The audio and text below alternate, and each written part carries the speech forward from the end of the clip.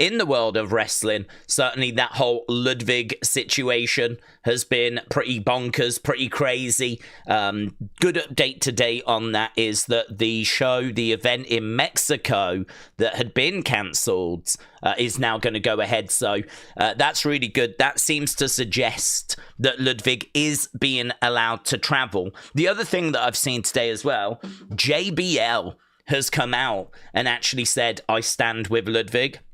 He's come out and he's like, I know this, kids. I don't care. I was not there. I didn't see what happened. I don't know the ins and the outs, but I absolutely believe in Ludvig Kaiser. So JBL just saying, like, I know this guy. I'm going to stand up for him. He's a really good guy. It's interesting because yesterday there was definitely a vibe around where people were online like, oh, he should go, he should be fired. Not everyone, but, you know, obviously when you only hear that one side of the story, it obviously is not good, is it? I mean, the side of the story that was being told was that this nice guy had got into the elevator. Ludwig was being like overly intimate with his partner. And this guy just went, have some manners. And then, you know, Ludwig attacked him. That's obviously the victim's kind of side of things. This other guy, that's his side of it. But we haven't heard Ludwig's.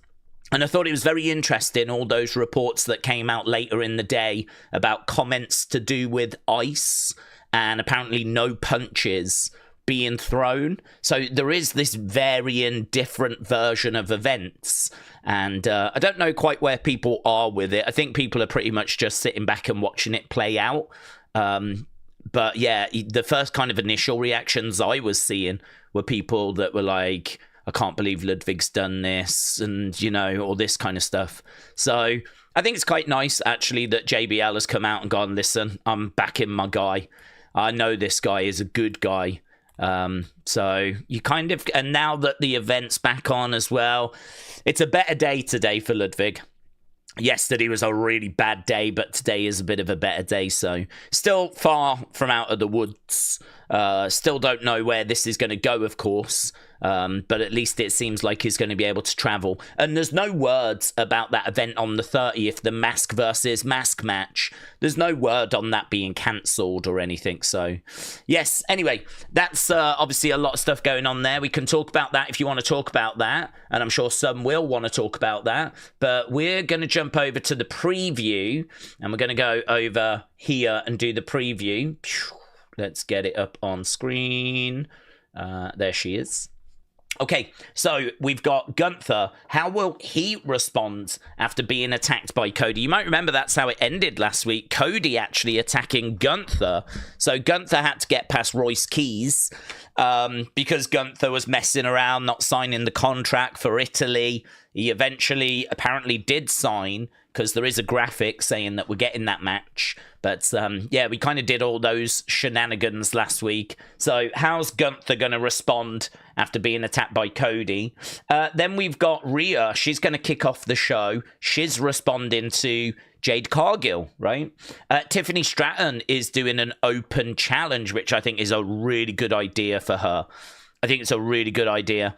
But it'll only work if she puts on great matches. You know, Sammy, Ilya, Carmelo. Like, it's great that you want to be a fighting champion. It's absolutely fantastic. But all of those can go in the ring. Sammy, Ilya, Carmelo, they can all put on great matches.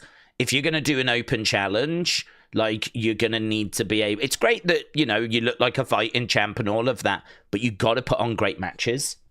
I don't know. Tiffany is someone that... I'm not sure I've got the confidence that she can put on great match week after week after week. She can put on great matches, but can she do it week after week after week? Maybe this is just a one-time thing, I don't know. But I like it. I'm not down on it. I think it's good for Tiffany to actually, you know, kind of go down this road, give this a try, and could work. Be interested to know or who you think's going to answer it.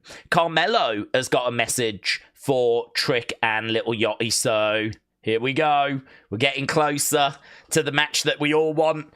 Obviously in NXT they hung out together When Trick first came in, he was kind of the right-hand man of Carmelo Hayes. It was Trick Mello Gang. They've got a big history, a rich history.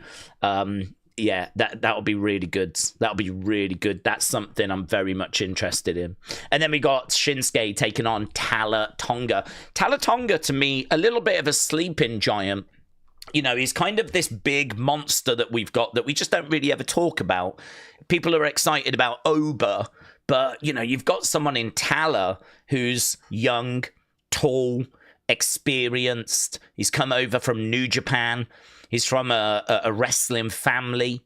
Of course, you know, his brothers being Tama Tonga and Tonga Loa and, you know, Haku and all of this. So I think there's something there that we're sort of... We haven't quite seen it yet because he's been kind of in the sidelines, in the shadows. We need to bring him out a little bit more to the forefront. And it looks like we're starting to do that with these singles matches. So Shinsuke versus Talla Tonga... I'm interested in it because I want to see how Talla looks in a singles match against someone like Shinsuke. I really hope that he looks good and, you know, he's looking like quite strong, quite dominant. Shinsuke's a challenge because Shinsuke, you shouldn't really be rolling through Shinsuke, so it's going to have to be competitive. I think I'm quite interested to see how they play this one out. So... I'd imagine screwy finish, to be honest, because Shinsuke's someone that I think we've got a lot of respect for. He seems to be doing something with Tama Tonga, so I don't think we want to just completely bury Shinsuke, but equally, Talla's got the size. He's a very exciting prospect. I can't imagine we're going to want him to take the L. It's probably screaming shenanigans, isn't it? So, there we go. That's the preview, though. Interested to see what we do there. That's going to be great. That I'm interested to see what we do. Rhea Ripley kicking off the show. No dramas. And Gunther Cody is a feud I can really get my teeth into. So, yep, not down on SmackDown. Obviously, we know SmackDown has not been brilliant, no. We know that SmackDown is probably the weaker show out of SmackDown and Raw. So you do kind of go into SmackDown with a little bit of trepidation. But that looks okay. That looks okay. I'll take it. Hello to Miami Max and Carr, Edward, Connor. Hello. I did see as well King Yeti firing in some Wrestling Daze gifted memberships.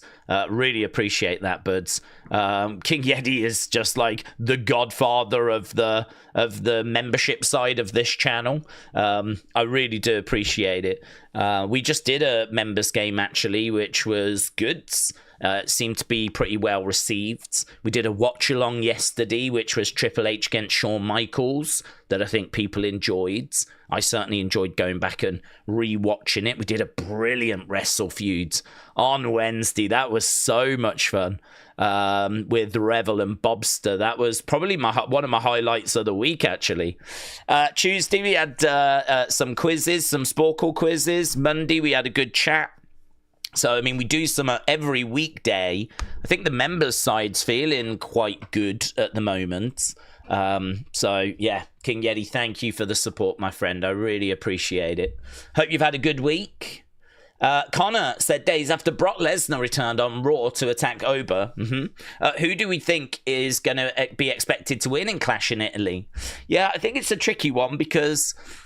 one thing I don't think you do is you don't have Oba lose clean. So I wouldn't have him lose by pinfall or submission. I think if he's going to lose, it's going to have to be he gets himself DQ'd or he gets counted out. I understand the logic of doing another match to make Italy a bit bigger, leading maybe up to SummerSlam. But the only thing is with SummerSlam, it's months away. Do you know, I mean, like, we're coming up to the end of May. SummerSlam is early August. Like, it's quite a distance away, you know.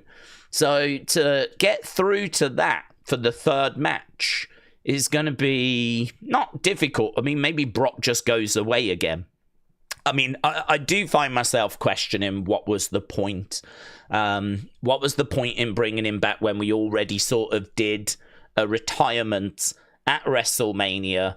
Felt pretty good. they put out like a video package and all this stuff for him. So we've brought him back to just make Clash in Italy a bit juicier, which, okay, fine. It definitely does do that. But really, that's it, isn't it? I mean, I suppose it means he can retire at SummerSlam, but when you already feel like you've seen the retirement, it's kind of hard to get excited to see the retirement again. I mean, I saw Brock retire.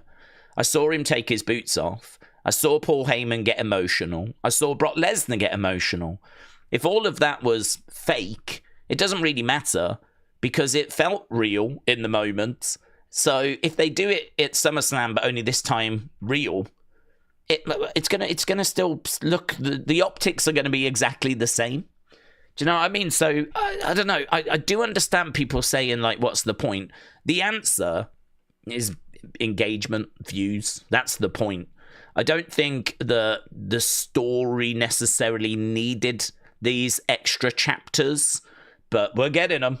So yeah, Italy, it'll be a little bit spicier as a result, but I don't know about you, but to me, it's only pitfalls, really. I feel like the torch was passed to Oba, and now we're sort of messing around with that torch being passed. Do you know what I mean? Like, Brock handed that torch to Oba at WrestleMania. Oba took it. And now, like, it looks like Brock's back to take that torch back. And it's like, if he does succeed, then it feels like we're going backwards a little bit. And I don't really want to be going backwards. So, yeah, he can't win by pinfall or submission. If he is going to, like, level up this series, then it's going to have to be a case that he wins by count out or DQ, in my opinion. I still think there's a chance Oba gets the job done. And maybe that then prompts Brock to get so desperate to prove that he can beat Oba, maybe then he puts his career on the line. But, I mean, that'll be so predictable. If Brock puts his career on the line at SummerSlam, we all know what's going to happen. And we've all seen it as well. This is why I said the other day, in order for this to really be a success for me, in order for this to be something that, like, I'm really into, I need to see something that was worth him returning for. It wasn't worth him returning just to add him to Clash in Italy. It's made the show a little bit spicier, but I've seen the match already. So give me a stipulation. Give me Hell in a Cell. Give me Brock Oba Hell in a Cell. If Brock had retired at WrestleMania, I never would have seen that. I never would have seen Oba Brock Hell in a Cell. So give me that. That's worth him coming back for. He came back and we managed to get the Hell in a Cell match, which we wouldn't have had. Or a Buried Alive match, or an Inferno match, or whatever flipping match. But give me some stipulation. Give me a match that I'm like, yeah, it was worth him coming back for that. And if it's just going to be a normal match like Italy looks like it's going to be, well, at the moment, I don't know if afterwards I'm going to say, oh, it was worth him coming back for that. And I don't know that I'm going to say it was worth him coming back just to retire again at SummerSlam. You got to give me something, man. Yeah. So, I don't know. We'll have to see what they've got planned.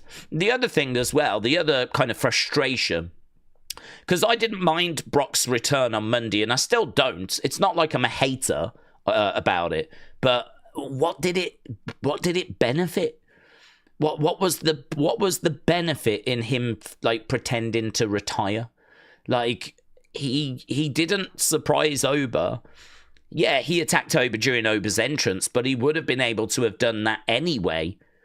Him retiring didn't kind of, Oba still would have done his entrance on Monday the exact same way, whether Brock was retired or not retired. So Brock could still have attacked him the exact same way if he was retired or not retired.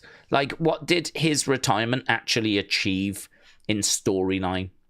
And this is why I think it's important that Heyman brought that clarity just by saying, no, he did retire. It's just, I've got a contract here that says he will come back for a match in Italy if you want it. It'd be a massive match. I would sign it if I was you, Adam Pearce. So I think what they're going with is, no, the character did actually retire. Obviously, this could turn out to be untrue. But at the moment, I think the character genuinely did retire at WrestleMania. I think that's the story. And probably went home, probably couldn't sleep, kept playing that WrestleMania match over in his brain, and then decided to come back. So I think that's the story that they're going with. Obviously, in reality, it's probably that they just wanted to get some views. They wanted some clicks. They wanted some buzz, you know, and it worked. So, yeah, lots of thoughts on the Brock situation. Connor said, here's what I'm saying. After Brock returned on Raw to attack Oba, who do we expect to win at Clash? Yeah, well, we just touched it, didn't we? We touched on that. I think that it's close between them, honestly. It depends if WWE want to make it 1-1 and then you do a third match, or do you want to go 2-0 Oba that then means that Brock gets desperate? You know, perhaps Oba says to him, I've beat you twice now. There's nothing more for me to prove. And then that prompts Brock to go, well, I'll put my career on the line. And then, you know, we kind of get to a third match that way. So it just depends which way they want to go, really. But the one thing I definitely do not want to see is Oba suffering a pinfall or submission loss. Carr said, who do we think will be the AAA general manager announced tomorrow? Well, I think JBL's a good shout because JBL is always there, but he's been talking about going for it. And I think if ever you're going to have your commentator kind of saying stuff like that, then it's probably not going to be them. He does make sense to me because he is someone that is connected with AAA. He's someone that everyone knows. I think you need someone that's going to bring in casual fans. You know, Rey Mysterio would be a good shout because, like, he is obviously one of the greatest mass wrestlers of all time. Whether he could juggle the responsibilities of that and obviously being an active wrestler, that's hard to say, but I think you need someone that's going to bring in those casual fans. If they announce some AAA legend that we've not heard of, it's going to be underwhelming for a lot of us because it'll just be like, okay, yeah, I don't know who that is. I don't think they'll do that. I think they'll announce someone that we've heard of. I think it's going to be a JBL, a Rey Mysterio. I think it's going to be a name along those lines. I'm very intrigued. I've not seen like any odds as to who, you know, is in the running. But I know JBL's been talking about the fact he's put his name in the hat. They've shown a couple of people on the show trying to get the job. But again, I'm feeling pretty good. It's going to be someone that we'll all be familiar with.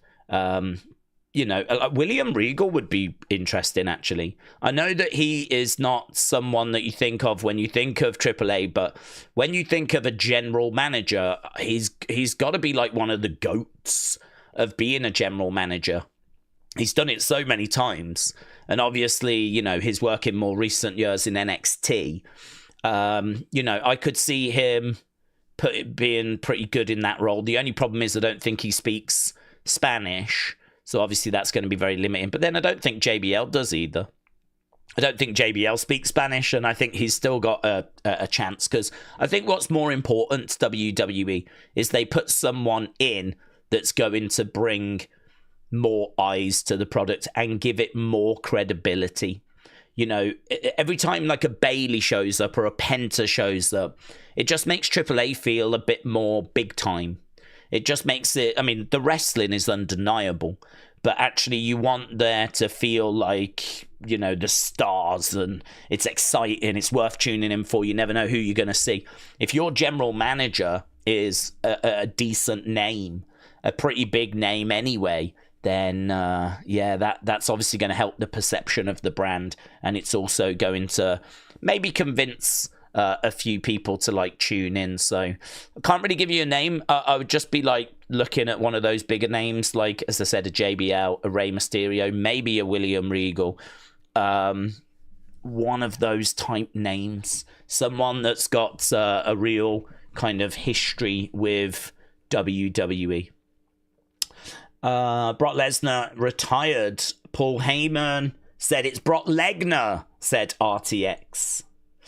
If JBL was GM of AAA, it would be hilarious because of JBL's feud with Eddie, said USA Baby. Undertaker doing a better job. AAA is only an hour. I do think that's a big factor, actually. You know, AAA is a brilliant watch. I would recommend it to anyone, but it is only an hour and they don't feature everyone each week. So, you know, they build up like stories, little feuds in the backstage segments, and it will lead to a match. And the thing is, you'll get the match and it'll be a great match and you'll really enjoy it. And then there'll be another backstage and that'll build to another match. There might be a little brawl in the ringside area that'll build to a match in the future. But each week there's only 3 matches. And, you know, then you've got maybe like a promo segment in there and some backstage segments. But they don't feature all of their talent every week. I don't know the last time I saw Octagon, to be honest. Or even Wagner. So, you know, they kind of cycle through their talent. It's very different to WWE. So I think with WWE, they try to get their big names on every week. I think that's challenging. It kind of means that, like, a lot of stories just spin their wheels. Because there's only so much you can do, isn't there? This is why you get nothing promos. This is why you get tag teams having singles matches. Or this is why you get can they coexist? Because we've just got to find a way of getting them on the show every week. And I think it doesn't help the shows. It doesn't help the quality of the shows.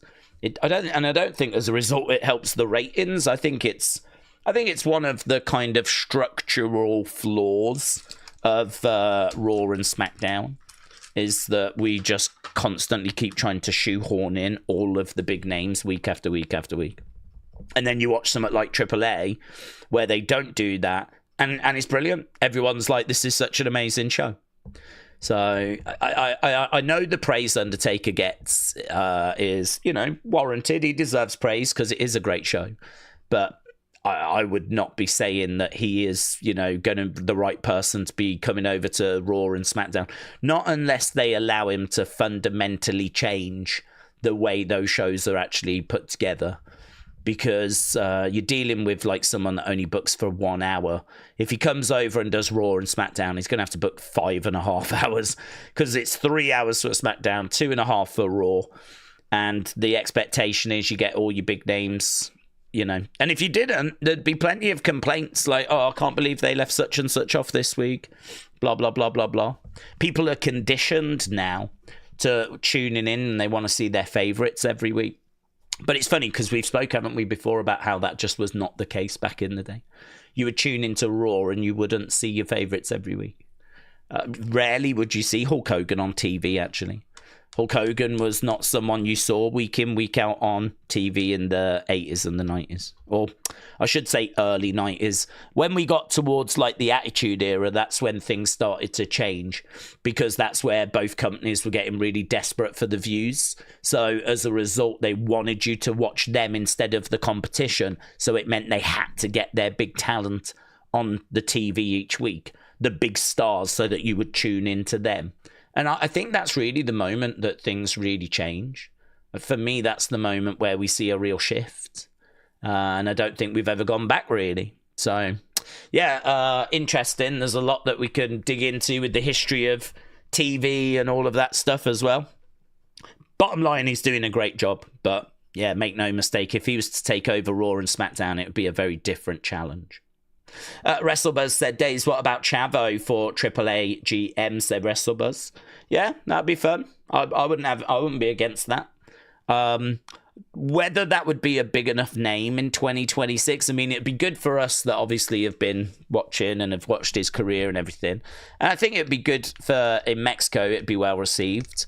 But whether it would be a big enough name to sort of bring in viewers, younger viewers. But then, would JBL? Would William Regal? Probably not. Probably not. So, Chavo's, probably quite a nice link. So, yeah, not down on that, WrestleBuzz. Shout out to you. Suzanne, hello. Daze, if Enzo comes back, do you think that he will rekindle his romance with Nia? I wouldn't think so. Although they could have some fun backstage moment. Yeah, I don't know. It's crazy, isn't it? That Enzo Big Cass thing's pretty crazy. That one makes more sense to me than Baron Corbin, though. Because one thing about Enzo is a great talker. He's got really good charisma. I think the product, someone in WWE has said that they think the product is too bland. They think it doesn't have enough comedy. They think there's not enough light and shade. It feels like there's been a shift since Danhausen came in. I would say since Danhausen arrived, and then I think about the Gingerbread Man segment, right? And I think about like Little Yachty being with Trick. I feel like this year there's more of an attempt to kind of bring in a bit more of comedy, right? And to do a bit of wackiness, a bit more silliness, right? And now all of a sudden we're hearing they're interested in Enzo. I mean, I do find the timing of this to be very, very coincidental. Very coincidental. The fact that we brought in Danhausen, the fact we did a Gingerbread Man segment, the fact we got Little Yachty running around with Trick Williams, and it's now that we're hearing Enzo's coming back. He could have come back last year. He could have come back the year before. He could have come back the year before that. I mean, he's been out of WWE for so long. If this was someone that they wanted, and they really believed in, wouldn't they have gone and got him years ago? I mean, do you remember when Triple H took over? He brought in the likes of Braun Strowman, Karrion Kross, Dakota Kai. There was this wave of talent that Triple H brought back. Bray Wyatt was one of them as well, right? There was all these people that Triple H brought back that I think he felt could be of use, right? And, a good chunk of them didn't work out. Like Braun's gone, Karrion's gone. Obviously, Bray could have worked out, but sadly passed away. Dakota Kai's gone. Well, if he believed in Enzo, he could have brought him back then. But he didn't. I don't know that Enzo's been under any sort of long-term deal with anyone. I mean, he's certainly not with AEW. He's not with TNA. I don't know if he's been in any kind of long-term deal with MLW or something, but I do find the timing very strange that he's coming back now, or rumoured to be coming back now. So part of me wonders if it's a change in strategy and if it's them just wanting to, embrace a bit more fun. And, this is why we've seen Danhausen come in, the Gingerbread Man stuff, and probably more in the future as well. So, yeah, I can understand that, actually. That one I can understand a bit better than Baron Corbin, which I just do not understand. If I think fun, I don't think Baron Corbin. I know people will point to the Happy Corbin, that sort of stuff. Like, I understand. And I don't have anything against Baron Corbin. I mean, it's not like I hate him. But if I don't know what purpose he's serving. I mean, he's solid. He'll do a job. You could probably pick him up quite cheap. Maybe it's that. Perhaps they just want someone that's going to be a mid-card heel that can just come in and do a job. Mr. Reliable. Perhaps it's that. I don't know. It's crazy, though, because you'd think that there'd be some talent coming up that they could put in that position anyway. Yeah, it's a bit of a head-scratcher, that. Michael said, Daze, with the issue with Ludwig, how will that affect the AAA? I've not heard anything. Well, to be honest with you, Michael, no one really knows because obviously there's a legal action going on. So right now, it's, you know, there's been a warrant for his arrest. He was arrested. He's now been released. And he asked if he would still be allowed to travel. We found out today the answer to that is yes. He can still travel, so that's good news. But obviously, this is going to go to a court case. We don't know what the outcome of that court case is going to be. I don't even know the options on the table, to be honest. The fact that it was, like, I think $1,000 bond for him to, you know, be released, that is not very much money. I mean, it does sort of imply that this is not, you know, him going to jail for, or probably not jail. I mean, if he's found guilty, it could be like a fine type situation. And I don't know. Obviously, it depends on the knock to his reputation. Public opinion is going to be quite important as well as to how people view Ludwig. So is he going to be found guilty? Is he going to be found innocent? You know, if he's found innocent, then brilliant. I mean, we just carry on. I can't imagine that. I can't imagine that it'll have too much of an effect. It would have been a nightmare. I'm sure this whole thing has been a nightmare. But yeah, like if he's, we don't know is the answer, because it's there's still so much that needs to happen. What we know right now is that he can travel, and they are doing a show for him in Mexico. So I think the Mexican people aren't going to care. I really don't think the Mexican people are going to care.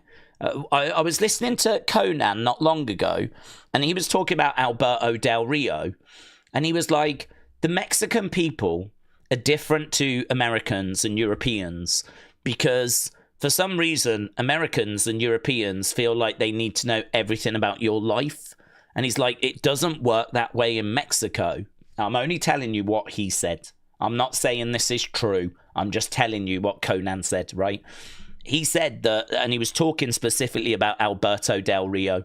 He was like, in America, in Europe, if you've got some stuff going on in your personal life, people have got opinions on it. And they feel like they're right to know about all this stuff, right? In Mexico, we don't care about that. We just watch what you do in the ring, right? So if Conan is being truthful about that, right? If that really is how it's viewed in Mexico, like there's a bit more, that's none of our business type approach, yeah?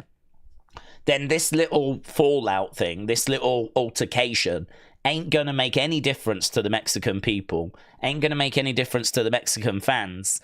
And, you know, AAA were willing to work with Del Rio with everything he's been, you know, alleged to have done. I'm going to say alleged because I don't know what he was guilty of. So I'm going to say alleged. But, you know, this is nothing compared to any of that. So I think he'll be okay, to be honest with you. I think it'll be okay. I don't think that now that like his side has come out, or a little bit of his side has come out, it doesn't seem quite as bad. Because first of all, you know, it wasn't like this person said, have some manners, and then Ludwig jumped him. If this person did say something about Ludwig's partner in reference to Ice, I think we could all imagine Ludwig wanting to stand up for her and actually make it clear that's not acceptable. And so, you know, if he's gone up to the guy and given him a push or something like this, then I don't know. Everyone's going to have their own opinions, but I just think that if he's like punching him in the face repeatedly, maybe that's one thing. But apparently, no punches thrown. No punches thrown. So, I don't know. I think if that guy has said something about Ludwig's partner and he's kind of stood up for her, I think a lot of people can sort of understand that. I think a lot of people will be able to go, yeah, I would do the same. You know, I wouldn't allow someone to say something like that to my partner without, you know, standing up for her. So I think that we need the truth. We need to see how this plays out. Obviously, none of us were there. But, and obviously it's a bad look. I mean, you know, you shouldn't really be losing your temper in that situation. But Jesus Christ, wrestlers have got up to so much worse than this. If it really is someone made a comment about Ice and Ludwig pushed this dude over and they got into a bit of a scuffle, I assure you, wrestlers have got up to way worse than this in the past. This should not be what sinks a man's career. So we'll have to see. But I honestly, sat here, I think it'll be okay. That's my gut feeling right now. Connor said, Daze, what I'm saying is, do we expect Roman to win Tribal Combat against Jacob in Italy? Do we think the Usos are going to interfere? Well, you tell me. You tell me, what do you think's going to happen? Without any rumours as to where we're going, it's obviously impossible to say because I don't know what WrestleMania is going to look like, and I don't know what's going to happen in regards to this story. So it makes it sort of difficult to play out when you don't know where we're heading. Because, I mean, Jacob could win. Usos could side with Jacob. Roman could go away for a little bit. And that could absolutely happen. This could be us crowning Jacob as a top talent. So, I mean, that is an option that's on the table. Equally, though, I mean, with that little moment between Seth and Roman, does that sort of indicate that we're going to do Seth versus Roman, like, soon? And if we do, will it be for the title? We know that Roman's not around for a couple of weeks in June, but that's no problem. Apparently, he's around for the first week, the middle week, and the last week. There's just 2 weeks in between that he's not here. So that's okay. So June is actually not a big concern. Not worried about that. So, yeah, we're going to have to, I don't know, it's hard one to answer. I feel like Roman is going to be the favourite because that would be a big change, wouldn't it, to actually put the belt onto Jacob. That would be a big change. That would be the crowning of a new main event talent. That's huge. You know, anyone that gets a win over Roman, it's a big deal. And certainly in Tribal Combat as well. Because not only are you winning the belt, but you're becoming like the head of the table. You are getting the Ula Fala. I suppose it feels like that's too much to give Jacob. If we do that, that feels like we're giving Jacob an awful lot. I mean, that's like when Cena lost to Gunther and he tapped out, right? Cena gave everything. There is nothing more Cena could have done. He lost the match and he tapped out and gave up to Gunther, right? To put Gunther over. I mean, it would feel like that. Like, not only are we giving the belt to Jacob, but we're going to kind of make him tribal chief. He's going to be like the head of the family. Story-wise, it would be very interesting because how would Roman react? You know, what does this mean? What does a Roman Reigns, who's no longer head of the table, no longer enjoys the support of, say, the Usos, all of a sudden now he does have a serious rival in the family. I mean, that to me, storyline-wise, is very interesting. Because, you know, Solo threatened but never achieved it. Jay threatened, never achieved it. What if Jacob was to achieve it? I mean, that would set us up a very interesting story arc. So I'm not down on Jacob doing it, but can we see it happening where Jacob wins the belt and becomes head of the family? I don't know. Again, I can't really give you anything tangible because there are no rumours as to where we're going. There's no rumours about what SummerSlam looks like. So instead, we have to just sort of explore the possibilities. And the truth is, I think you can go either way.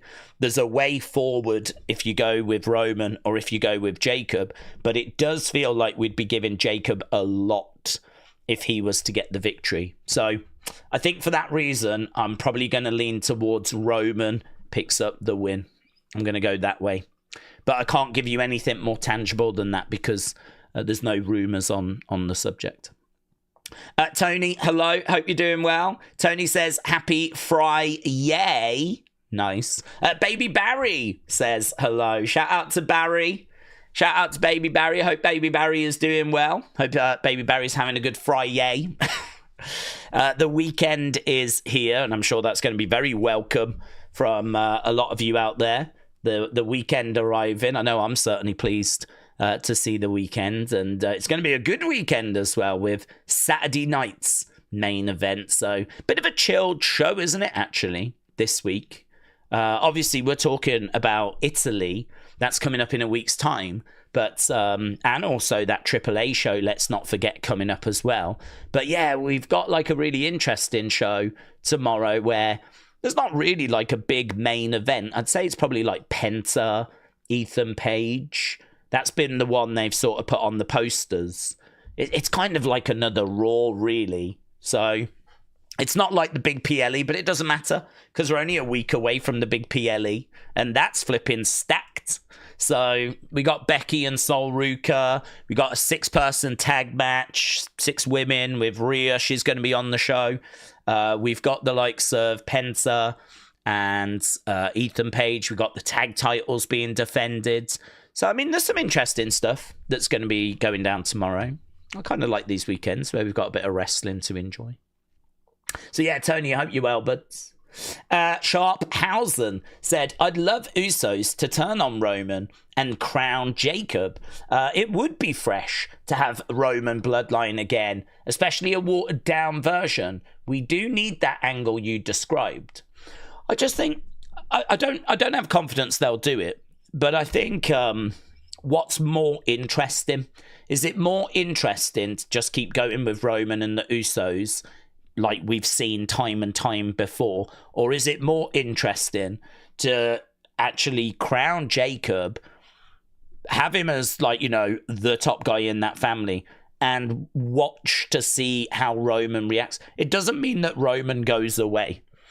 It just means that Roman has got a big obstacle that he's got to try and overcome, and that is that he is no longer... I mean, that really changes a lot about his character, doesn't it?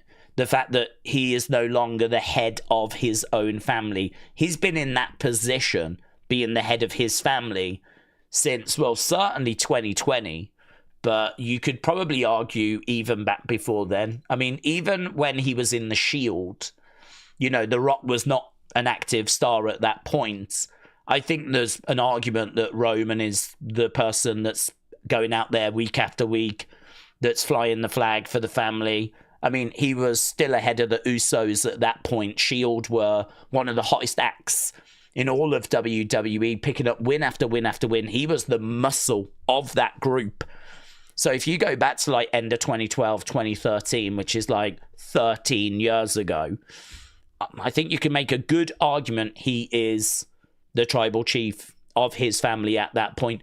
The Rock is more well-known, more famous, but I don't know that The Rock is the Ula Fala wearer. We never really have that moment, do we?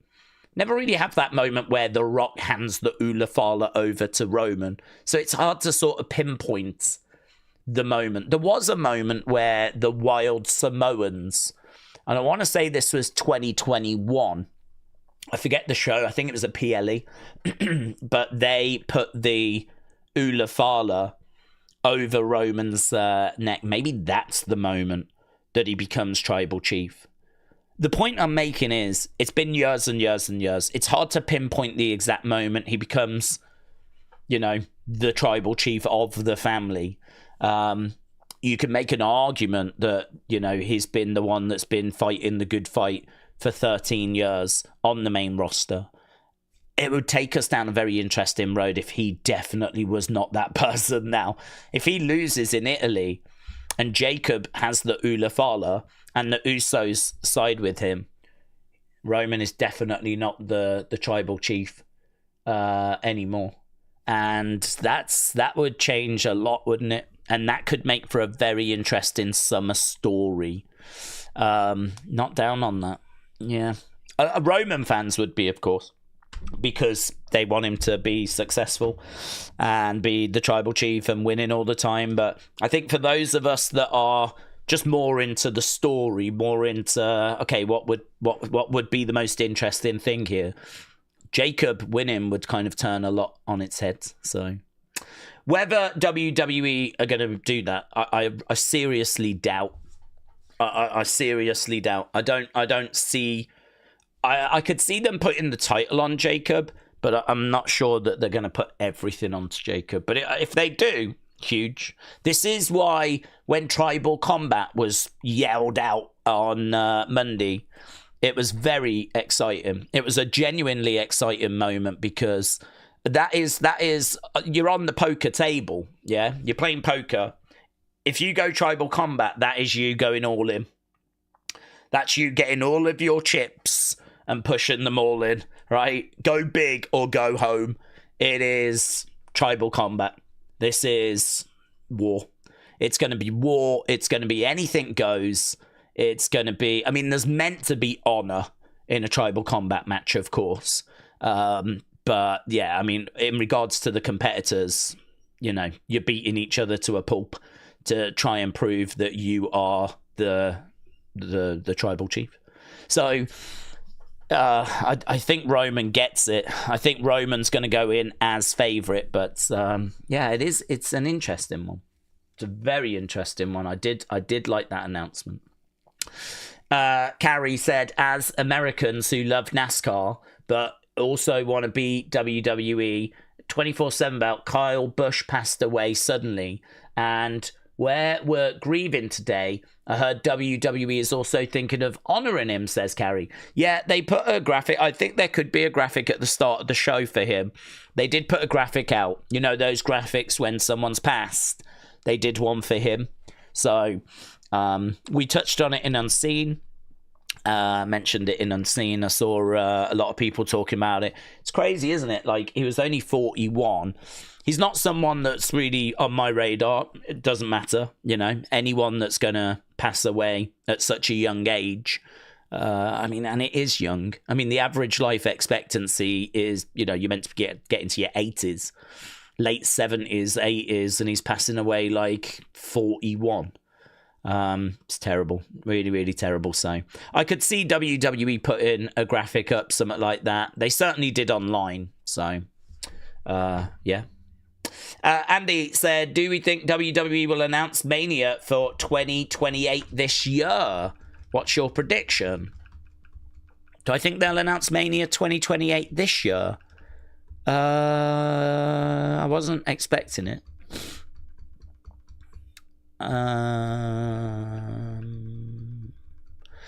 I'm trying to think when they announced them, actually. I mean, there was the one year. Do you remember when Steph and Triple H sat down at a desk and did a fake news broadcast where they actually announced the next 3 Manias?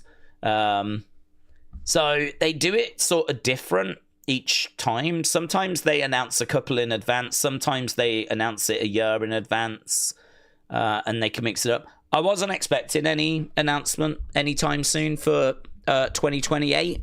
That could really come at any point. Apparently London is not in the run-in. Ireland has put a bid in. I'd imagine New Orleans have gone back in again. We know that, isn't it Minneapolis a due one as well? Or in Indianapolis, is it? Yeah, I think is it Indianapolis? There's a couple that have like secured deals to get a future one. So I don't know. I feel like they'll probably want to tick off a couple that they owe. So if I'm a betting man, I might go New Orleans or Indianapolis. I think I'd go for that.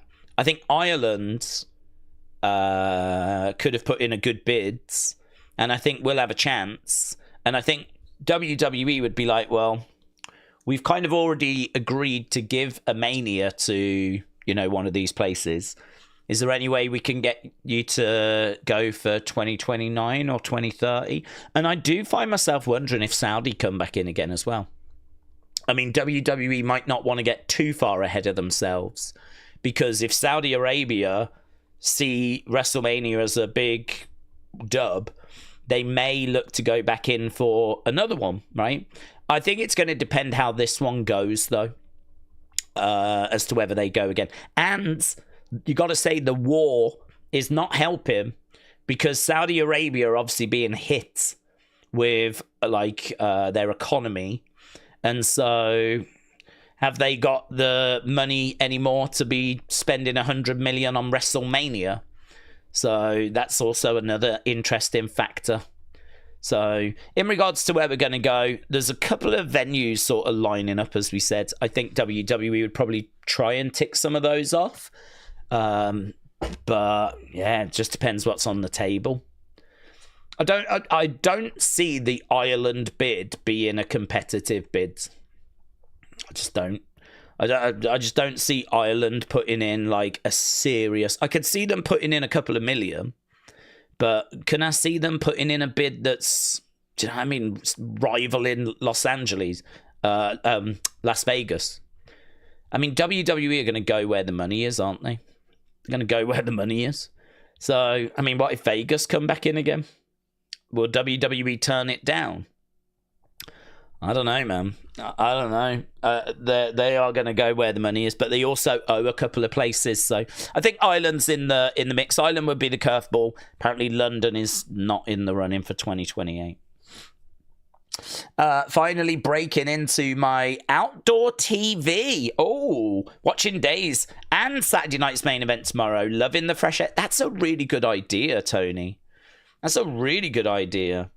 Yeah, it was really warm here today. So it seems like summer is very much arriving. It's been getting a little bit warmer. I'm feeling a bit more comfortable now. No jacket. Yeah. So feeling a little bit better. A little bit warmer. So, yeah, it could be a good time to sort of break a TV outside and, you know, get yourself a nice cold drink and whatnot. So I like that. Word Life LA, shout out to you, said Days, I'm voting Pimpy for AAA general manager. Okay, that would be a choice, wouldn't it? That would be interesting. I don't know, I do wonder, as I said earlier, if it will be a name that the casuals will know, if it'll be someone that'll be from outside of the AAA world. Someone that might just, you know, convince people that haven't been watching to tune in. But we'll have to see. Yeah. Apparently it gets sorted tomorrow.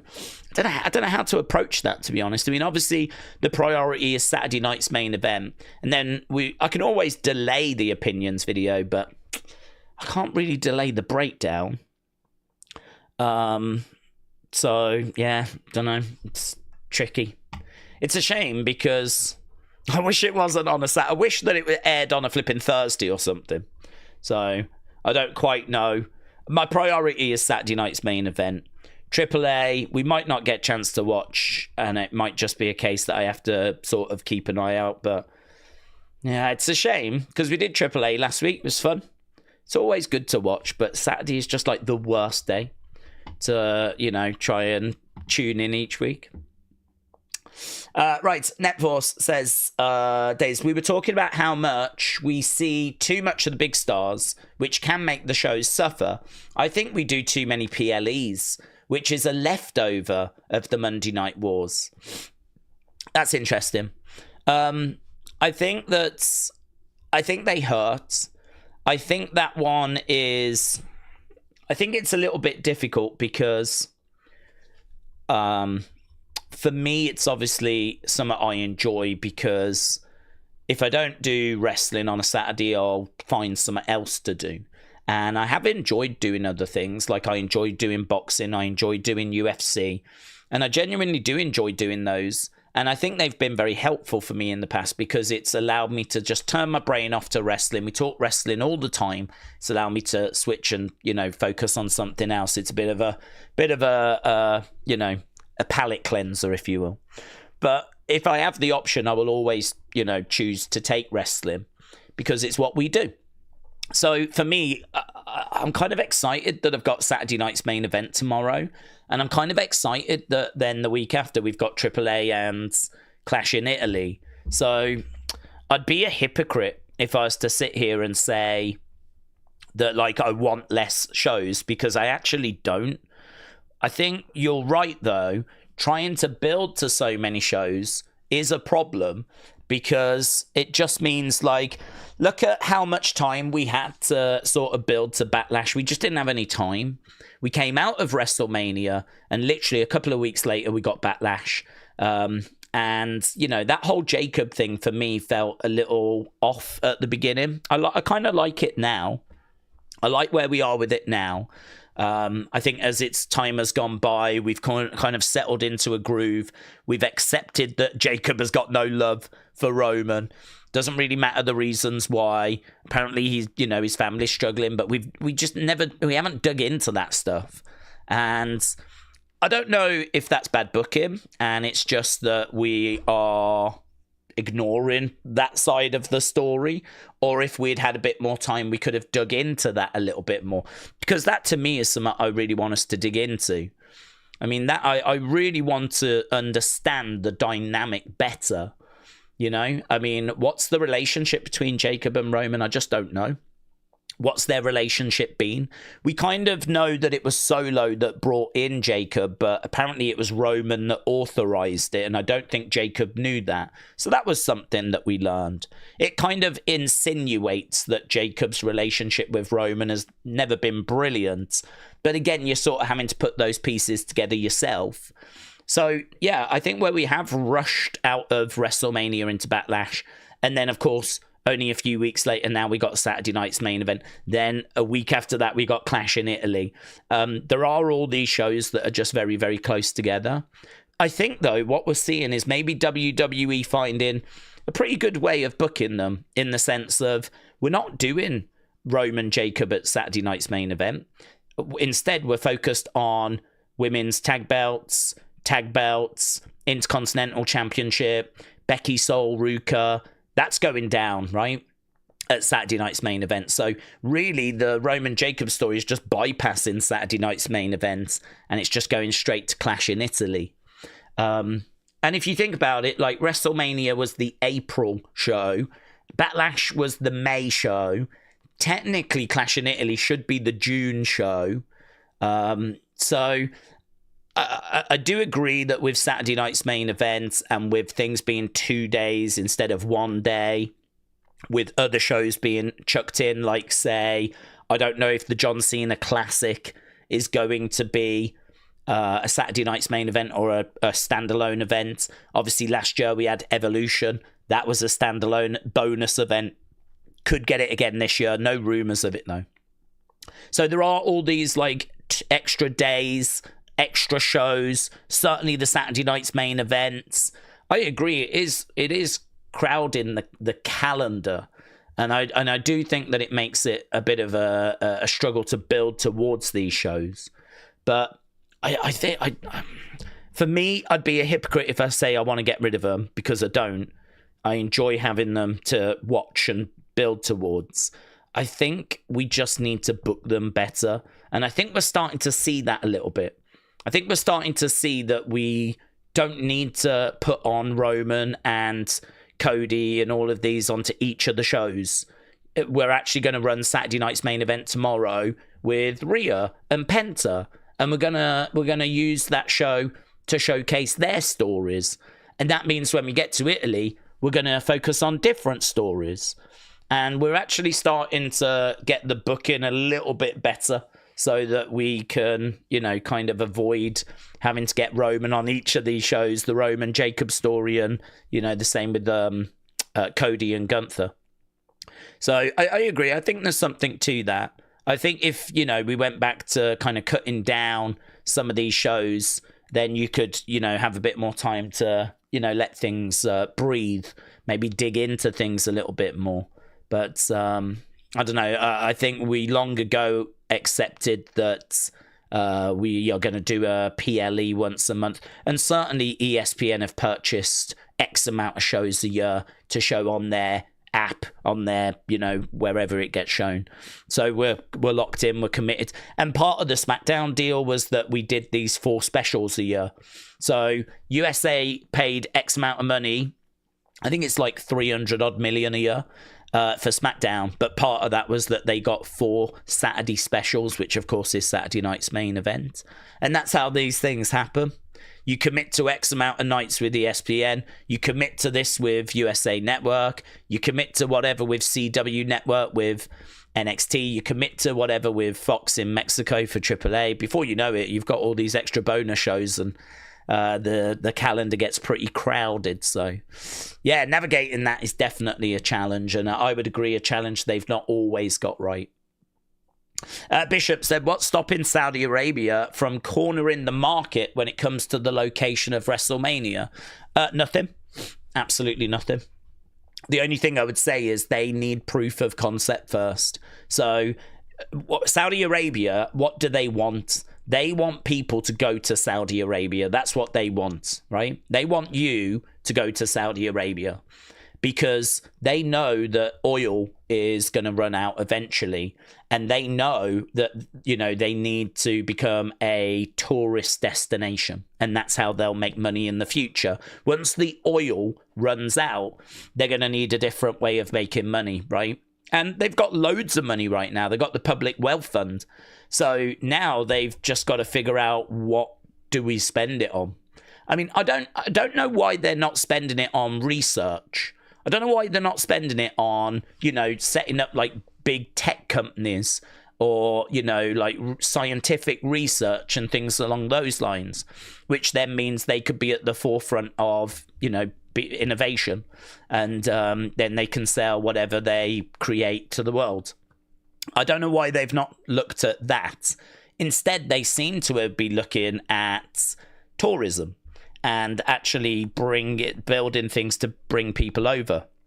So they've invested in a lot of sports so that they know sport goes, you know, well. Plus also, when you hear Saudi Arabia all the time, right, and it connects with wrestling or it connects with Formula One or golf or tennis or snooker or darts or whatever it might be, like, it is sports washing as well, isn't it? You know, it can't be that bad because all of these people keep going there and some of your favourite sporting events and brands are connected with that country. So it is like, they call it sports washing.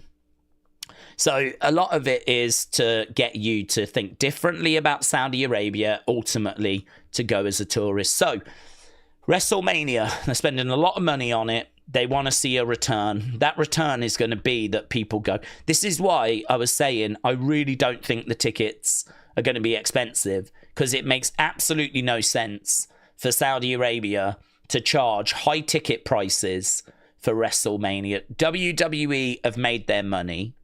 WWE, I'm sure the tickets are going to be very, very good, because Saudi Arabia want you to go. They want you to travel. If the ticket's going to be thousands and thousands, and then you've got to pay for flights and hotels and all this, it's a barrier to keep people away.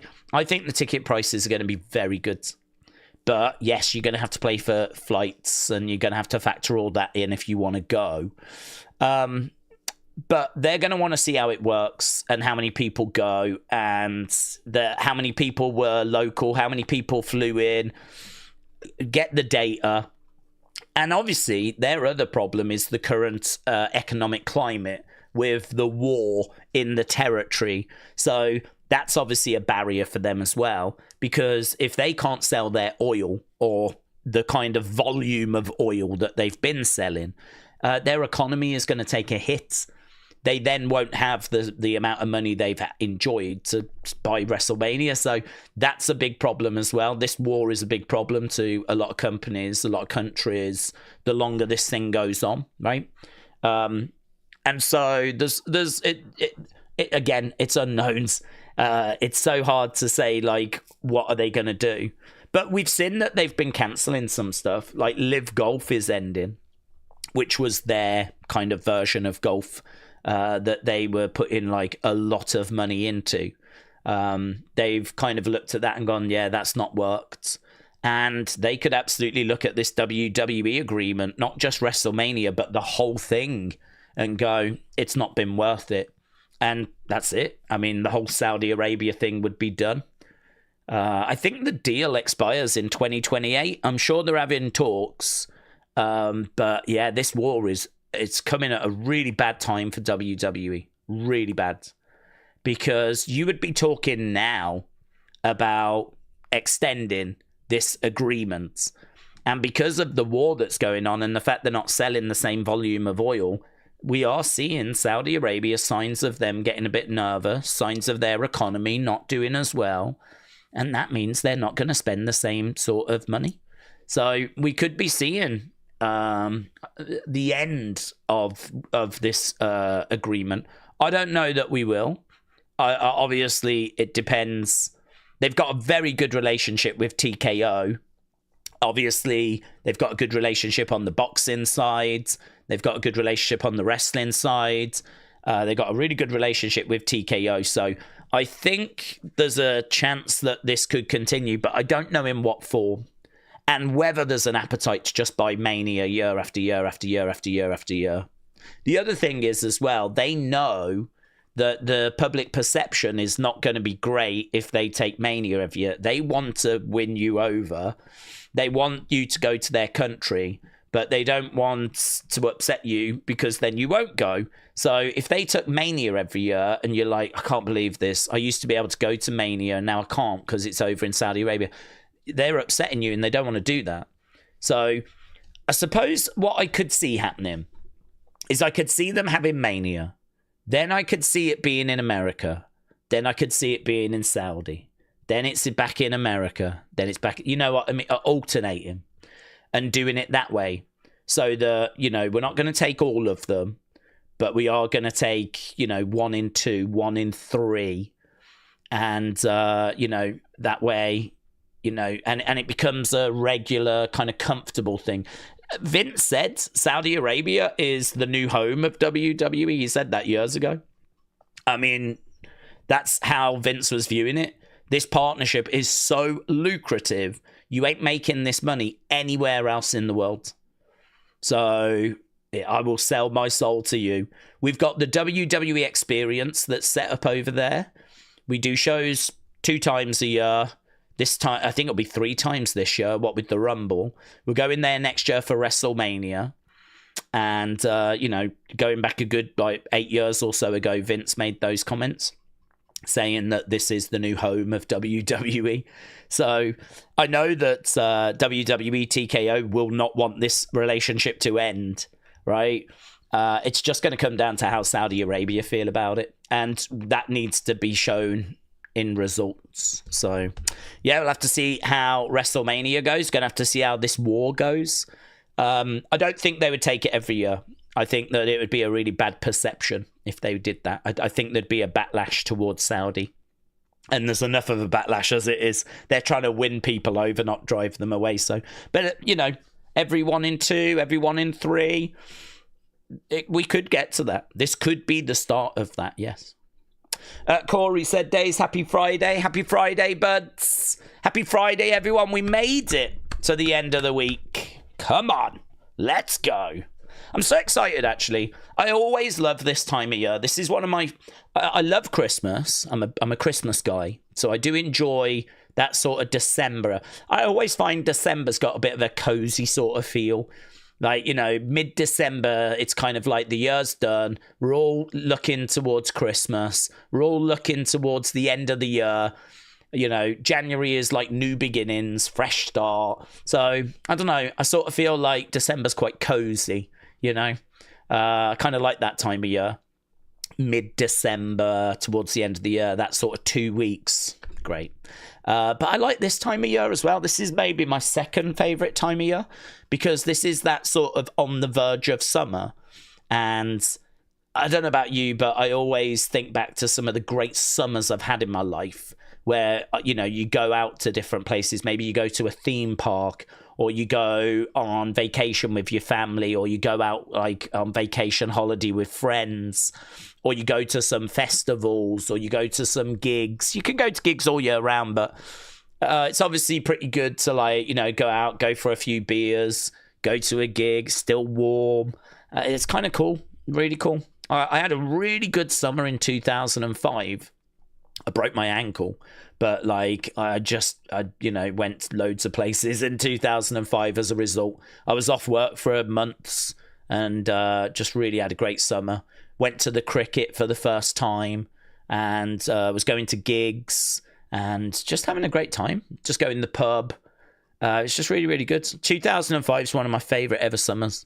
And at this time of year, I always like feel like, yeah, we're on the verge of a good 2-3 months of summer. You know, June, July, August, like what can we do? What should we do this summer? What are we going to get up to?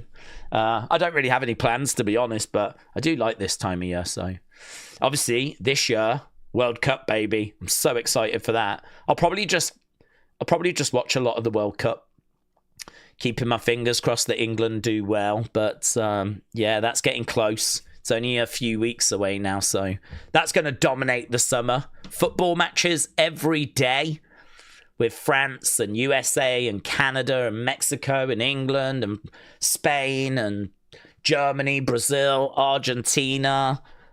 It's going to be good, man. It's going to be so good.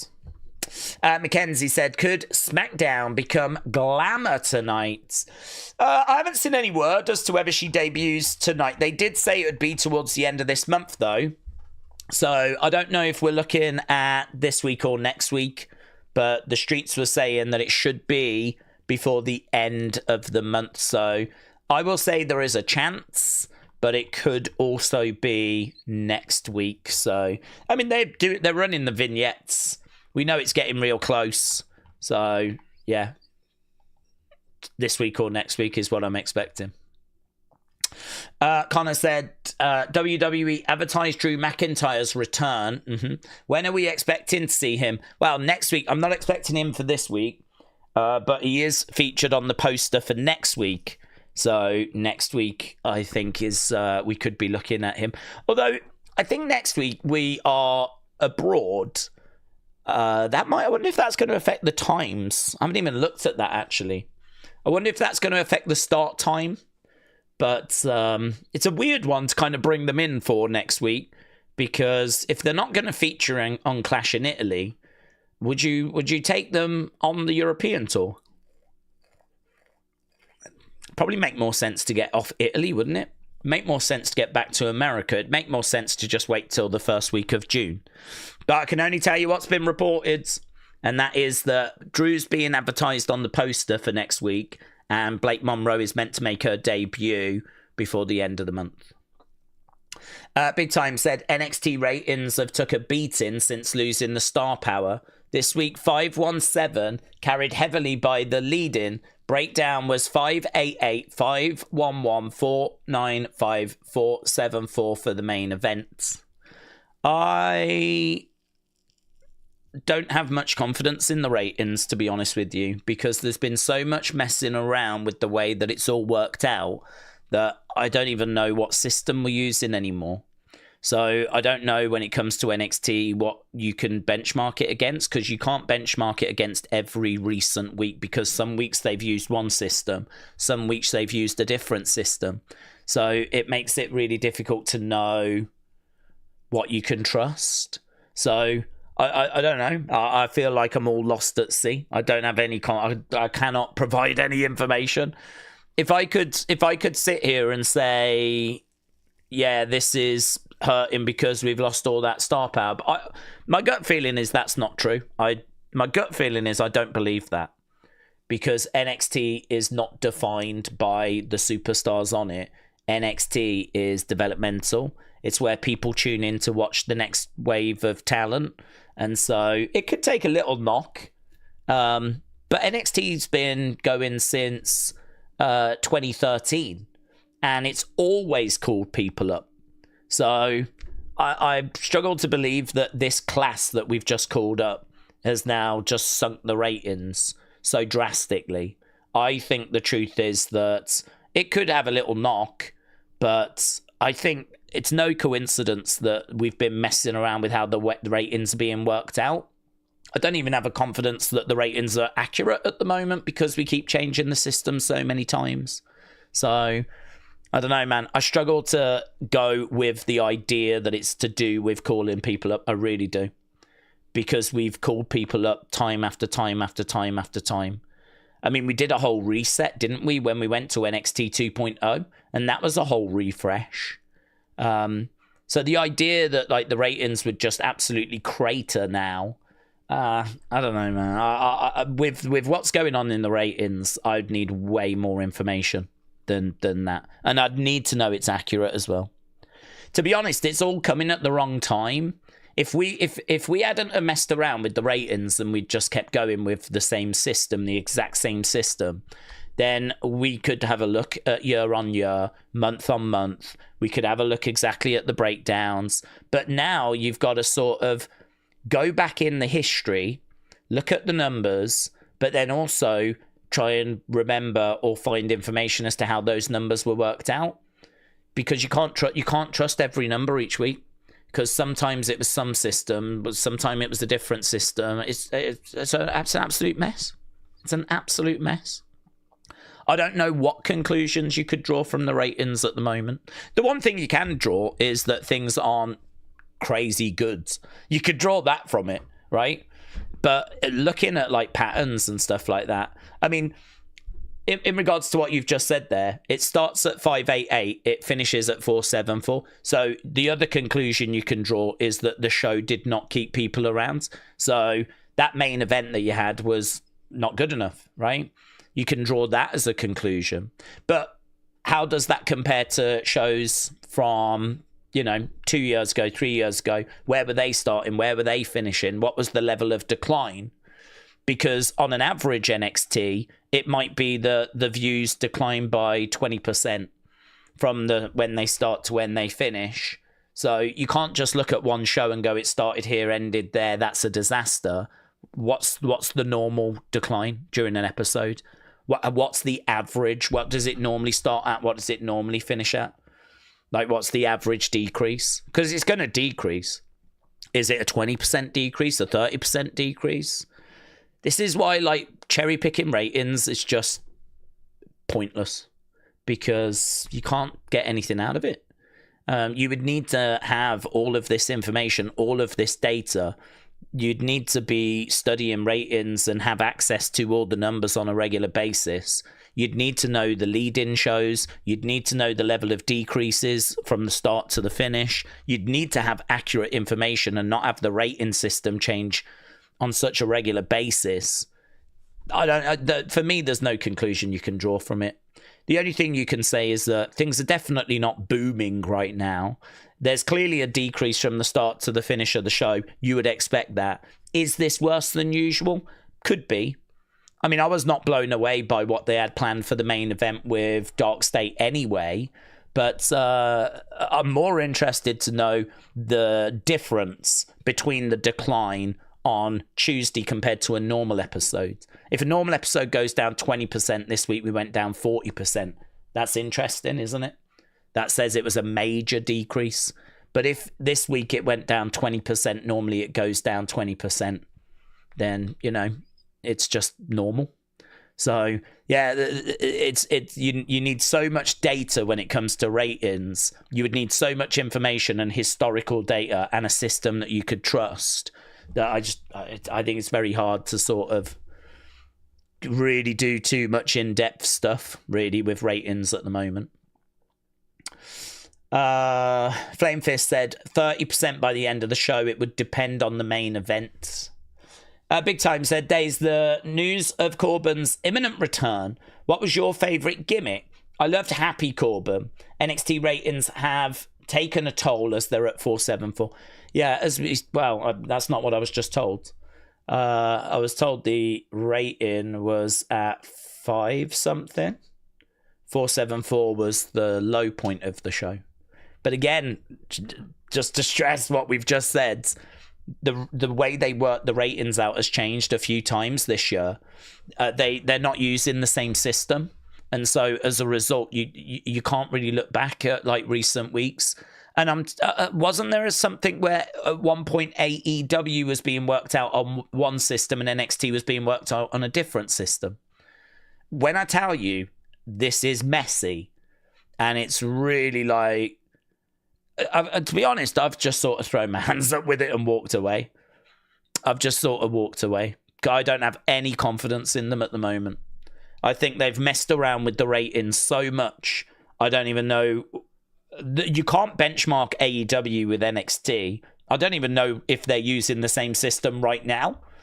So to me, I'm just like, forget it, whatever. It's not my concern. I don't get paid to worry about such things, I'm just going to watch the show and we'll talk about the segments. But in regards to the ratings, they've absolutely ballsed it right up. Favorite gimmick for Corbin? Corbin was annoying to me. When he was in NXT, I didn't rate him, right? Lone Wolf, didn't care. Didn't feel like he'd worked it out. Then he got called up. And I was like, I don't really get this. The guy had not been NXT champ. He hadn't really troubled the NXT championship. Gets called up. Goes to the main roster and is there. And, you know, we just spend, I don't know how many years with him just being there. And to be honest, that might have been it. That might have been why he was called up, because he's just there. He's just a solid person to have around. Quite liked backstage. He'll give you a solid match. But, like, yeah, it was just, I don't know, man. I didn't find him captivating, charismatic. I didn't think he had a good look. They kept talking about how he was a Golden Gloves winner. People kept taking the mick out of his physique because he was not, like, ripped. He wasn't overweight. He was kind of, like, thin, if you will, but he wasn't jacked. It was like, people were saying it's like he just can't be bothered to go to the gym. And honestly, like, he was just there. But then, like, they did find that story where he was Happy Corbin. He, I believe, came into some money.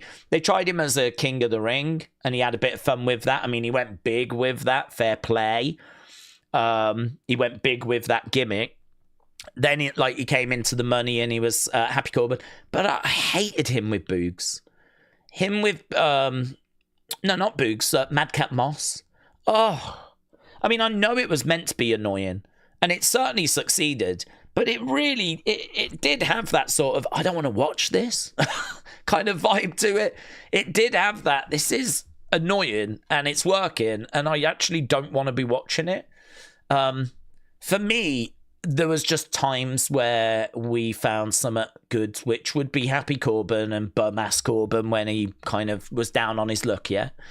That was the highlight. Do you remember when we put him with JBL for a little bit? And we tried to bring some credibility to the character.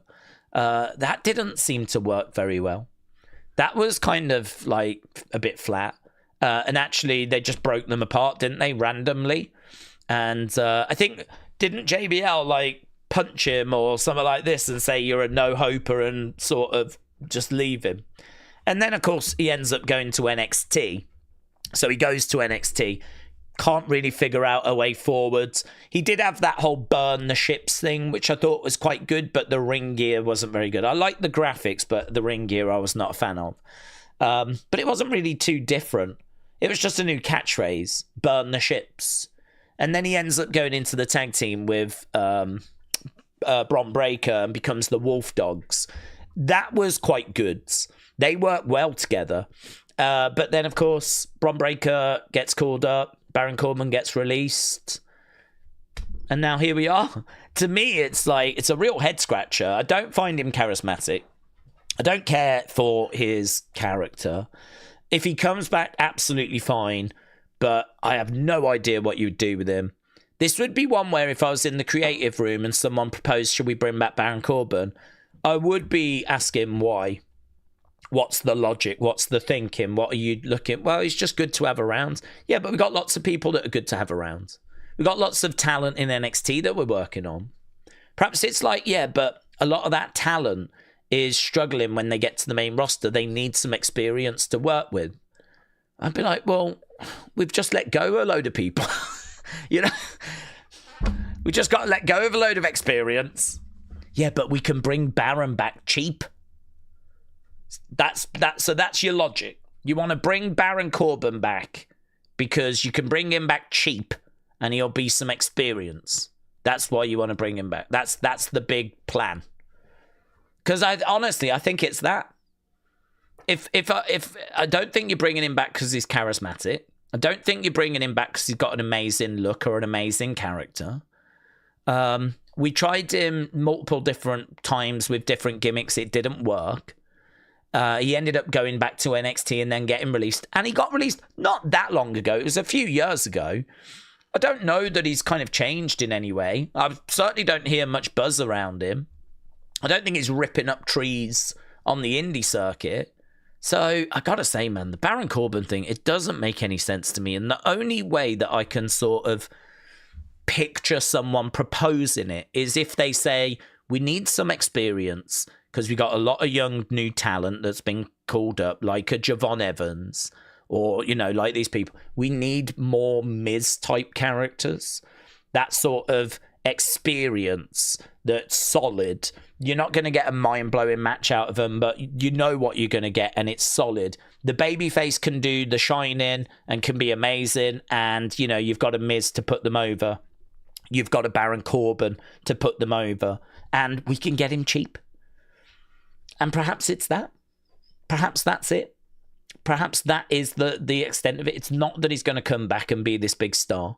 He's going to come back and put others over. And he's cheap.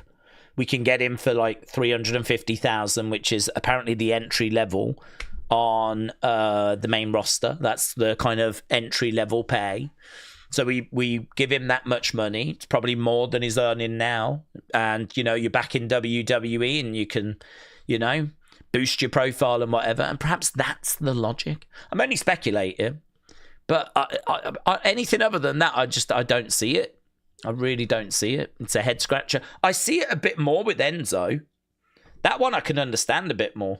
But the Baron Corbin one is a bit of a head scratcher to me. USA Baby said, I think Tiffy and Chelsea would be a great duo. Well, I think that'll be good if they keep that dynamic that they've got, which is Tiffany does not want Chelsea to be around her, but Chelsea doesn't really have anything else. I mean, obviously her Slagents are gone.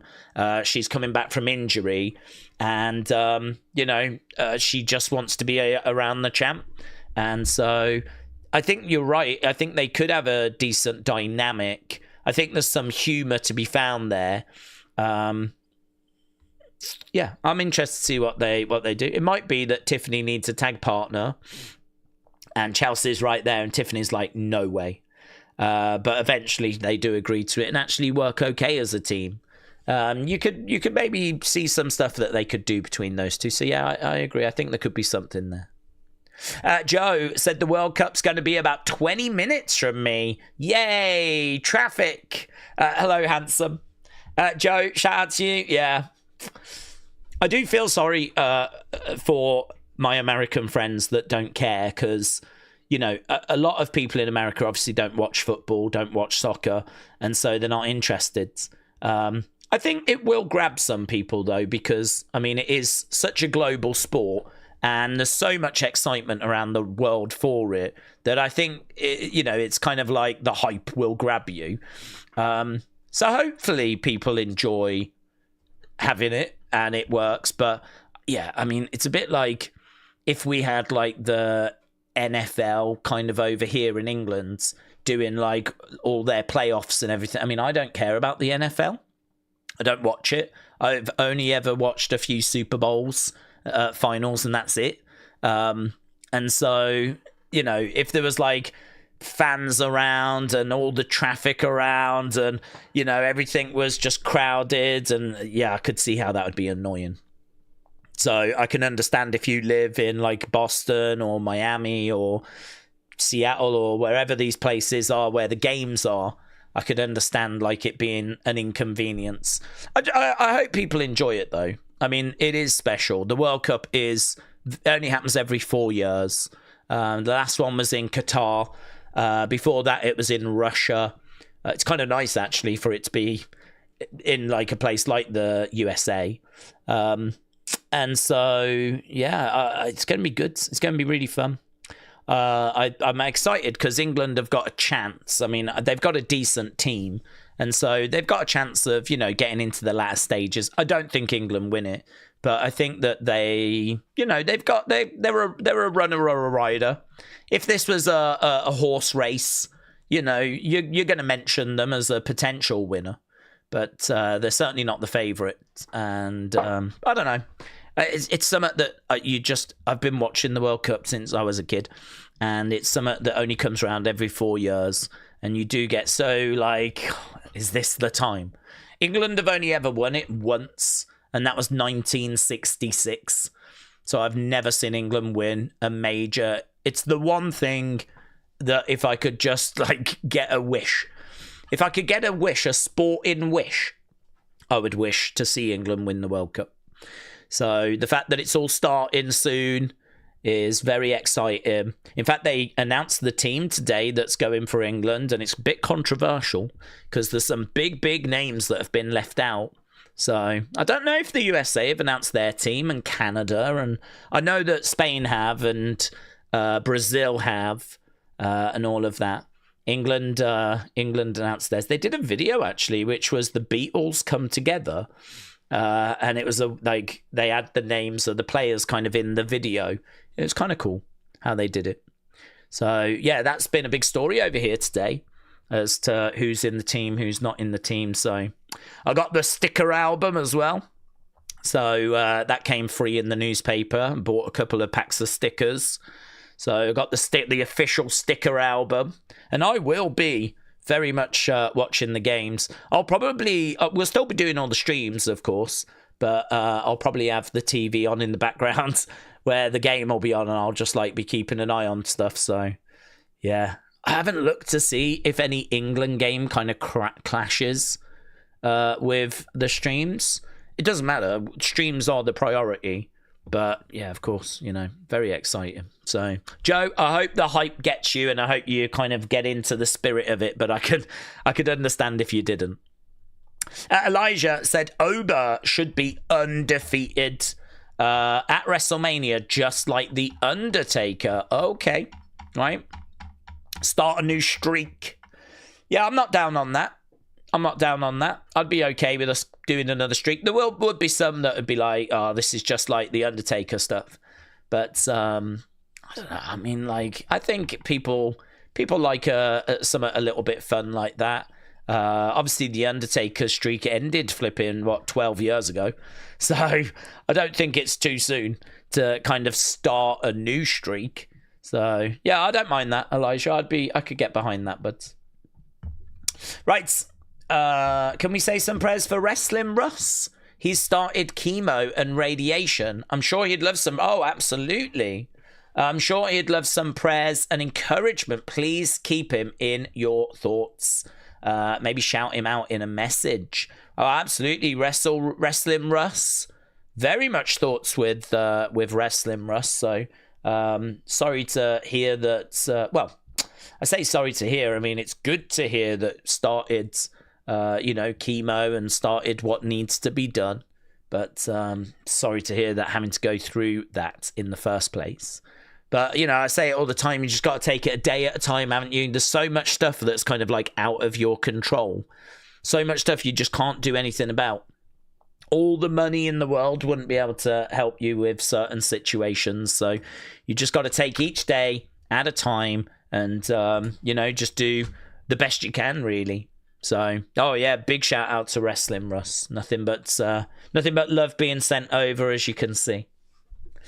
Big Time said, Daze, the year 2026. I'm curious what kind of pop Enzo and Cass would get, because it's been 10 years. WWE has evolved and changed. Different fan base, more kids at shows.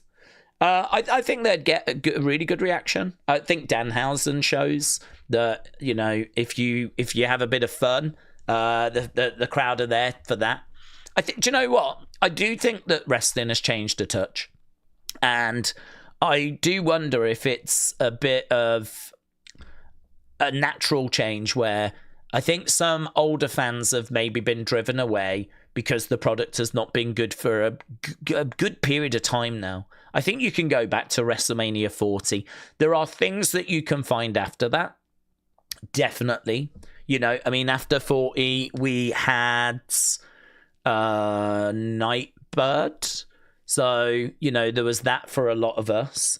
But obviously, very quickly, we realized that was not going to, when they launched, it was not going to carry on after Nightbird ended. They were just really being treated like a normal group. So there's bits, and then of course we go to Netflix. We've got the whole Rock thing saying, I want your soul, which was bonkers, but, it led to the John Cena heel turn. Wasn't sure what that was going to look like. Did have our concerns about it. Didn't work out. But whatever, right? There's bits that you can look at, but I think by and large, it's not unfair to say it's probably been a couple of years now since the product has really been hitting the way that it was. And I think that, I've seen enough people going, I'm struggling, I'm going to step away. I've had enough people say that to me that have been in our community, right? I mean, our community has took a hit. And that's not just an isolated thing, that's across the whole fan base. So I think, we've seen some people that have been watching for a while sort of take that opportunity to step away. And I think you've seen kids come in, and I think that's understandable because, Danhausen, I think, has been a driver of that. And I think WWE, with the Gingerbread Man stuff, maybe Enzo coming back in, I think they are sort of looking at making it a bit more fun. And I wonder if the world being the place that it is, I wonder if, wrestling needs to just soften a touch. Just around the edges. Obviously, the core of it is still people fighting like Roman Jacob. But yeah, perhaps there is more room for Chelsea, R-Truth, Danhausen, Enzo. That kind of softer edge. Because perhaps we need that right now. With all the bad news that's doing the rounds, cost of living and what's going on in Iran and the war in Ukraine and all this kind of stuff, right? Perhaps we do need to, just tune in and enjoy ourselves a little bit more. So I think Enzo will be absolutely fine. I really do. I don't foresee any issue there. But yeah, of course it will be interesting. Certainly not something I was expecting. AAA said, if we had to design Roman's reign with upcoming opponents and feuds, who do we think would make him lose? Roman Ober at the end of the year? I wonder who his SummerSlam opponent will be. Well, you've got Seth that's sniffing around as well, haven't you? So, I mean, that Seth feud would be absolutely massive. But I think, we need to get past Italy first because we need to know if he's going to still be tribal chief because we go down very different paths depending on what happens in Italy. If he gets past Jacob and remains the top guy, which I think he will, then I think we just move on to the next feud. I don't think the Jacob thing continues after that. I don't think you continue the Jacob thing if Roman wins Tribal Combat. Part of me wonders if Drew returns to go after Jacob. So Jacob doesn't necessarily lose because he lost. He loses because of outside interference. I'm looking at Randy. I'm looking at Drew. And my honest kind of where I am right now is I think it would be very interesting to go down the Jacob road. I don't think WWE will do it. It's a little bit like back in the day where you've got Hogan and, you've got Brett and it's like, are WWE going to put Brett over Hogan? Oh, I don't think they'll do it. And we didn't even get to the match. But if we had got to the match, would they have done it? Or would they have just kept going with Hulk Hogan, So I think it's yeah. Are we going to crown someone and build someone new and do all of that? I don't think so. I think they'll probably just keep going with Roman. So if we do continue down that, then we need a different feuds. And this is where I don't think we go Ober. We could do, but Ober's obviously kind of caught up with Brock, isn't he? And Roman sort of made it clear, let's see how you get on over the summer. I think that was sort of Roman's way of saying we ain't going to cross paths before then. So I wonder if this is where Seth kind of comes back into the equation. I wonder if that little interaction between Roman and Seth. But then, of course, you got King of the Ring, and we don't even know what we're doing there. Because King of the Ring, the winner is meant to get a title opportunity. I haven't even announced King of the Ring. So, that would be a good way of bringing someone else into the conversation that maybe hasn't shown themselves yet. If someone ends up winning King of the Ring.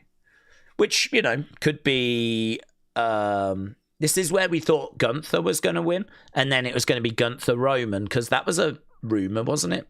We seem to have changed paths now, though. But he was being rumored. Gunther was being rumored. Personally, I think Roman drops the belt to Jacob because he is being cut out from the next few shows, said Spider-Boy. Netforce said, I think they should do a Goldberg-level undefeated streak with Oba. I don't know why WWE seems to be against undefeated streaks, with just a few exceptions. David said, I never liked Enzo. I thought he was insufferable. Only tolerated him when he was with Big Cass. Big Cass turned on him, and he's even more annoying. The heel turn doesn't change my mind on him. He's just more annoying. I think they'll come back seemingly together. They'll be what they were in NXT. It'll be, you know, witty lines, banter with the crowds, fun, baby faces. That's what I would be expecting. That's what I'd be expecting. And maybe even starting them back off in NXT to sort of get the crowd used to them again. Rumors are NXT, but I don't know. It's so hard to book and plan out because, well, it's just so bonkers, isn't it? So bonkers. The beauty of Roman and Seth is they don't need the belt involved. Have Jacob go over and then defend at SummerSlam and then do Seth Roman as well, says Hogan Cutter. Well, I agree with you on that about how they don't need the belt, and I'd be very tempted to go in that direction. I don't have the confidence WWE are going to do it, but I wouldn't have any problems if they did. So, yeah, interesting. Daze, are we sure Oba is the one who beats Roman? No, we've said it could be Jacob in Italy. If we do Roman Seth feud, do we think Seth wins? Yes, I think he should. Roman stays champ till Oba beats him. No, I think I would have Seth win that feud because I think that Seth should be the one that has Roman's number. I think that Roman has had all this success. He's main evented WrestleMania year after year after year. Seth's had to kind of scratch and claw for whatever he can get, really, you know? He's kind of had to forge his own career whilst Roman is the guy. And so I've got a lot of respect for Seth, just trying to carve out his own sort of path. And I think it's kind of fun because they know each other so well that actually the one person that does have Roman's number, the one person that Roman will always struggle against is Seth, because they, you know, spent so much time together in the Shield. Seth knows Roman absolutely inside out. And, you know, don't forget, they actually faced, I think it was the last time they faced was Royal Rumble. This was during Roman's run in the Bloodline. And Seth came out in the Shield attire. And I believe Seth won that by DQ. Seth picked up a victory in that. This was when Roman was not losing matches. But I believe he puts a hold on and Seth gets to the ropes. Roman doesn't let go. And I believe he ends up getting DQ'd. Haven't watched that match since it aired, but I do remember Seth getting the victory. He didn't get the belt, but he did get the win. And so, you know, Roman could not put Seth away in that match. And I think if you get into a feuds, I think Seth getting the win makes sense to me. Doesn't have to be pinfall, doesn't have to be submission, but I do like the fact that Seth can remain that sort of thorn in the side. I think it's quite clever booking, actually, because Roman is undeniably the top superstar. He's number one. If you look at Google searches and merch sales and all of this, Roman's the number one person in the business. He's done it. Tick. Achieved. Yeah. Number one. Well done. Roman fans, lap it up. Your guy is number one. Yeah. Done. Over. End of conversation. But you do need to give other people things for them to celebrate as well, right? So, you know, Cody needs to, you know, win belts and Drew needs to win belts. It can't just be Roman wins everything all the time. So you need to give other people think. I think every time he faces Seth, Seth has Roman's number. Still means Roman's number one. Still means that he main events all these WrestleManias. He just main evented WrestleMania 42. Before that, he main evented Night 1 WrestleMania 41, right? Before that, he main evented WrestleMania 40. He main evented WrestleMania 39. Blah, blah, blah, blah, blah, right? The guy is the guy. But, yeah, I sort of feel like it's a bit of a shame if he just beats Seth. You're not really giving Seth a great deal. I think for Seth to be able to say he has got Roman's number, and for him to have that over Roman, it does just make it more interesting whenever they meet, and if ever they, get into a match or whatever. So I would have Seth go over personally, but I don't know that it would mean Seth gets the belt. I don't mind if Seth gets the belt. I don't think Seth's reign is going to be as exciting as Roman's unless Seth drastically changes. I still don't really know who Seth is right now. Seth was in the Vision and it was rubbish. But at least he was trying to do something, right? He was trying to build this faction. It didn't work. But he won't do that now. So once Seth moves away from the Vision now, what does Seth look like? What is he going to look like? What is the story going to be? What's the character going to be? What would a 2026 Seth World title reign look like? I mean, he would be babyface. It'd be a babyface with seemingly no friends, although he is maybe winning over the Street Profits. So, I don't know. I think it'd be sort of interesting to have a look at, but... And if Roman goes away after SummerSlam, which I think we're sort of expecting him to, then that could be where the torch is passed. So, I don't know. He doesn't have to lose the belt to Seth. He could. I would have Seth as the winner, though, if they do face at SummerSlam. But, yeah, it could be... I mean, I don't know. It could be that it's Oba that ends up being the one that gets the belt from Roman. Oba at the end of the year, or towards the end of the year, is what's been hinted. But, again, that doesn't have to be for a belt, does it? I mean, it could just be that you do Roman Oba, as Roman is the top guy. Roman's the number one superstar. Oba wants to see if he can, beat that level. He's already beaten Brock. But can he take down Roman Reigns? Again, you don't really need the belt to be involved, so... Yeah, a lot's going to be determined by Italy, though. I really do love that tribal combat stipulation. I think that's a really good stipulation to have added. Big Time Ken said, would it be the worst thing to bring back the Princess of Staten Island, Carmella, to pair with Enzo and Cass? Might add some spice to an already hot squad. I think I'd probably use a different girl, actually. I'd probably use someone that was already in the system, because we've got so many women that are really good. I mean, I don't think we're struggling when it comes to women in the system. I think we've got a lot that are really talented. We just don't know quite how to showcase them. We don't know. We haven't quite got a spot for them. So, yeah, you look at, I don't know who would fit well. Who's that sort of, you want that sort of baby face, fun, show off type girl. That's kind of what you want.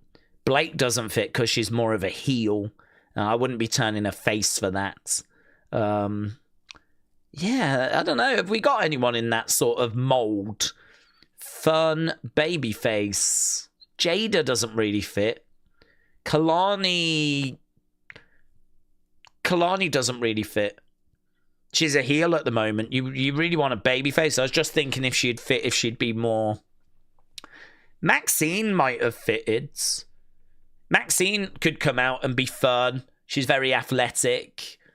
She can do the odd little spot at ringside. Maxine, as a babyface, I could have seen working with them too. But obviously, we're kind of going down a different path, aren't we? So, I don't know. If there's not a name that comes to mind, if there's not someone you go, oh yeah, this girl, maybe. Maybe it would just add a little extra, but I don't think WWE want to spend too much money in bringing like someone else back as well as like garnish. You wouldn't really be bringing Carmella back because you want her to wrestle. She's just more adding to the presentation, you know. This is where a Maxine makes a lot of sense actually, because she is not someone I care to see wrestle, but she can do the odd thing, you know. And she's already in the system. So that's where Maxine would work with Enzo Big Cass for me. Interesting. Yeah. I wouldn't hate it if they did. Seth is the MVP of WWE, said AAA. He shows up all the time, has incredible matches and feuds. He put Cody over, Roman, and many superstars. He hasn't main evented a proper Mania. He deserves big things. Well, this is why I kind of like him beating Roman, because I agree with you. I feel like he is this generation's Macho Man. So, like, Macho Man had amazing matches. Macho Man was ever present. Macho Man was a great worker, great promo, great character, one of the greatest characters. But how many WrestleMania main events has he got? I mean, really, technically, it's one. Because it's WrestleMania 5. And he has, like, you know, amazing matches where he does the retirement match against Ultimate Warrior in one of the greatest matches in WrestleMania history. WrestleMania 3 against Ricky Steamboat. Well, I suppose he wins the tournament, doesn't he, at 4? So that would be 2. So I suppose you could say 2. But, I mean, he's not Hogan. He's not Hogan that dominates that era. And so Seth, I think I agree, is kind of in that similar boat, isn't he? Where he also has main evented WrestleMania, like night 1, and cashed in at 31, adding himself to that match mid-match. So, I mean, he has had like those moments, but just like how Macho did not enjoy the level of success of Hogan, Seth has not enjoyed the level of success of Roman. And I kind of like, I would have liked actually Macho Man to have beaten Hogan at 5. I think for Hogan to have been the man, but really we know he was never as good as Macho Man in the ring. And Macho Man, whenever they faced, always got the better of Hogan. I like that. Macho might not have had the success, but he was always able to get one over Hogan. And I sort of feel like Roman has always been able to have the success, but, you know, Seth's got that bragging right, you know? So, yeah, I agree. I think that Seth's been brilliant. He's, you know, found a way of forging a career that sometimes has just been based on feuds, sometimes has been based around titles. It's been based on lots of different things, lots of different character changes. He's evolved many, many times, and sometimes it might not have worked. Sometimes things have, and yeah, I got respect for the career that he's been able to sort of. I think he can look back with real pride on what he was able to achieve. But yeah, of course, with, like, you know, not too much time left. I mean, there's more career gone than ahead. He's going to want to try and get as many moments as he possibly can. So, you know, he's obviously trying to help bring through that next generation. He knows that that's sort of his role now, but he's still going to want to get as many world title reigns as he can, Rumble wins, Mania main events, you know, all of that before he hangs it up. Don't know when he's going to look to hang it up, but he did say the other day there's obviously a lot more career behind him than ahead of him. So there is like a real kind of wave coming of, you know, people stepping away. You know, we know that CM Punk's not got too much long left. We know that Cody has said he was going to call it quits at the age of 40, but he pushed it back. I think he said that the contract he's signed now could be like the last sort of contract that he has. I think there is a chunk of people that are going to be stepping away over the next, say, 5 years. Next 5 years, max. I think you're going to see a real chunk of that main event scene sort of go. We've already said goodbye to the likes of AJ Styles and obviously John Cena. Looks like Rey Mysterio is obviously really struggling with injuries as well. Don't know how much longer we'll have Rey around for. Randy Orton looks like he's flipping falling to pieces. Don't know how much longer Randy Orton's going to keep going for. CM Punk definitely ain't going to be going past, say, 5 years. Yeah, there's a real kind of wave. So I don't know. We've got to just enjoy what we've got of these people whilst we've got them. You never quite know when the end is coming. Look at Asuka. She's not done, but definitely feels like we're moving into, as we've been saying, a different phase for her career. She was kind of, she did a quick video, didn't she? Where she was like, you know, you never know where I'm going to pop up next. But you should enjoy me when you see me, because every appearance is going to be very, very rare. So this semi-retired thing, seems like there was some truth to that. Robbie said, what annoys me is Tiffy's open challenge, but they didn't give Julia anything over 2 reigns, said Robbie. Yeah, they have gone with this for Tiffany. I mean, it doesn't annoy me, because I think if you do something right, then that should just be applauded. So I think this is a good thing to do. Yes, they absolutely should have done it with Julia. They're doing it now, so I'll go, okay, well done. I think this is good that you actually do an open challenge for the women. Yes, they should have done it with Julia, but they're doing it now, so I'll applaud that. I just hope that whatever's happening with Julia and Kiana, we actually get to a really satisfying story, because Julia deserves that. I mean, you see it all the time, people saying that we fumbled Stephanie, we fumbled Julia and all of this, and I understand it, I really do. I don't think the booking of them have been very good at all. I suppose the difference for me is that I'm okay with, like, waiting. I'm okay with there being time. I think that time is okay for these people. Like, I'm seeing some green shoots with this Kiana split. I think that's going to lead to hopefully a good feuds and some TV time and some momentum, and we could be seeing the start of it now. We could be seeing the beginnings of, like, us really getting going with Julia. So certainly now that we're past Mania as well, I think we were locked into a lot of things for Mania, and now that Mania's out the way, we've kind of got this breathing room to sort of start some other stories. So I'm optimistic. Good things ahead. Hopefully a good episode of SmackDown ahead, as we'll be starting that in just a few minutes time. SmackDown starting very, very soon. This is the go home SmackDown for Saturday night's main event. We are back tomorrow, of course. We're going to be starting hours before the show. We can talk about whatever you want to talk about. I haven't got that stream set up yet. I've got to do that tonight, but we'll be getting that sorted. Okay, a minute to go. And we're underway with SmackDown. JJ said, in honor of Uncle Revel's milestone birthday, cheers. Yes. Very happy birthday to Uncle Revel. Celebrating a big one. And I hope he had a fantastic time. It's a brilliant game on Wednesday. I really enjoyed it. So let's go. We better get a title change tomorrow, says Robbie.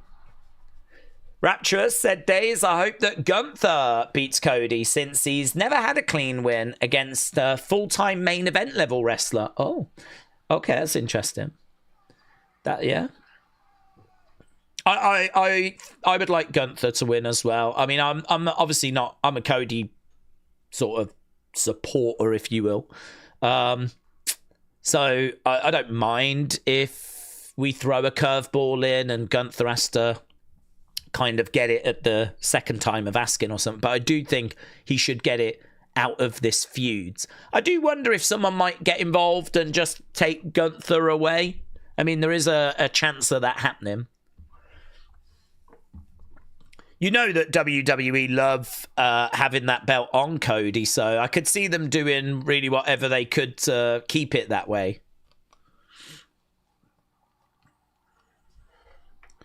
But yeah, I mean, we owe it to John. We owe it to John because he put Gunther over. And so, you know, John did that so that Gunther would be a big star. Okay, we're at the Rupp Arena in Lexington. There's a massive queue outside.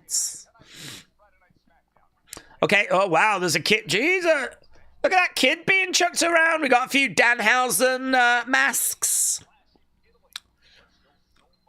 There's a Hogan sign. Okay, we're just seeing back to last week. So SmackDown is up and running. Apparently the show's opening with Rhea.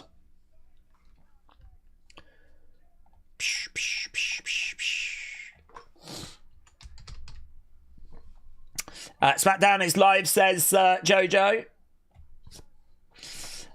Appreciate all the support, says Ludvig Kaiser is here. Beast Mode said, now, then, forever, together. Connor said, Daze, do we think that Penta will win and retain his title? I do, yeah, I do think he will. I think Ethan's a really good challenger. I really like him as a wrestler, but I think he's only just arrived, so I can't say I'm expecting him to get the win this early. It's not impossible, though, is it? I mean, we've seen people picking up victories very early in their careers. So, I mean, it's certainly not impossible. We're still looking back at last week. Gunther against Royce Keys.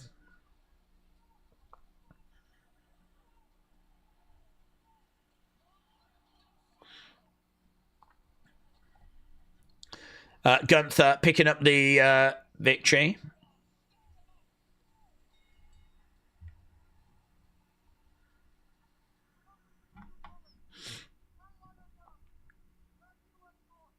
And there was Cody afterwards.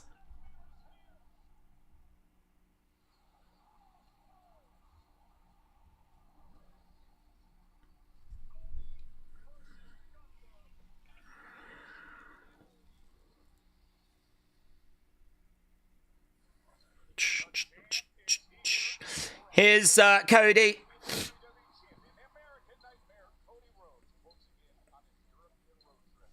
Hey.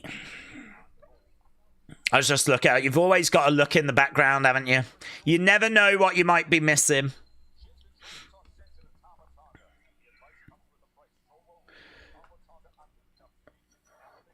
Okay, Talla and Shinsuke on a collision course. There's Tiffy.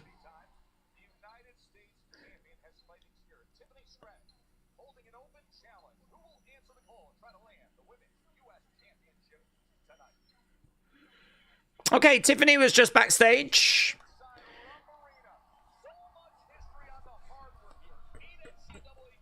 Ethan Page won the NXT Championship within 40 days of arriving. Saturday night's main event is almost 40 days since he arrived on Raw, says Robbie. Rapturous said, Daze, it would also track if Ethan beat Penta. It took about 40-50 days until he won the NXT title, said Rapturous. Okay, here we go. Here's Rhea.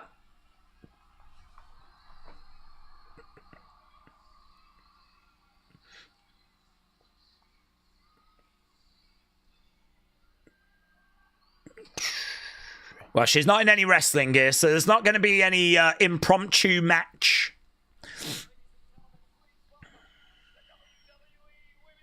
She's looking good. She always looks good. Rhea is here, said Beast Modes. 2 matches tonight. Need more, said Beast. Oh, I'm sure we'll get more. They'll just be those, like, spontaneous, made backstage type matches.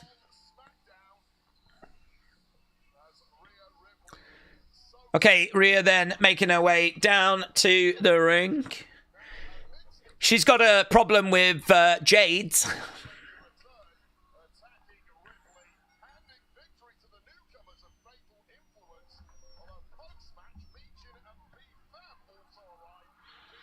Yeah, we're just seeing what went down a couple of weeks ago.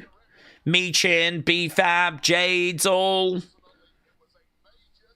standing over Alexa, Charlotte, Rhea.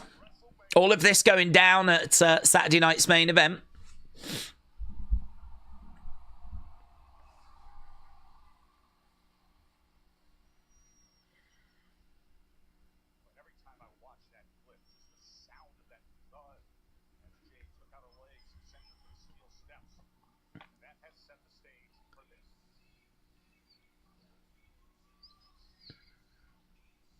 Okay, Rhea in the ring. Robbie said they need to do something big for the crowd tomorrow in Fort Wayne. Fort Wayne hasn't had a TV show in about 15 years. Alex said, definitely, Robbie. I can totally see Penta retaining at the same time. I'm satisfied regardless of who wins.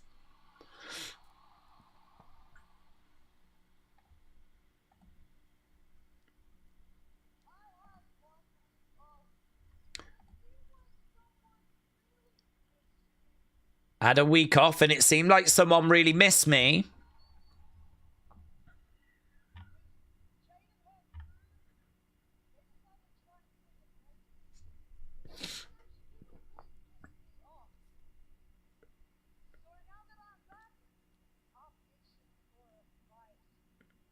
Now that I'm back, I'm itching for a fight, says Rhea.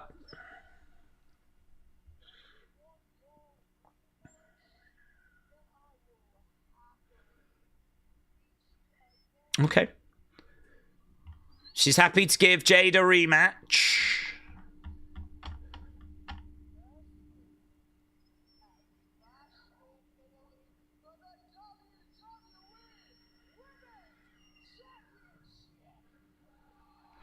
Okay, so we're doing the match in Italy.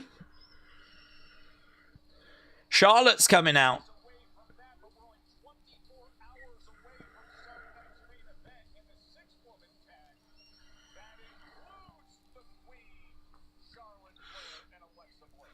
Not blown away by that announcement. I do think Rhea Jade was better than what we expected at WrestleMania, but I can't say I'm itching for the rematch. Okay, Alexa and Charlotte have come out. Charlexa, see what they've got to say.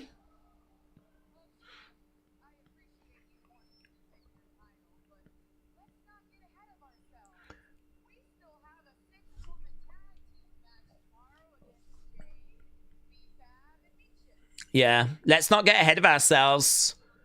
We've still got a 6-woman tag match.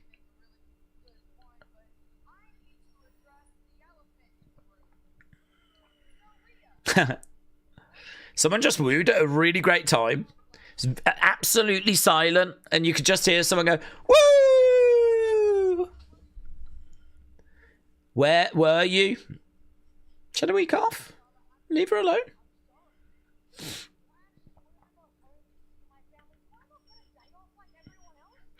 I wanted to go home to see my family. Yeah, that's fine. Don't worry about it.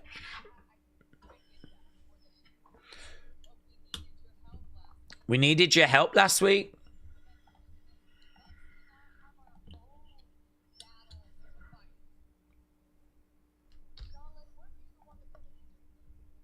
Weren't you the one that said you didn't need me?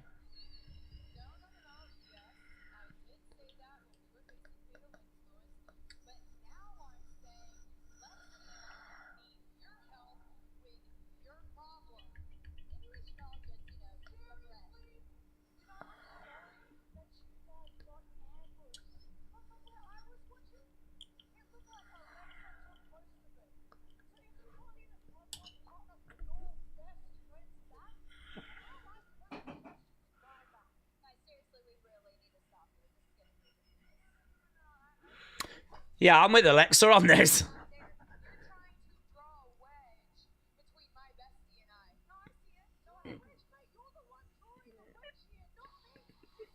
Guys, you just don't work very well together, so just, you know what I mean? Just get through the match tomorrow and just go your separate ways. Here's Fatal Influence. David said, is Charlotte wearing Seth's pants? I hope so. I hope so. That would be quite the story.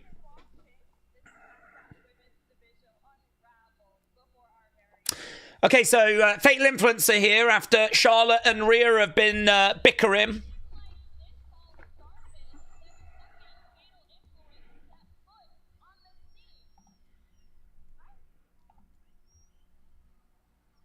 Boos for Fatal Influence. JC Jane's like, yeah, I can't hear you. Give me more, give me more.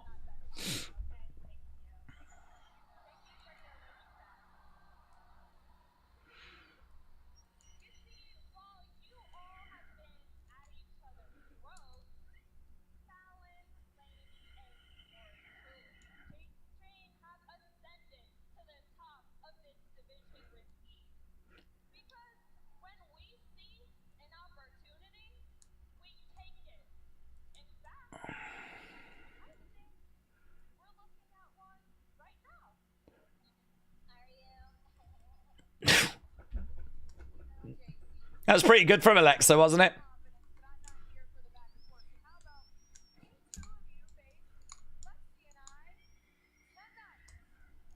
How about any two of you face Charlotte and Alexa tonight?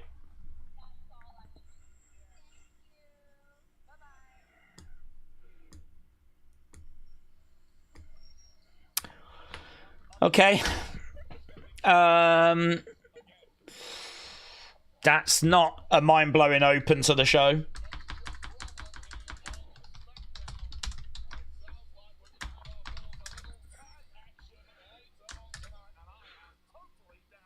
Okay, Wade Barrett is down for the tag match. That's going down later. We're not getting that now. Oh no, the lights just flickered.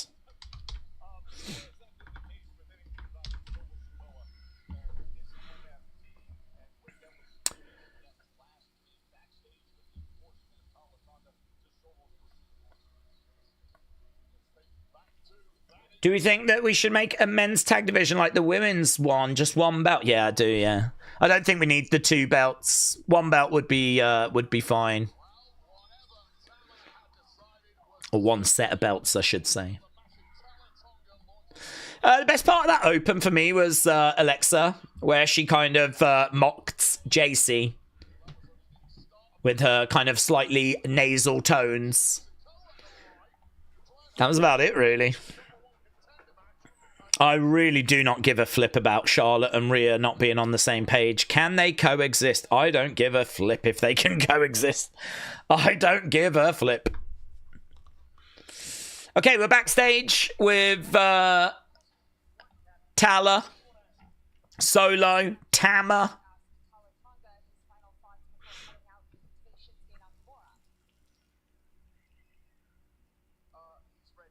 He's ready. He's more than ready.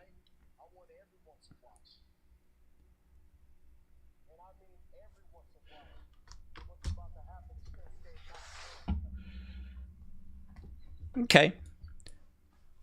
Oh, here's Royce.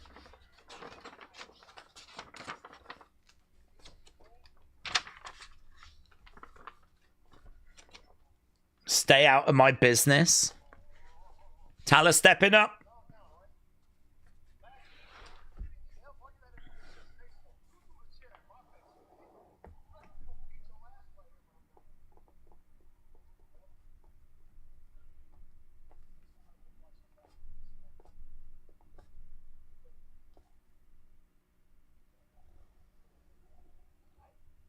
He's still trying to recruit Royce. Why is everyone so still in the background as well? Everyone's like on their phone in the background, like not moving a muscle. All right, Talla Tonga making his way down. Why did those lights blink? Said Mike, some sort of power issue. I don't think it's like the return of the Wyatts or anything like that.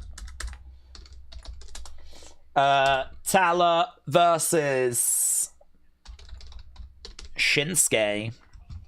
SmackDown living up to its name because it's 100 down and not smack, said RTX. 5-star match coming, said JoJo. The face paint on the Tongans, they're not on the same page. Talla thought it was a paint day, but Tama thought it wasn't. I wondered, though, if that's because of the fact it's Talla that's in action. It might just be that. It might just be because Talla's wrestling, Tama isn't. Shinsuke, please beat this guy.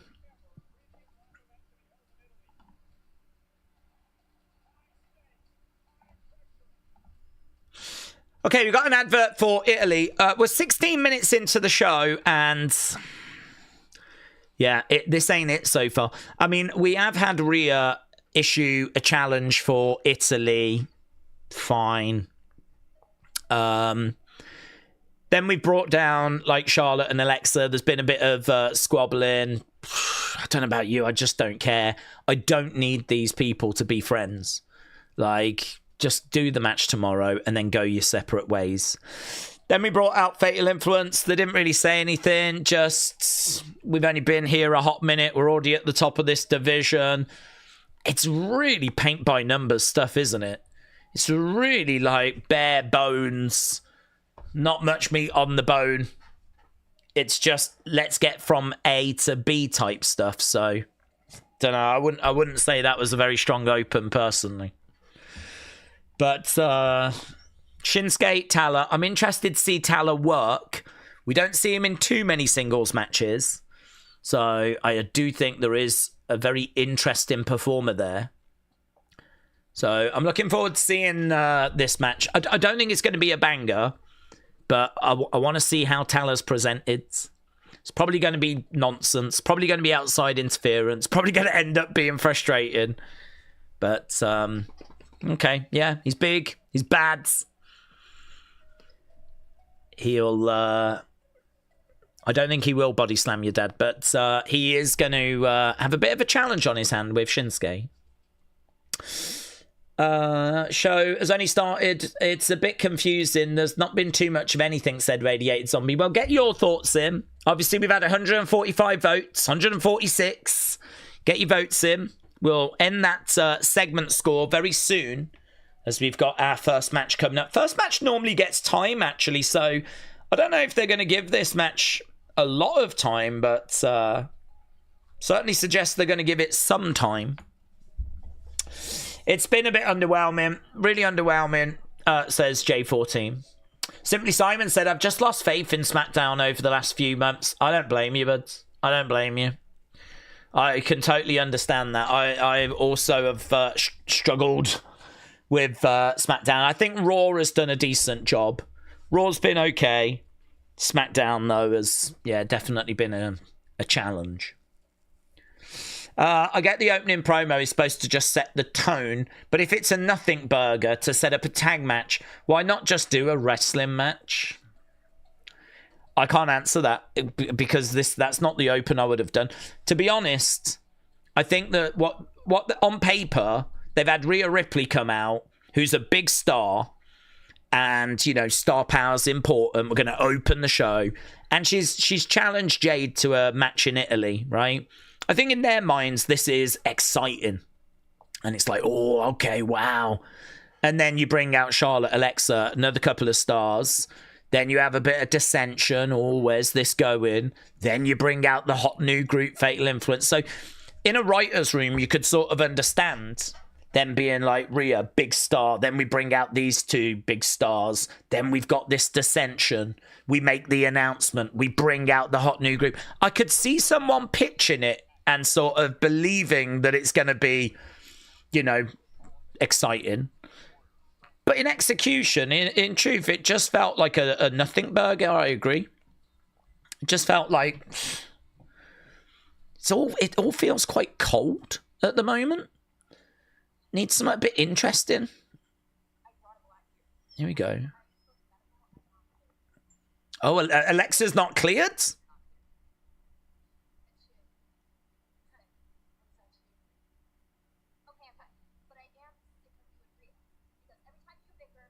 Oh, no, she's fine.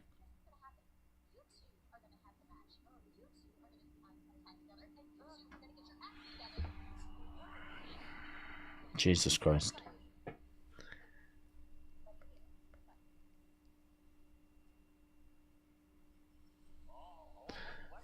Okay.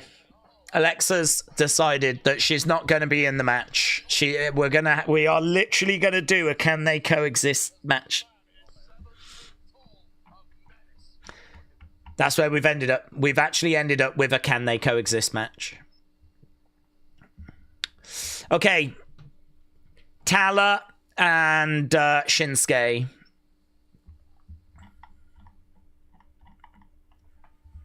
Here's Shinsuke. So, opening segments, you lot says 58, 13, and 8. Good 79. Okay, not the start we were looking for, but let's see if this match can... Shinsuke's goods. Shinsuke's goods. I enjoy watching Shinsuke. Talla, we don't know loads about. Shinsuke making his way down. It's always great to hear that music.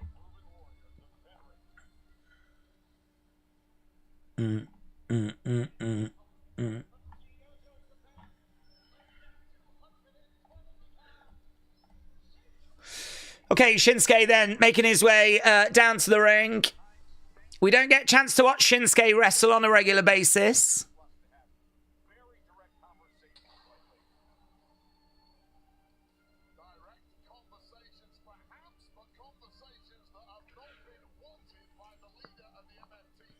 Okay, Talla. He's a big guy, isn't he? Look at this. Look at this. Shinsuke's no small guy. Shinsuke, of course, attacked backstage last week by Talla. Bella's sounded. We are underway.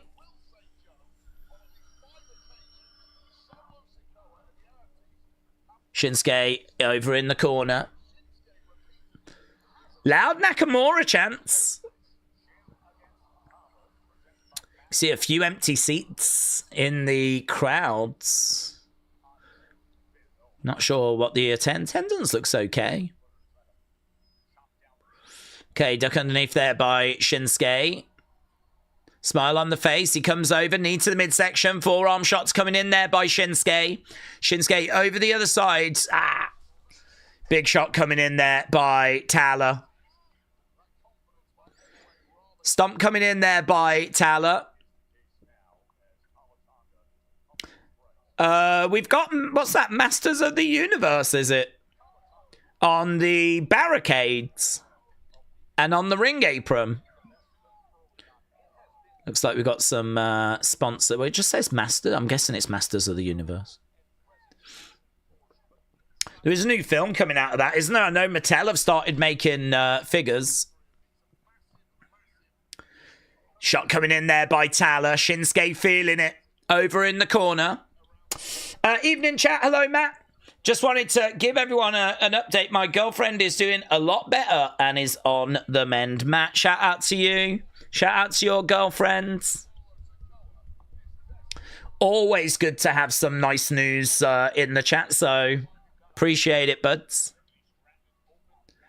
Right, we've got Tiffany with her open challenge. Looking forward to that. Have to see who's going to answer that.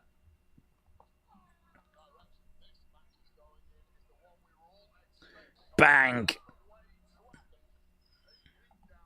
It is one-way traffic at the moment. Talla in control. Slamming down Shinsuke as he gets over to the corner. Oh, there we go. Yeah, Masters of the Universe in theaters. I think that said June. Charging in. Collides into the corner. Enziguri kick. Shinsuke. Bang. Big knee. Another shot. That's a problem, actually, isn't it? Because you can only see the top of the barricades.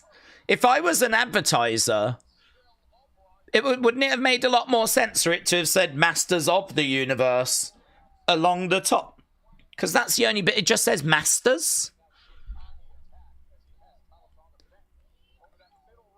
That's something you would have expected WWE to have, do you know what I mean, worked out by now. You can only see the top of the barricade during a match. Over into the barricade goes Shinsuke. David said there are empty seats in Kentucky due to no Jim Cornettes. Wow, that'll do it. You've got to give the people what they want. So, right, we have gone to commercial break. Match number 1 underway. Talla, Shinsuke. Talla very much in control at the moment. Chucking Shinsuke around, hurling him into a barricade, scooping him up. Talla Tonga is getting the better of Shinsuke as he slams him into the barricade again, right in front of the front row. Lots of people in the crowd, quite excited. As Talla slowly makes his way over to Shinsuke, throws in a shot.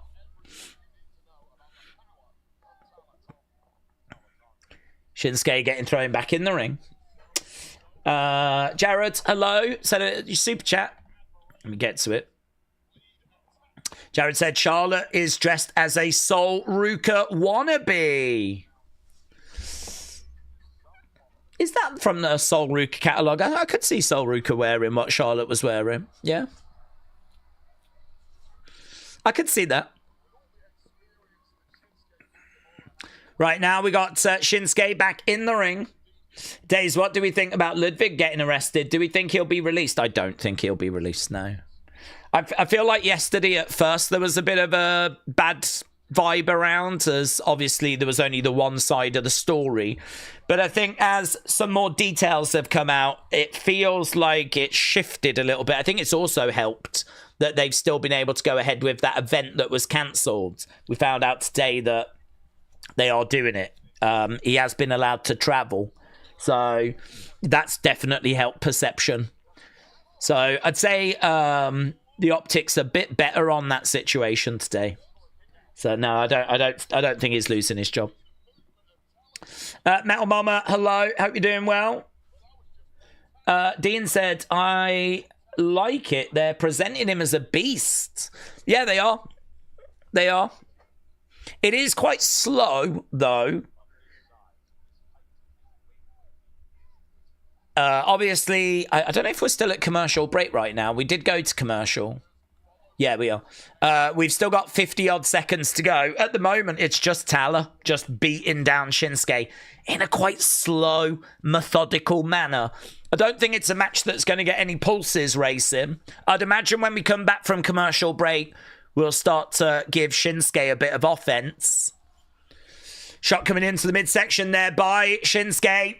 Shot coming back there by Talla. I like that sell. I like how Shinsuke just like slumped down to one knee. Bang! Big elbow drop there by the big man.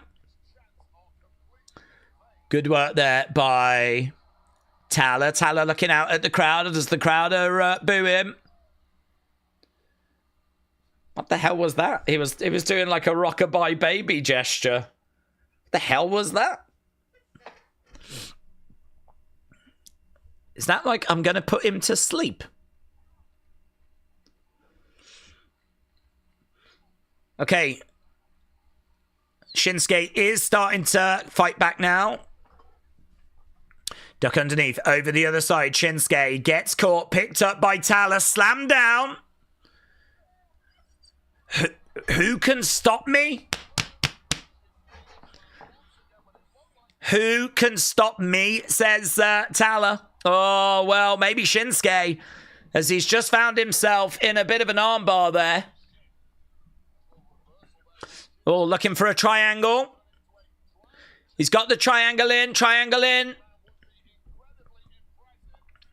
So Shinsuke with a triangle. Talla picking up Shinsuke. He's got him up.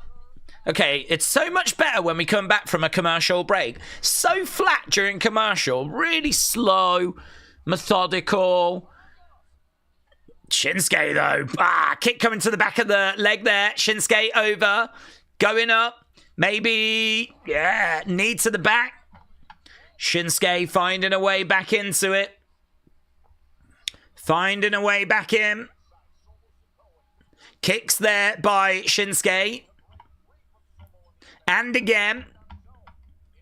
Talla still down. Oh, grabbing the leg. Oh, lovely kick there by Shinsuke. So he grabbed that leg. Shinsuke kicks in with the other. Talla trying to find a way of getting back up to his feet.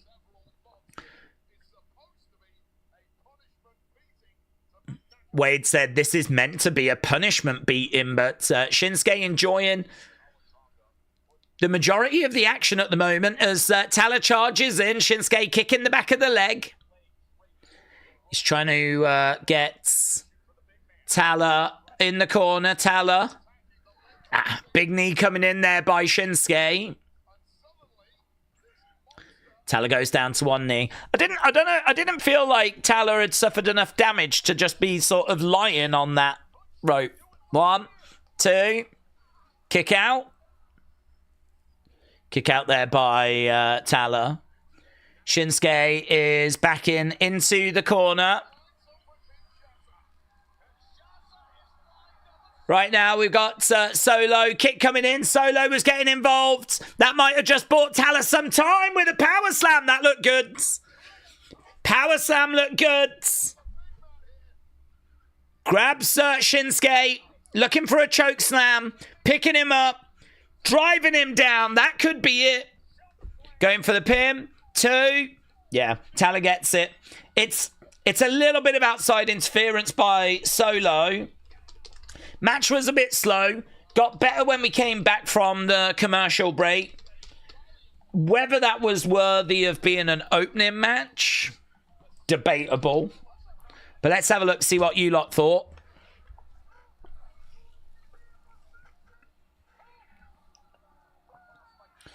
Oh, Talla was holding Shinsuke. Tama stops Solo. Tama stops Solo from delivering the Samoan spike. This could be interesting. Oh. Tama lays out Shinsuke instead. Do you know, they'd been teasing for a while, actually, Tama joining up with Shinsuke. It ain't going to go that way, is it? Here comes the Samoan spike.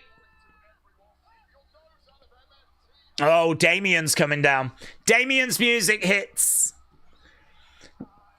Damien coming down with a chair. Tama has made his choice, though. That's been a story over quite a period of time, hasn't it? Is Tama going to leave the MFTs, join up with Shinsuke? Well, it certainly doesn't seem that way. I think Shinsuke got his answer here. Yeah, they jump to the outside and retreat away. That was a nice little moment after the match. I don't hate that. I don't hate that. Wade said suddenly all is sweet with the MFT clan.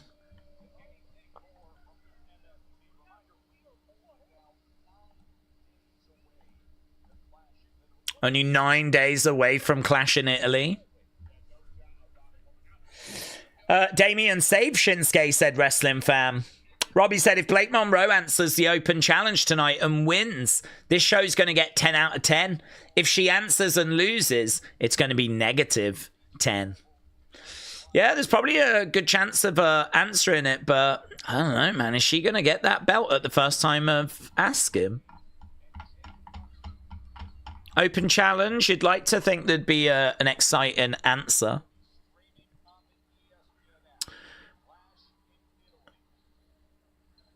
It was every day.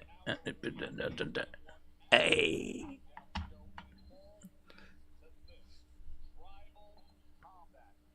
Okay, they're just running down the Italy cards, getting your score for that opening match. What did you think about it?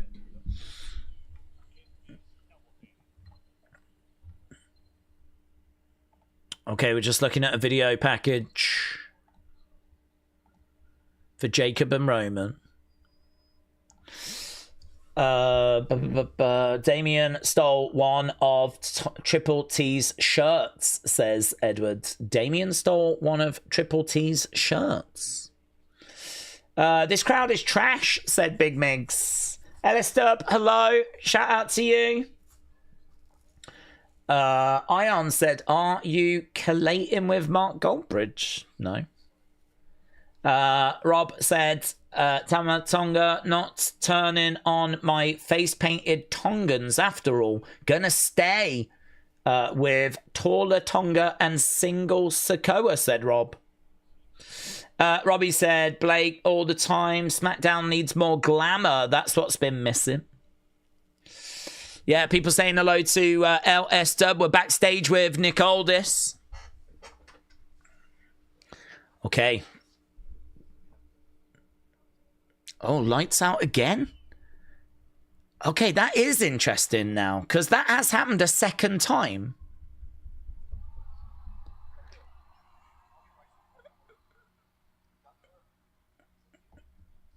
Okay, what's that about now? Now it's on my radar.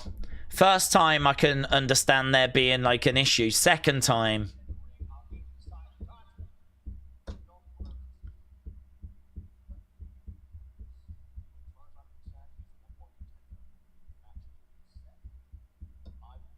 What would that be? The monster, Danhausen's monster. Yeah. Here's Sammy. Oh, booze for Sammy.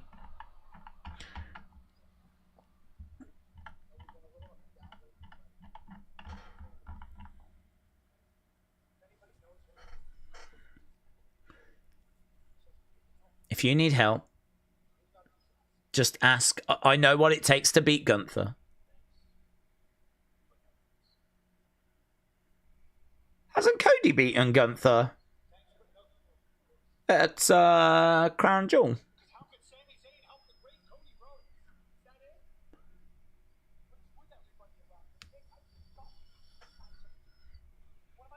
What am I doing?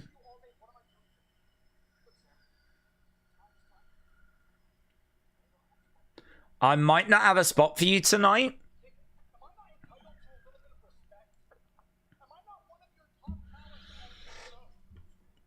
Am I not one of your top talents?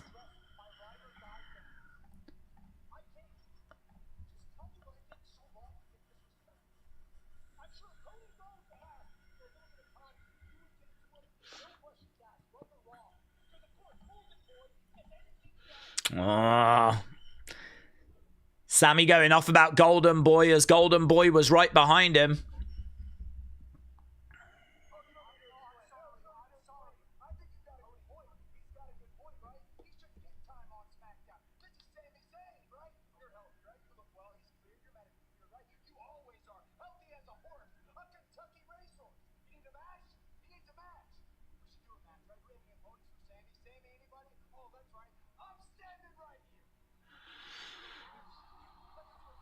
Wow, Cody's up for a match with Sammy. You want a match? Yeah, brilliant. Sammy, take it. Sammy, this is amazing news. You shouldn't be down on having a match with Cody. Get the win over Cody and it'll set you up for a title match in the future. So, man, if I was Sammy, I'd be thrilled. Absolutely thrilled. Sammy Cody, I mean, that could really cook. That could be so much fun. Okay, Tiffany making her way down.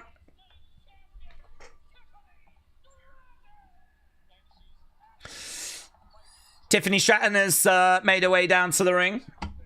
Cody, Sammy, here we go, said Beast Modes. Okay, we're ending the poll.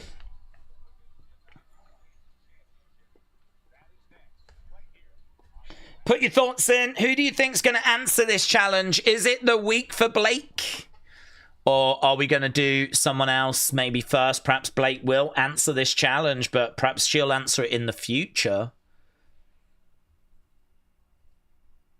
Who answers the challenge?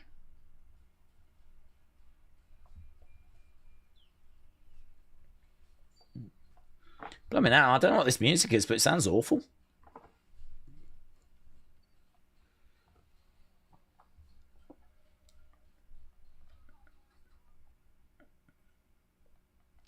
I did not enjoy that. Right, you said the opening match was good. 93. So Shinsuke, Talla, good 93. The Open was good 79. Right now we got Tiffany. She's taking on a mystery opponent. Is it going to be Blake Monroe? Or are we going to bring someone else out? I just checked the weather radar, said Yale. There are thunderstorms in the area. Wouldn't put too much into lights flickering. I'm sure it's just weather, says Yale. Well, maybe. I could sort of buy it like once. I don't know, though, if I buy it happening again, like during a backstage segment. I think I am leaning towards the Danhausen theory. We know that he's trying to create a monster at the moment, and he's kind of got, you know, his cloning machine, and he's trying to, you know, so I could see him sort of being revealed as like affecting the lights. I think there is a chance of that, but interesting. If you've looked and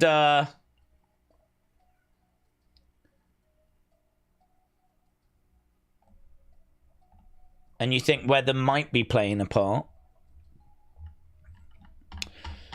We tend to see Danhausen on SmackDown, though, don't we? We don't see him so much on Raw anymore. Radiated Zombie, shout out to you, buds. Appreciate it. Don said, perhaps Eva Marie's going to be the Open challenge. Let's go. It's going to be Corbin, said Mike. It's going to be Enzo. It's going to be Enzo, Big Cass, and Baron Corbin. All three of them are going to answer the Open challenge. They've proved Sammy right. He wants a match. Cody comes back. Give me a match. And it's yes, said Asgard Mike. That's true. That is true. Miss Clown, get Daze one of those dreadlock wigs for him to have under his beanie. I've got dreadlocks already, buds. I just keep them all tucked away. They just made Shinsuke look like a nobody, said Shells. Can't think of one person worth getting excited to watch SmackDown for, said DTA. Blue Pants! Oh my god. Yes. Oh, that'd be amazing. She's probably available now, isn't she? Is her name Leva Bates, is it? She was the librarian in AEW. Blue Pants. I had her shirt. I've still got it somewhere. It was just a grey shirt with literally like blue pants on the... It's got to be one of the worst wrestling shirts ever, but it was her only shirt. Daze, what did you do before being a content guy? I worked in retail, but... worked selling DVDs and CDs and games and T-shirts and all that stuff. Flipping loved it.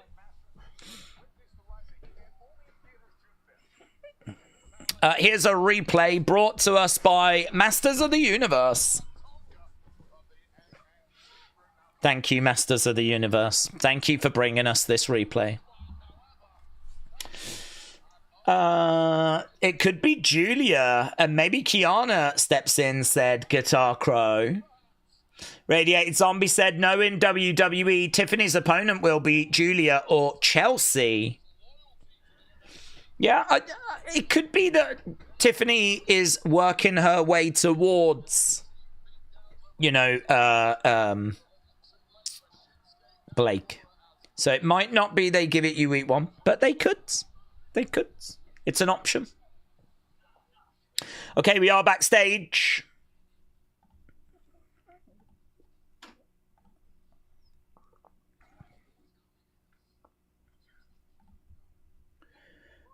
Everyone thinks we're weak, says Tama.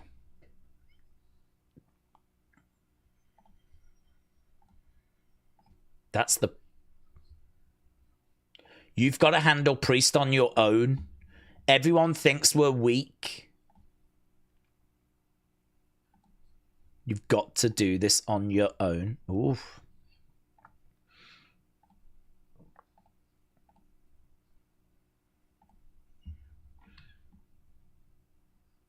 I like it. People think that we're weak. You've got to do this on your own. I like that. Okay, since the end of the Shinsuke match, I think SmackDown has took a step up. I like the Sammy stuff. I like that. Now we're doing the open challenge. I'm interested to find out who it's going to be. Here we go. Open challenge. Lights go down and it's the Irresistible Forces. So is it really going to be like Lash? It's Lash that's in wrestling gear. To be honest, this is going to be a challenge for Tiffany. I don't think this is going to be too well received. I like Lash, though. I think Lash deserves this opportunity. It's maybe not the most exciting reveal, but I'm not down on it.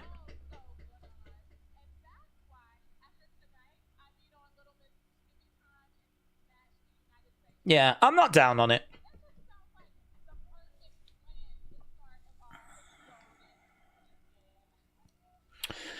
Okay. Not a bad choice, said James.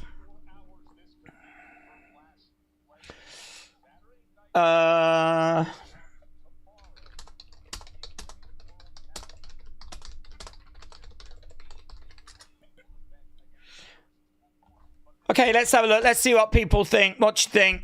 It's difficult because it's not a name that makes you go, oh my god, this is amazing. But it is nice to see some young talent. Lash Legends got a good size to her. She's going to be a good challenge. If Tiffany can get a win over Lash, I think it's a decent win. Lash coming over, grabbing Tiffany, throwing Tiffany across the ring.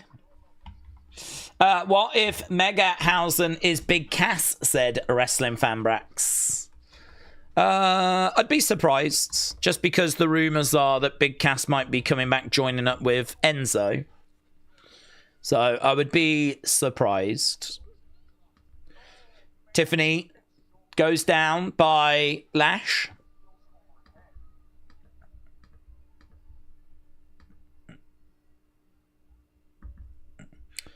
Okay, big boot coming in there by... that was a bit clunky, wasn't it? Tiffany going to the legs of Lash, and there seemed to be a little bit of like miscommunication there. Just looked like a little bit of a clunky moment. Drop kick by Tiffany. Lash goes to the outside. Tiffany, she sort of got caught a bit on the ropes. Yeah, she sort of tried to go over and she sort of got a bit stuck on the ropes. Some of this is a little bit off at the moment. Tiffany getting driven into the edge of the ring. Lash getting back in. Lash just taking a moment. Okay, Chelsea's come running down. Chelsea's come down to the ring to sort of throw some support behind Tiffany.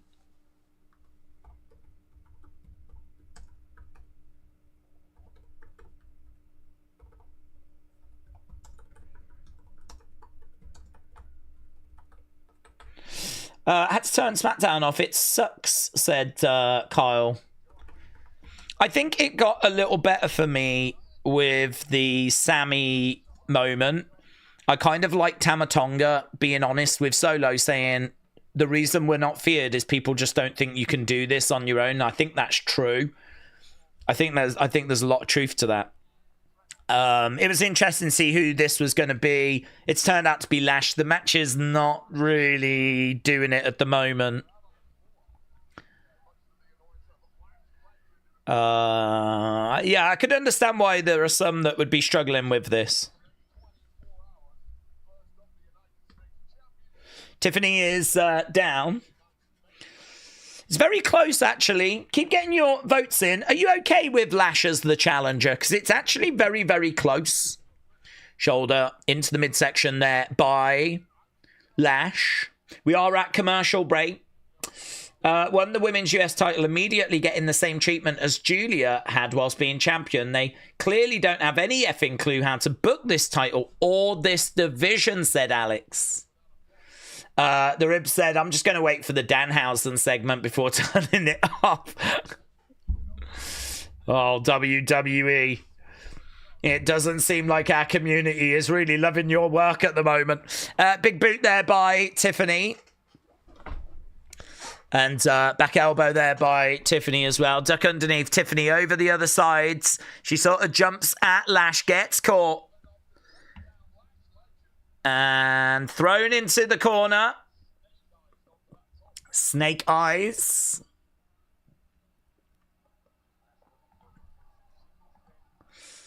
Okay, so Lash is in control. She was just having a couple of words there with Chelsea, who's on the outsides. I don't like that spot. I think it looks so weak. I don't know why no one has spoke to Lash and said, stop it. That sort of grabbing her, going to the ropes and going... I mean, like, if you're going to do it, do it.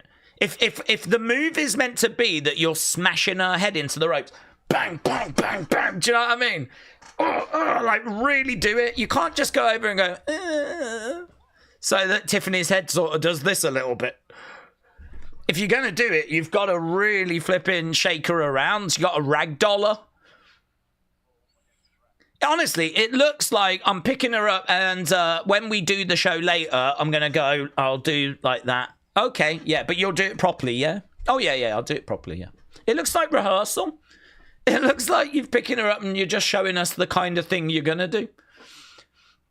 If you're going to do it, flipping do it. I hate that move. I think it looks so weak. I have no idea why no one's given her the feedback on that. Because she does it time and time and time again. Thankfully, she's done it during commercial breaks, so many of you have not had to witness how rubbish it looks. Okay, she picks up Tiffany, carries her over to the corner, puts her down, and then drives the shoulder into the midsection. And again, Tiffany trying to climb up. She's seated. Lash in the corner. Lash grabs her. Tiffany trying to go over. Lash goes down. 1, 2. Kick out there by Lash. A little bit laboured. Forearm shots coming in there by Tiffany. There is no chemistry in this match whatsoever. Shot there by Lash. Lash looking for a pin. 2. Some of these kickouts are like... closer than close. Right now we got a headlock being applied there by Lash. You can hear a very high-pitched "Let's go Tiffy" chant. Let's go Tiffy.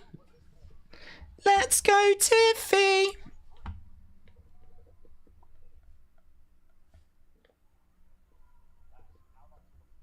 Okay, Lash on the outsides. Lash getting back in the ring, charging over. Why does everything look so like, she just slowly goes over to the corner. Tiffany moves out the way. There was definitely enough time to prevent herself hitting the corner post. But she ends up going into the corner post because that's what she's meant to do. Lash didn't go hard enough into the corner. That's a nice spot. That's always good from Tiffany. When she breaks out the gymnastics, that's when she looks at her best, to be honest. That's when she looks at her most comfortable, when she's doing like the handsprings and all this stuff. Tiffany going against the ropes. I didn't think the camera angle looked so good there. Would have been nice to have had a slightly different angle. Tiffy going against the ropes, trying to stomp down. Roll up there by Lash. Kick out by... Oh, my God. Oh, mate. Some of these pins are atrocious. It's like 1, 2, I'm going to push you away. Powerbomb there by Lash. legit, some of this match has actually wound me up. There was a moment where Lash just had a pin, and it was 1, 2, and it was Lash that got off Tiffany. Tiffany didn't kick out. It was Lash that abandoned the pin. It looks so stupid. Crucifix by Tiffany. Kick out there by Lash.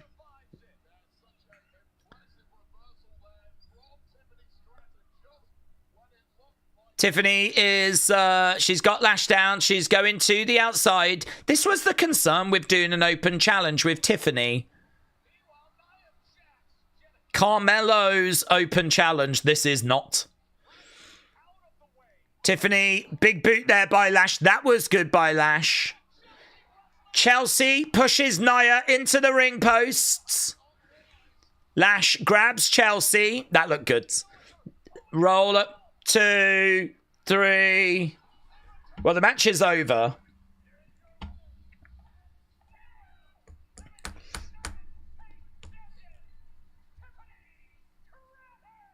Tiffany gets the win. Chelsea gets involved.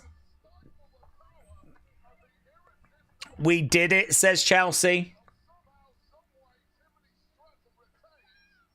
Chelsea's all excited. This is good. Chelsea's good.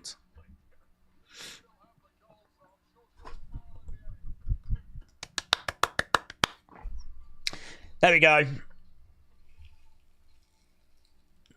A 5-star classic it was not.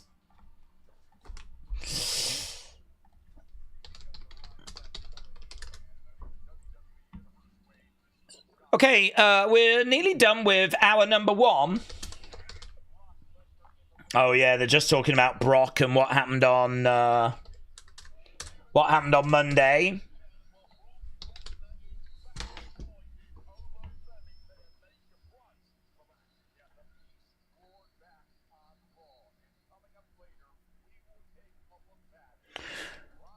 Okay, they're just going to show us a look back at Brock's return.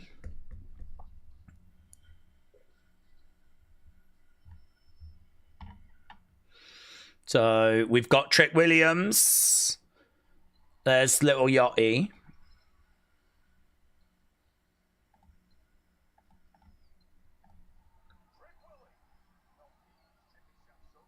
Hasn't Little Yachty got like another job? Shouldn't he be making music or something? Trick Williams is making his way out. Wrestling Fan Brack said, what if Enzo and Big Cass attack Cody and Sammy? Well, it'd be a big shock. I don't know that Big Cass is free right now. I'm not expecting them on this show. And there's also been rumors that they might be going to NXT first. So, again, I'm not saying it's impossible. I don't know that Big Cass's contract is finished with AEW, so I don't know that he's available right now. But yeah, they could come to the main roster. Who in their right mind just voted that as all time, said Robbo. Well, I don't mind it actually, because we have that sort of happen every time. Every single match we've ever scored has had someone score it as all time, so it's kind of built in. So yeah, fine. I mean, you'll have Tiffany fans that will, you know, want that to be seen as being all time. Big Cass is still with AEW as of today, said Wrestling Fan. Thank you. GTA 6 is going to be out before Blake Monroe appears, said Davids. All-time bad, said Robert. Daze, do we think Sammy is going to confide with Johnny against tonight? Well, I hope so, Rapturous, because I do like the idea of them getting on the same page. So I'm not down on that. So, yeah, I would kind of enjoy that. I like Johnny. I like Sammy. I'm quite interested to see where this story's going. Sammy's getting some heat at the moment. Cody going into a match with him tonight, I think makes sense. Looks, you know, Cody looks good for saying, let's do a match. It gets Sammy on the show. You know that match is going to be good as well. I mean, Sammy's good in the ring. Didn't have good chemistry with Trick, though. But I'd like to think he'll have good chemistry with Cody. So that's something to look forward to. And also, we have been having the lights flicker. We need to see what the situation is with that as well. Is it bad weather? Is it Danhausen?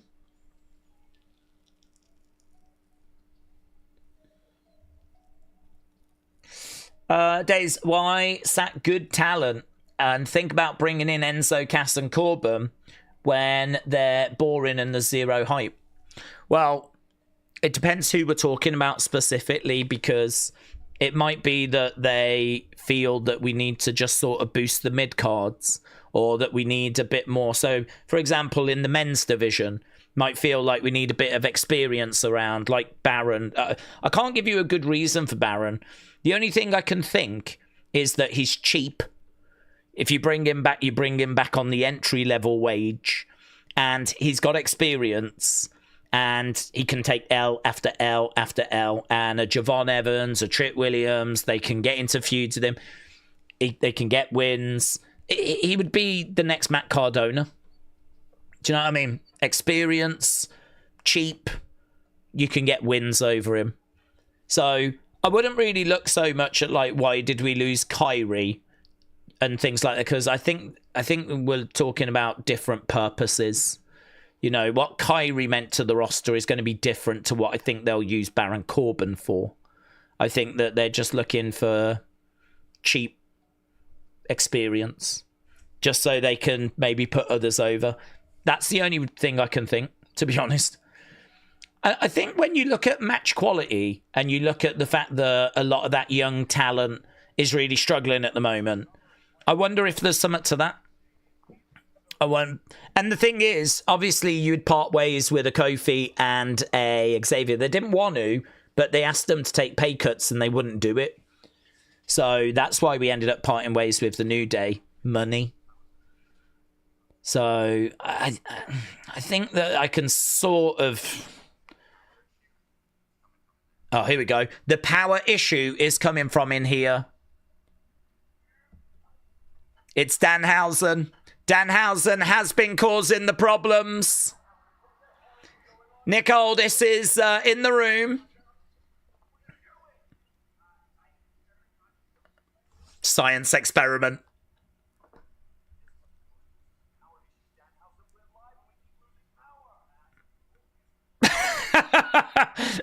We do have adapter on top of adapter.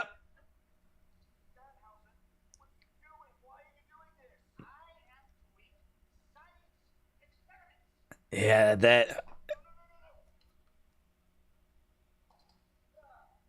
is that monster gonna move? Oh, he's gone. We're not. I don't think we find out the identity. Don't touch that. Well, there we are. There we are. Danhausen then warns Nick Aldis not to look underneath that cloth. So we're going to have to wait and see as to who it is.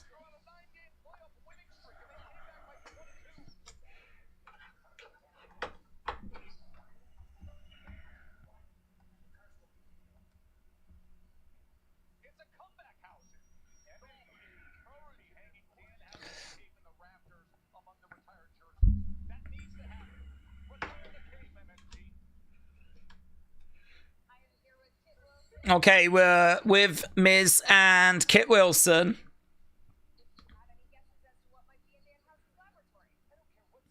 Yeah.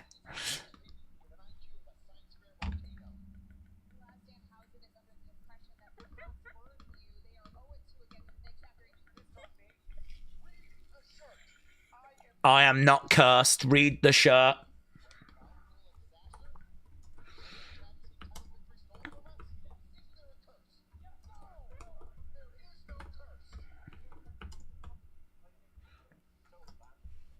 Here's Fraxium.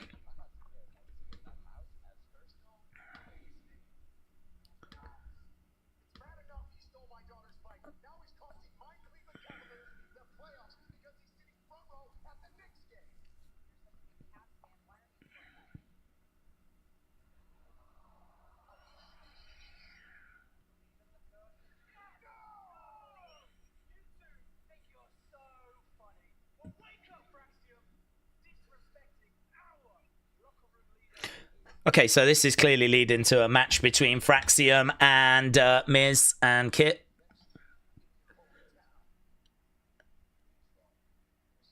Yeah, see you next week in your hometown. So we have got there.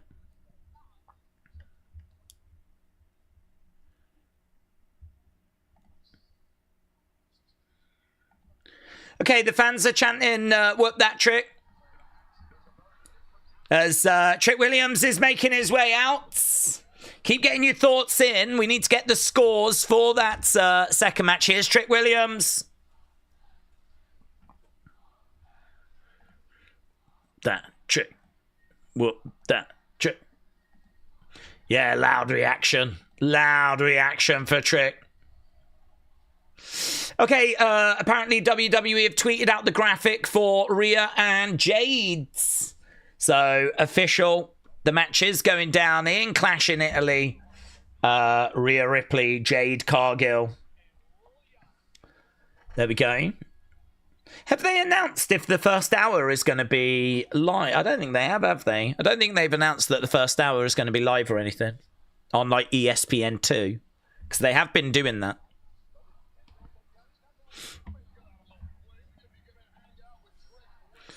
Okay, the United States champ making his way down to the ring. Little Yachty with a blinged kendo stick. Okay. Let's end this match poll so we don't get confused. Whoop that chick.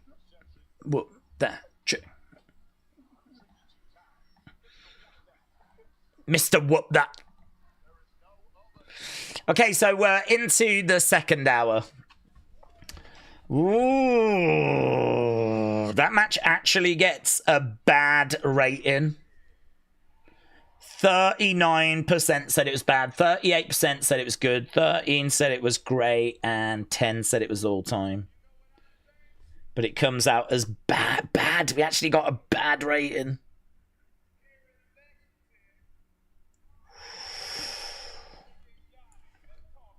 Honestly, we haven't had too many bad rated matches in the history of scoring matches.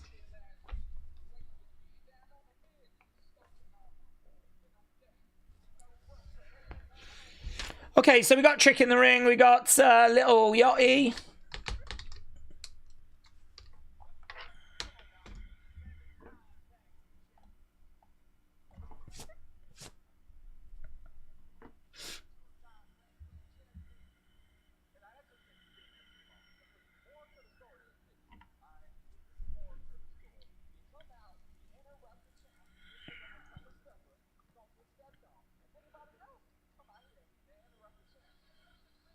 Carmelo, here we go.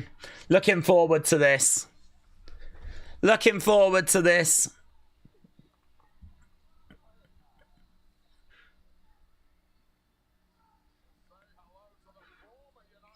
Yeah. Sign me up. Sign me up. Trick Williams, Carmelo Hayes. It's interesting, though, because both of these are really well liked. Fans really like Carmelo. Fans really like Trick as well. We knew this day was going to happen.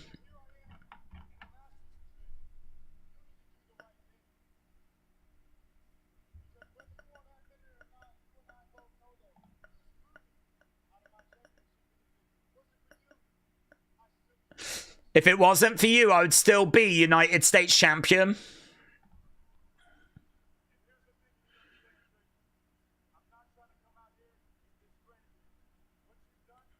Oh, we've got whoop that trick chance, you know.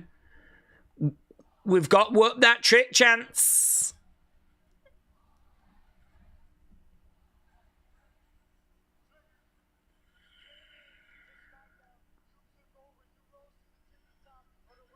Tippy top. You rose to the tippy top. I wouldn't be using that line.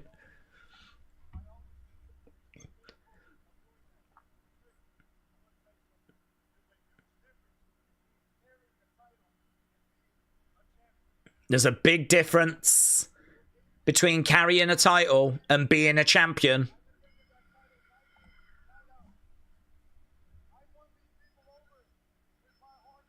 I won these people over with my hard work. With my blood, my sweat, my tears.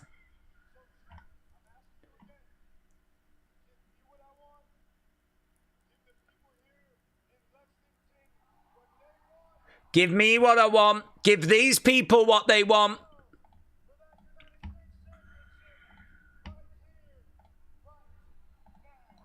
Okay, so he wants a shot right here, right now.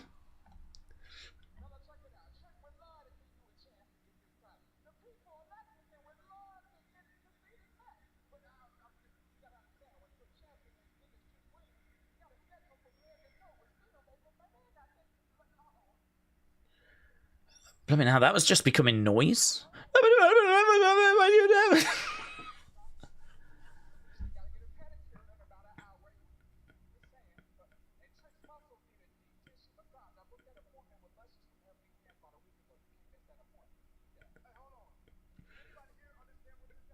Can anyone understand what this guy's saying, says Carmelo.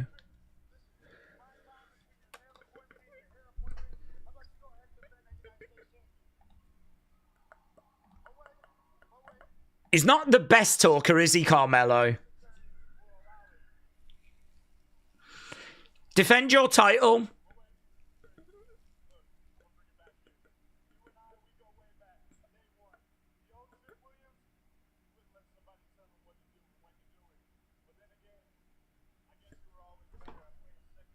Oh, that's a good line. That's a good line. You're always good at playing second fiddle. The old Trick Williams wouldn't let someone tell them what they can do.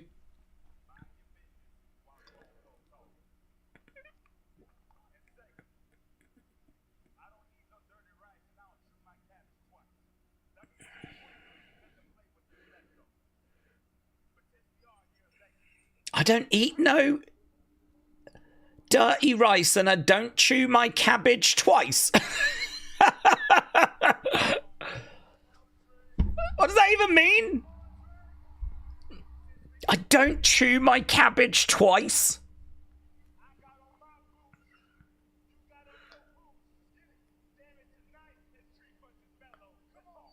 Okay, Trick saying, yeah, he's going to do it.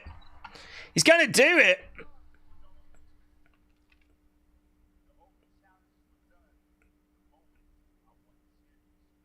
All right, but the open challenge is done. You'll get your match. So what? No title?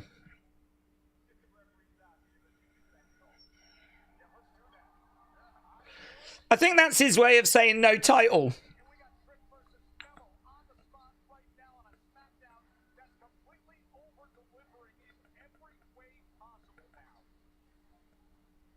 Joe just said this is a SmackDown that's over-delivering in every way possible right now.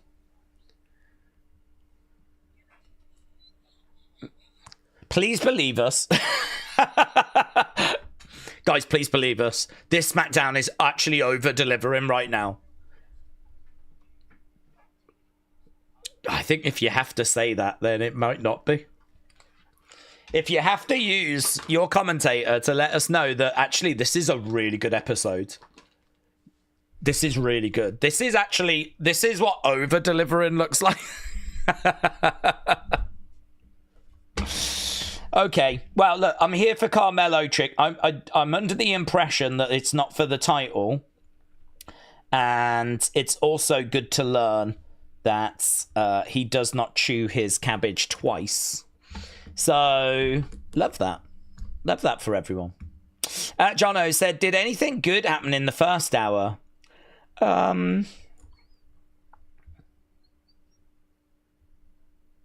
mean, I enjoyed the Cody, Sammy backstage moment. I thought that was pretty interesting. And then we went into a segment where Tama basically said to Solo, like, the people think we're weak because we don't get it done without cheating. You've got to beat Damian without our help. I kind of like that. And then we went to an open challenge and it was like, who's going to answer it? I like that. But that was it, really. As soon as Lash came out, you're like, okay, I'm not down on that. But the match was poor. And then we've kind of followed it up with the Danhausen bit. That was okay. We didn't really make much progress with it. And then we've just done this segment here, which, again, it was okay. I don't think Carmelo's a great talker. You know, sometimes he'll maybe use the wrong word, like, you know, I want you to put that champion on the line rather than saying championship. There was a couple of times where it just felt like it was the wrong word. I don't know if there's a bit of nerves. I suppose he doesn't really do much much live promo work. He does a lot of backstage promos. I don't know that he does too much in front of the audience. So, I mean, yeah, you can sort of understand him looking at that going, okay, here we go. Gonna do some live promos in front of the crowd for a bit, me and Trick. I could understand there being some nerves there if you don't do it on a regular basis. I certainly don't think he's like super comfortable at it. I don't think that it's anywhere near as good as his actual wrestling. So, but you got to do it, don't you? The only way you're going to get good at it is by doing it. So I'm not down on it, but yeah, a nice line about you're always good at playing second fiddle. You know, that was pretty good. Again, it just kind of feels a lot like the Open, really, doesn't it? It just got us from kind of point A to point B. That was not like a mind-blowing segment. So, no, I mean, look, to be honest, I think that this is not an episode that is over-delivering. I'm actually going to disagree with Joe so far. I think there are bits that you can find in it to stop it being like 0 or 1 out of 10 or 2 out of 10. I think it's a bit better than that, but I don't think I'm at 6 out of 10 at the moment. I think I'm below that level at the moment. So, you know, we're not even halfway though, and we have come back from commercial break with Carmelo versus Trick. If you told me we were going to get that match before this show, I would have snapped your hand off for it. So this could be good. If you are just joining us now, I'd say now is a really good time to be joining. Let's hope this bangs. We know how good Carmelo is in the ring. He's in there with Trick Williams. Right now, we've got Carmelo round the back of Trick. Trick going round the back of Carmelo. Fans are chanting, whoop that Trick, and they've been with Trick. Against the ropes. Leapfrog there by Carmelo. Lovely work. Into a drop kick. That looked great. Trick goes down to his knees. And right there, we got Carmelo flashing the guns. Carmelo charging in. Carmelo going into the corner. We got a swing and a miss there by Trick. Carmelo gets a chop in. This, do you know what? This could be the match that we need right at the time we need it. I feel like this show, if I'm looking at the scores, opening segment, good 79. First match, good 93. Second match, bad 39. One of the absolute worst scores we've ever seen. Another chop coming in there. So, yeah, we've got Carmelo trying to throw in another chop. We've got a real poor start score-wise. This could be the match we need right now as Trick throws a shot in on Carmelo. Ooh! Disrespect, mate. Back fists. Stomps coming in there by Trick. That was good. Okay, yeah, Minas is stomping away right now as the fans chant, whoop that Trick. That backhand was disrespectful, wasn't it? Really disrespectful. He goes in for another kick as Carmelo grabs the leg. Lovely enziguri. Trick goes over against the ropes. Melo trying to find a way of getting back up to his feet. Goes over to Trick. Chop coming in there by Melo. And again. He's grabbing Trick, going over against the ropes. Nice kick coming in. And again, couple of kicks there by Trick. He's got Carmelo against the ropes. Melo goes up, goes over, rolls up Trick. 1, 2, kick out there by Trick. Trick going for a clothesline. Carmelo off the ropes, gets caught, picked up. Enziguri. Uranagi, sorry. Driven him down. Yeah, look at that. Bang. He was just a little bit too far back there, Trick. I think the plan was for Carmelo to springboards and get kind of caught and then slam down. Trick was just maybe a step kind of out of range. Chop coming in there by Trick. He's got Carmelo. Goes over the other side. He's going to look to hurl him in the corner. Goes hard in the corner. Down to his knees. Trick in control. Little Yachty nodding. Enjoying what he's seeing as Carmelo goes against the ropes. Another kick. Roman Jacob Tribal Combat will be on the first hour at Clash in Italy. Have they announced that, have they? I mean, that makes it less likely, doesn't it, for a new... I thought that would have been the main event. I was expecting that to main event over Cody Gunther. But must be Cody Gunther closing the show.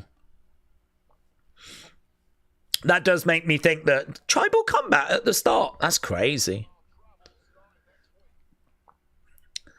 Right now, Trick. That does make me think Roman retains and Gunther could get the job done.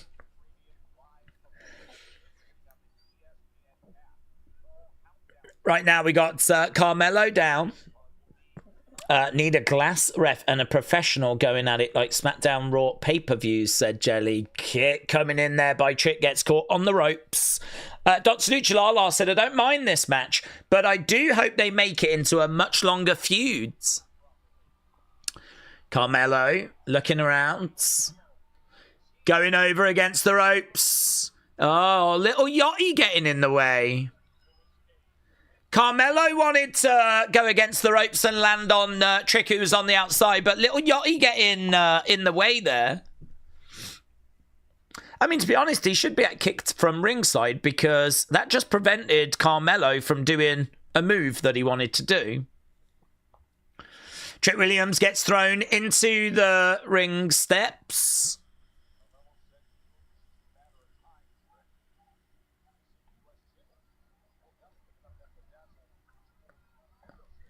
Okay. I think, have we gone to commercial break? Because right now we've got little Yachty with that kendo stick. Threatening to hit Carmelo. Carmelo goes back to Trick. I really thought that was going to be the opening for Trick, actually. Just attack Yachty, said Beast Modes. We're at picture-in-picture. Okay, we got chops coming in. Shots coming in there by Carmelo.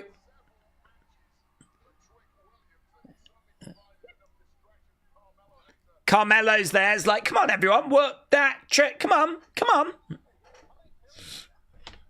Carmelo throwing Trick back in the ring. Carmelo going in after him. Trick going over to the corner.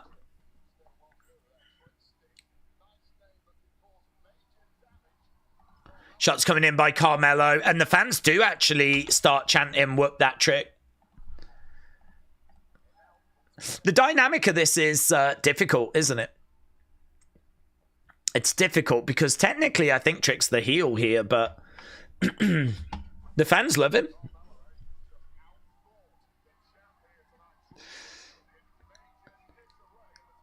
Carmelo is pointing at Trick like, this your guy, yeah? This your guy. There's a few boos that come from the crowd after that. Here we go.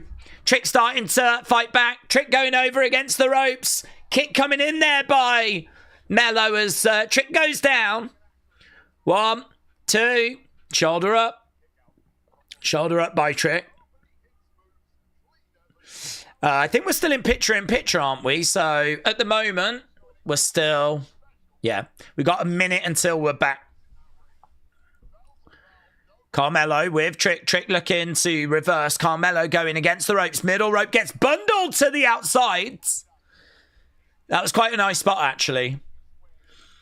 Carmelo looking to go for one of those springboard attacks, but ends up getting kind of bundled out the ring.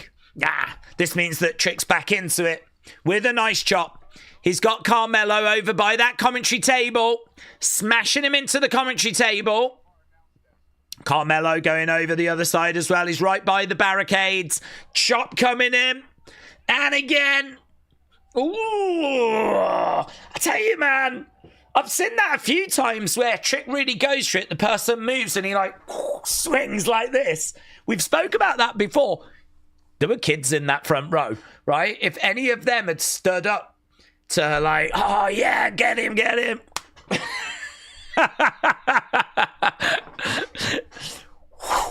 There could have been a stray hand then that knocked one or two of them into row Z. I've seen him do that a few times. And he's done it over in the front row, like where he'll go for a chop, they'll move out the way. Oh, someone is getting a stray. I'm telling you now, it might not happen this week, it might not happen next week, but someone's getting hit with a stray. I'd be like, you know that thing that you do where you kind of go and they move? Can you not do that in the front row? Put them against the commentary table or something. The worst that can happen then is that you get Joe. I don't need the lawsuit. I don't need the optics of you knocking out a kid with a backhander. Although I'd love to see it. I'd flipping love to see it. To be honest, it's the only reason I tune in.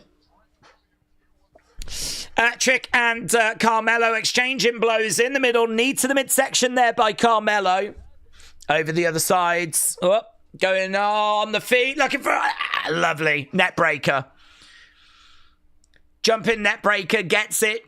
Trick looking for a kip up. And he gets it as well. Trick looking out at the fans. He's got Mello.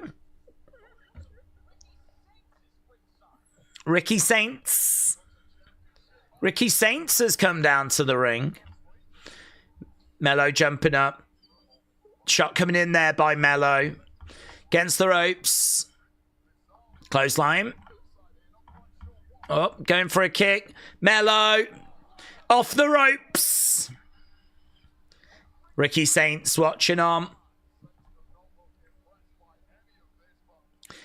Mello coming in. Trying to take Trick down. Gets him down. Turns him over. 1, 2. Kick out. Yeah, I mean, we're at the point where we're doing a little bit of cooking now, which is nice.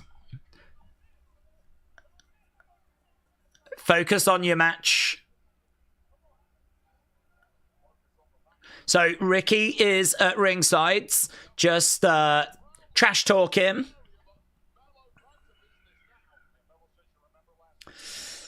There's too many people now, said Tracy. It is getting crowded. Oh, what's happening now? What was that noise? What was that noise? Is that going to be a Danhausen thing? 1, 2, Mello. Oh, trying to put Carmelo away. The commentators didn't pay any attention to that sound. Sounded like a load of pipes falling down or something backstage, or maybe some sort of sound effects. What was that? I don't know. The commentators are acting like it never happened. I agree. There's too much going on with Little Yachty and Ricky and that weird sounds. We just don't need all these distractions from what is a really good match in the ring. So, nice double knees there by Carmelo. Shoulder up. Because of the lights flickering, I am wondering if that sound was sort of connected to Danhausen, but it'd be a real shame for them to do that during this match. Ricky is at ringside. Trick with an open palm shot. Carmelo goes down to the outside. Trick jumps outside the ring. Pushes Ricky down. Carmelo gets thrown in the ring. Trick getting in. Ricky is jumping up. Roll up by Carmelo. 1, 2, 3. Carmelo comes over, tries to get rid of Ricky. It's full-on shenanigans. Trick shot. Can't help themselves, can they? Just give me a great match. I'm so desperate for a great match, and that was definitely going to be one.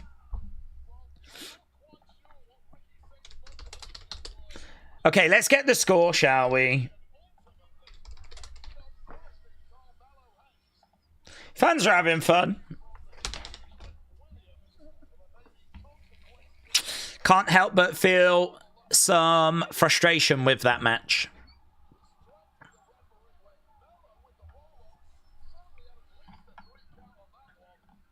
So it is a win for Trick. He manages to get the trick shot.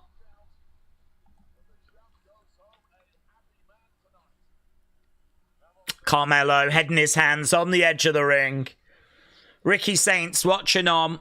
Smile on his face. This is far from over. We're backstage with Sammy.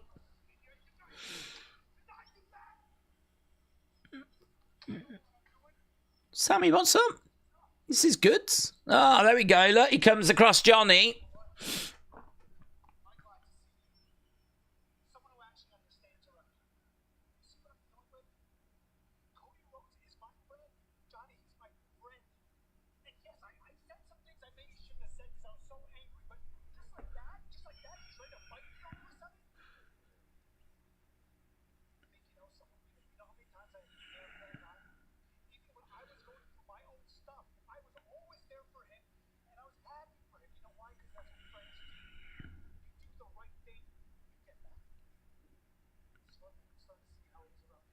Sammy said he's starting to see how things are.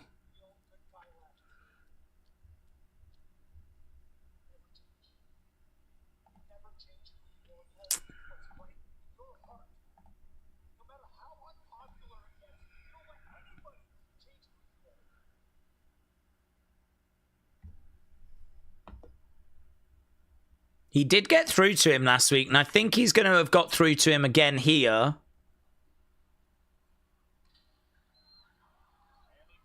There we go. Johnny continuing to show signs of life. Maybe he's mad that water is being used by data centers, said Pushing Up Daze. It could be a political statement that Sammy's making. And it's very true. Yeah, I don't mind him. I don't mind him, like, having words with Johnny. I think I just want this to move a little quicker than it is, though. Everything's moving a little slow. Everything in WWE is just shenanigans. It's the reason why people are fed up, said Michael. Johnny is just stealing money at this point, said Joe. Is WWE teasing a Sammy-Johnny tag team, said Connor. Well, they're definitely teasing that Sammy is getting through to Johnny. Whether that's a tag team, whether that's a mutual friendship where they just support each other, don't know. I mean, I don't need either of them going into the tag division, but it is the kind of thing they would do. We've seen Damian and R-Truth, Kit Wilson and Miz. You could totally believe Sammy and Johnny being put together as a team and going into that division. He is not your buddy, Sammy, said Choco. Johnny has gone through a lot in his personal life this month. Kudos to him for even being there, said Alex. Oh, I don't know. What's he gone through in his personal life? Sammy needs to win this year's Money in the Bank in order to give him and his Ride or Die fans what we knew he could do, says Ronalda MS. Shout out to you. Jojo said, I like Roman, I like Pink, I like Soul. Why do you always... Oh, Punk. You like Punk. You like Roman, you like Punk, you like Soul, says Jojo. Is this Johnny's gimmick? Just a meta joke from creative about their own work, said Shining Wizards. Yes. Yes. Lifeless. Flat. Going nowhere. Do we think heel Sammy would win a world title? I think, to be honest, if you're getting any sort of reaction, that's got to be, you know, a good starting point, unless it's like really bad go away heat like the Pat stuff, right? With Sammy, I don't think Sammy has got the get this guy off my TV type heat. He's getting boos. I mean, WWE would be sort of wise to lean into it, make him a heel. You know, what would justify the boos? So I think you could go into him being heel, and Sammy is a very good wrestler. If he starts cheating and getting wins, then I don't know, you could have an option there. Could be an option. Whether that would get him over the line or not, I'm not sure. I mean, because you could do a story where it doesn't, and actually you start having someone like Jay or Cody go up to Sammy and say, this isn't you. You know, you've done all this and where has it got you? You know, sometimes to get to be a really great babyface, you have to go through being a great heel first. So, you know, look at Roman, you know, people weren't taken to him, so you make him a heel. And I think the reactions that Sammy is getting probably justify us giving it a go. So I'm not down on it if we do it. Oh, shot coming in there by Carmella. Kathy Kelly had to quickly get out the way. Okay, Carmelo lays out Ricky backstage.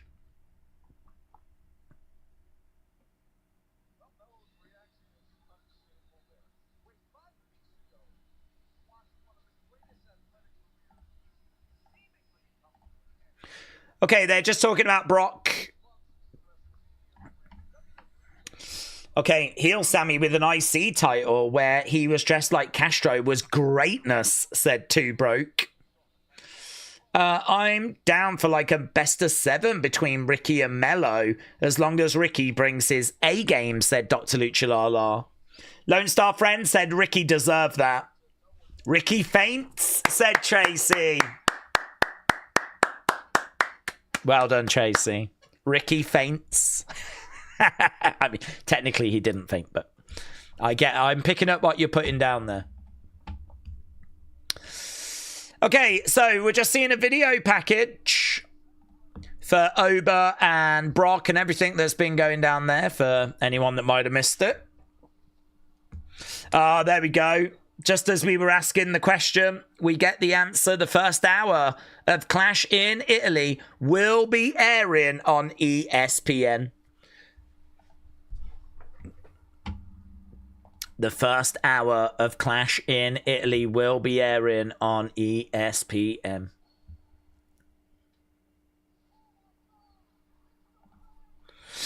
Okay. We are in the internet generation. You need real heat to get over as a heel now. That's what fans don't get, says Michael. SmackDown has been a lot worse, said Christine. I've been a fan since WrestleMania 5. I've been through the worst with WWE, but NXT, SmackDown, Raw, they're not worth watching at all at the moment. It's all terrible to me. Danhausen, the only good thing, says Billy. Yeah, I think there's too much shenanigans, isn't there? I think that you just sat here waiting for a great match. You know, Tiffany Lash was not it.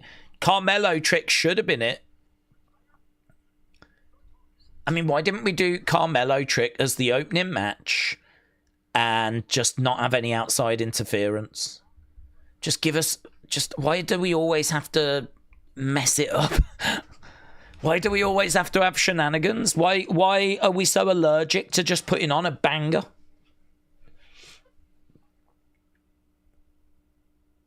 WWE is so focused on entrances and, you know, stars and star power that they're blinded by that. They'd much rather show you, hey, did you see Brock's back? They'd much rather kind of show you that, or Aura Farm with Seth's entrance or the Yeetin and all that sort of stuff than put on some great matches. And it does get very tiresome. Talking of great matches, I think the closest we came to one was easily Carmelo Trick. Keep getting your votes in for that, because the poll's been up 10 minutes. We're going to end this poll very soon as Charlotte is making her way down.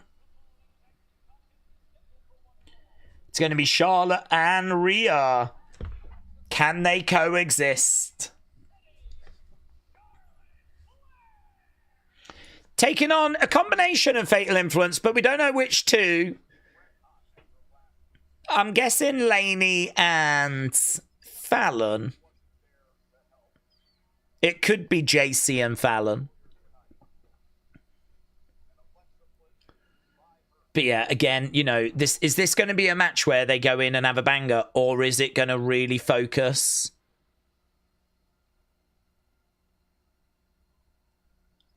It's Fallon and Laney. Or is it going to really focus on can they coexist? Okay, so it is Fallon and Laney. The graphic has revealed that.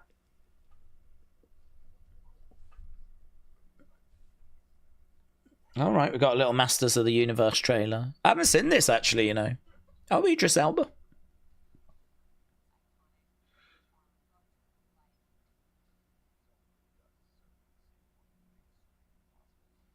Oh, that looks cool. Power.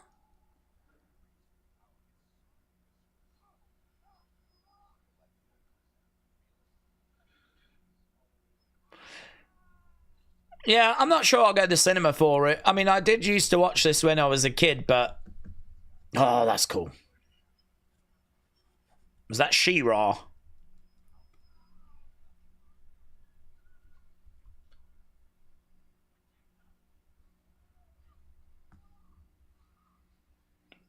Oh, Skeletor looks good.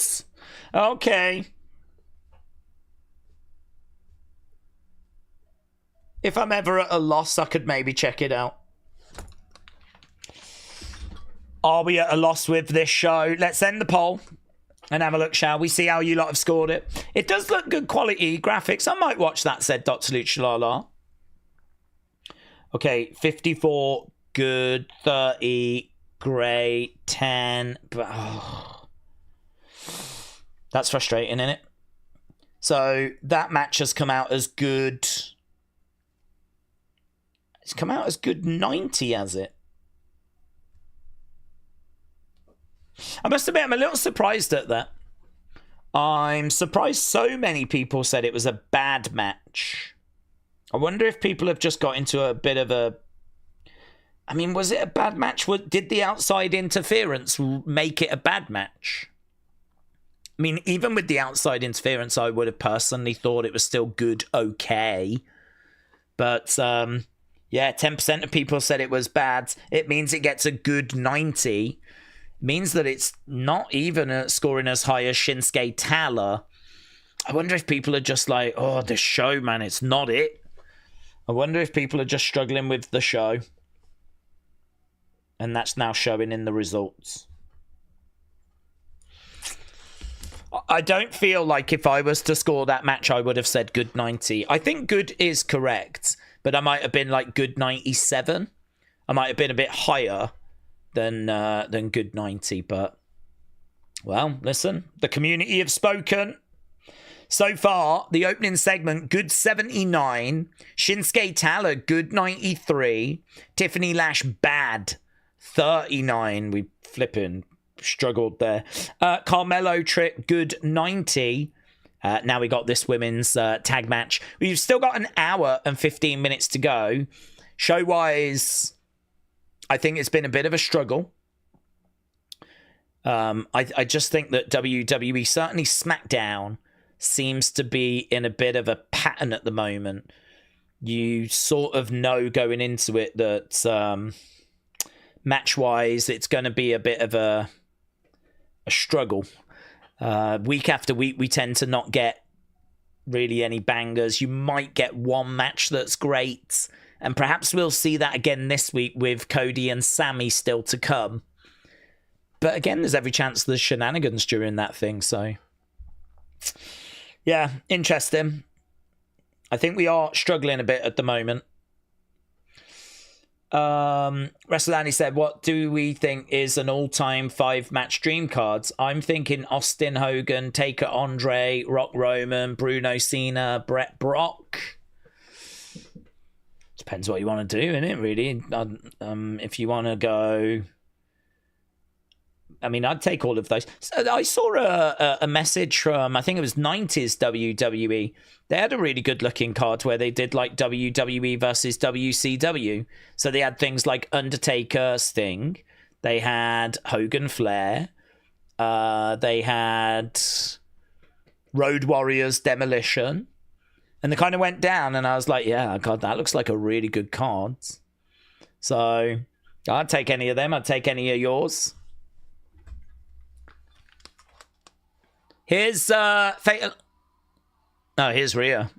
I thought Fatal Influence. I don't want to miss their entrance. Flipping love their theme song. Bishop said, do we know if there's a countdown show before SmackDown? No, I don't actually. I've not seen any words. We are abroad, so we could do that. Sometimes we do those shows before the international shows, so I've not seen anything yet, but there's a chance for it. Jim said the show match was fine. That last one, yeah, I think good 90 is low. I would have been a bit higher than that. I can understand people's frustrations though at all the shenanigans. I don't know how to explain it, but I feel like we need a huge shake-up. It just feels so stale, even though some things are new, said Liam. Well, I think it's the structure of it. As we said, I think like what people are looking for is they're looking for, you know, good promos, really good matches. I think where you're getting matches that underwhelm and matches that don't connect. I mean, honestly, that Tiffany Lash one is very frustrating because it does feel like they're just going through the motions and not really performing it.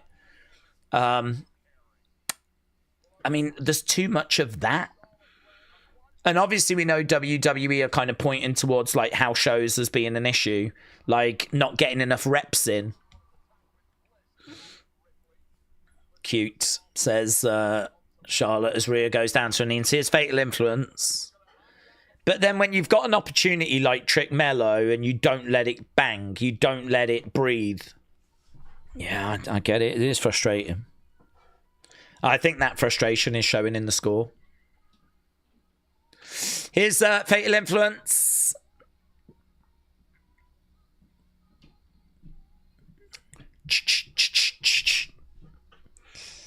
Okay, we got JC, Laney, Fallon coming down to the ring.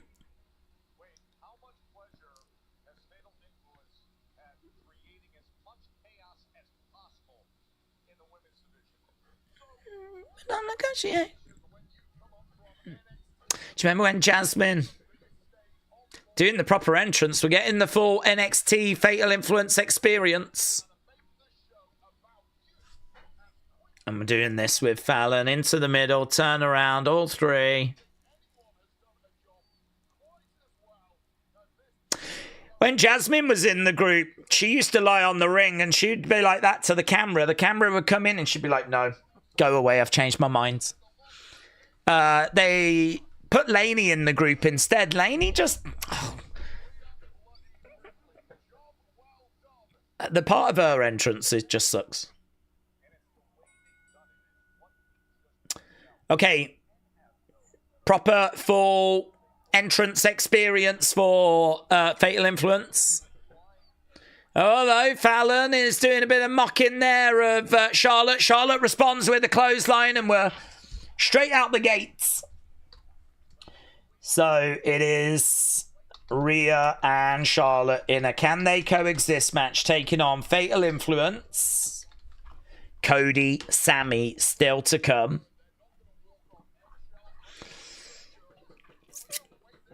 Okay, Charlotte taking Fallon over, and again. Oof. It's a real go-to move that now, isn't it, for Charlotte? She breaks it out quite a bit.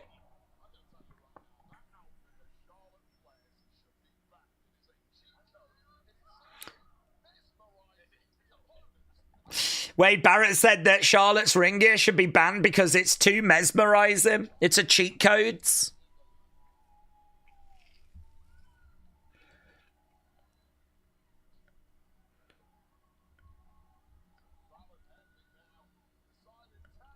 Okay.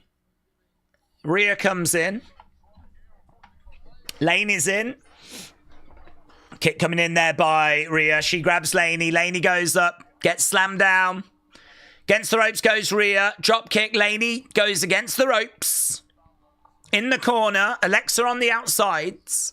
Watching on as Rhea goes in the corner. Shot there by Laney. I think she might have actually connected there with that shot. Rhea moves out the way. Big boot by Laney. Laney's the question mark in this group because she was not in NXT all that long, all things considered. A lot of people thinking she came up quite early, but I like her in-ring work. I think she's quite good. Charlotte patting the head of Rhea. Okay, they're arguing, they're bickering. Charlotte getting in the ring. Charlotte going for a shot. Big boot. Down goes. Whoa, that was a pretty good bump there for JC. Big boot by Charlotte. JC goes down. Charlotte gets pushed to the outsides. Charlotte going into the commentary table, into the edge of the ring. Fatal Influence are in control right now. Big clothesline. Charlotte down. Okay, Fatal Influence in control, standing over. Lots of shouting, lots of screaming, lots of energy, lots of noise. Lots of mocking. I'm a fully signed up Fatal Influence stan. As JC is mocking Charlotte on the outside of the ring.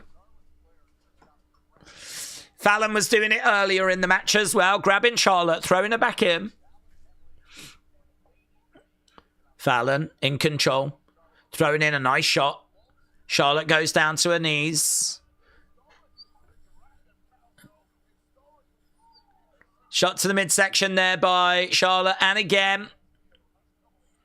Clothesline by Fallon. Charlotte goes down. Again, more trash talking. Coming over. Grab it. I feel like they're performing. Do you know what I mean? Like everything's noisy, big. They're mocking. Hard into the corner by Laney. Against the ropes goes Fallon. Shot to the side of the head. I feel like I'm watching people actually put in a performance. This is not what you would do like in the rehearsal earlier in the day. Elbows coming in again there. Stomping down by Laney. And Fatal Influence are in control. Headlock being applied there by Laney. Charlotte being kept grounded at the moment. And lovely work there by Laney. She's managed to get onto the back of Charlotte, keeping her down. Someone just wooed, which I think was Fallon. Laney, keeping the headlock on. Daze, when do we think the mystery person inside of the mystery crate could be revealed? I don't know that there's anyone in the crate. There's someone underneath that, on that bed, isn't there, that's underneath cloth. I'm not expecting anyone out of the crate. I would imagine we might need to get past Italy first. So a couple of weeks, it would be my guess. Shot coming in. Next week, we're over on the European tour. Over in the corner. Charlotte goes up, lands on her feet. Over against the ropes. Double axe handle there by Laney. Going for the pin. 2. No joy. No joy. Laney gives me like Isla Dawn vibes, but in a different way, said Dr. Luchalala. Restaurant said, I know JC felt that wouldn't be a surprise if she knocked the wind out of herself. Willow said, is this the main event? No, we've still got another hour. Looks like Cody Sammy might be our main event tonight. Laney driving her shoulder into the midsection of Charlotte. Tag being made. Fallon coming in. Fallon, again, every time she throws in shots. Throwing in kicks. We want Rhea is the chant. We want Rhea. Forearm shot. Chop coming in there by Charlotte. Charlotte trying to find a way back into this match. Charlotte. Oh, kick coming in there by Laney. Charlotte goes down.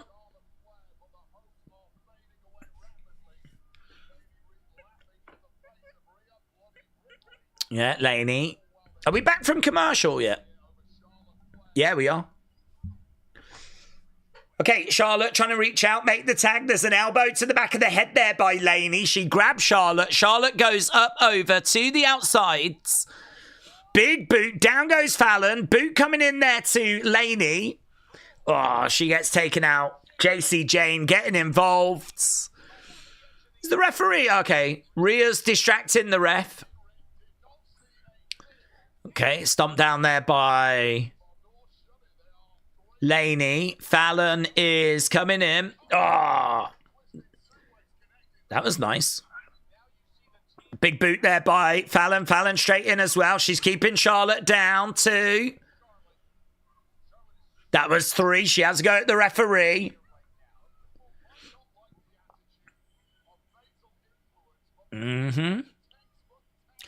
This is textbook tag work, says Wades.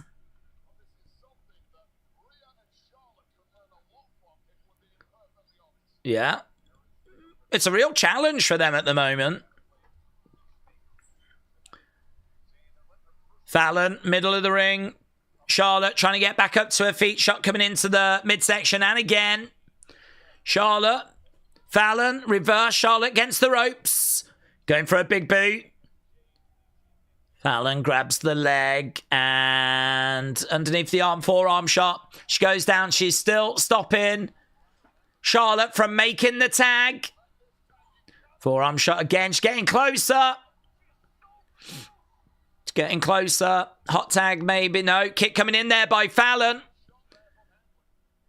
Fallon with Charlotte. Charlotte into the corner. Fallon charges in. Charlotte moves. Big boot.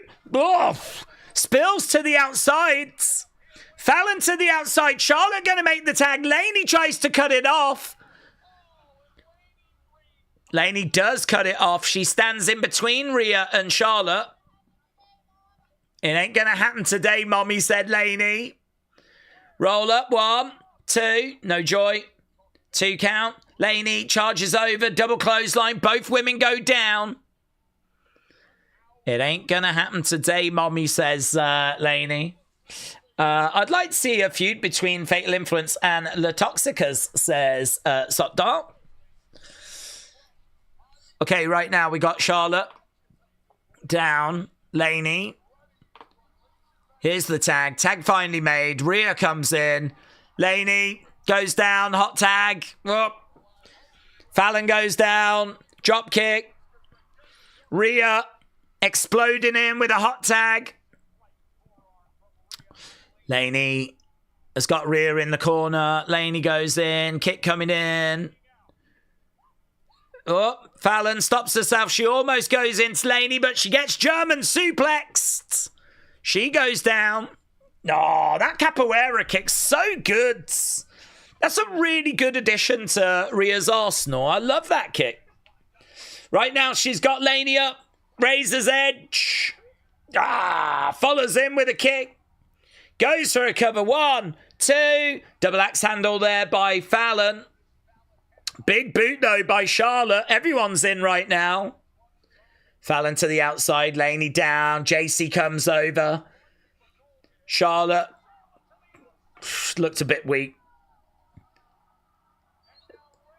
Right now, we got Laney in big trouble on her own. Mommy looking to put her away.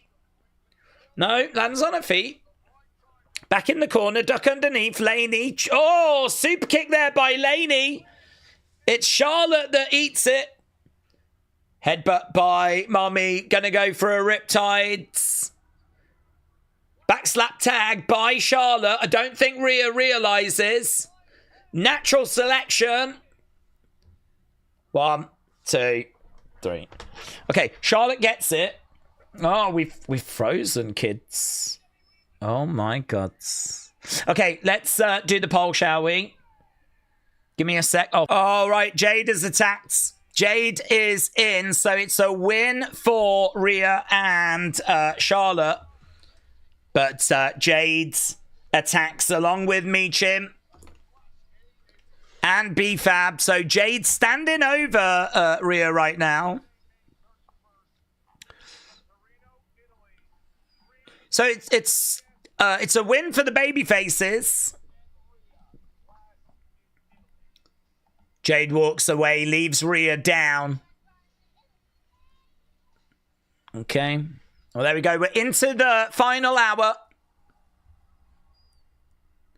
Here's Cody. We're backstage with Cody.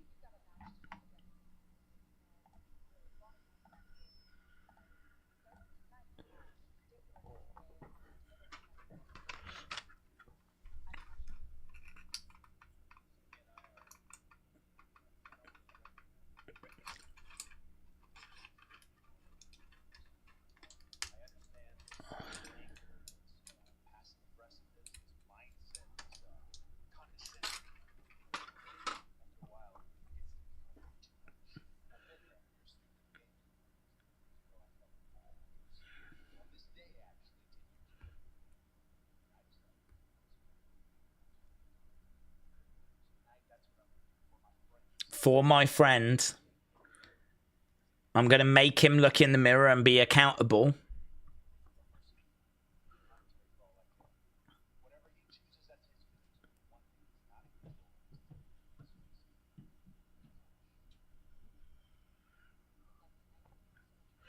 Okay. Cody just says that he's been where Sammy is right now. He's going to make him sort of confront the reality. Going to try and do that for his friend. So kind of painting a picture that he's kind of having this match with Sammy tonight for Sammy's benefit.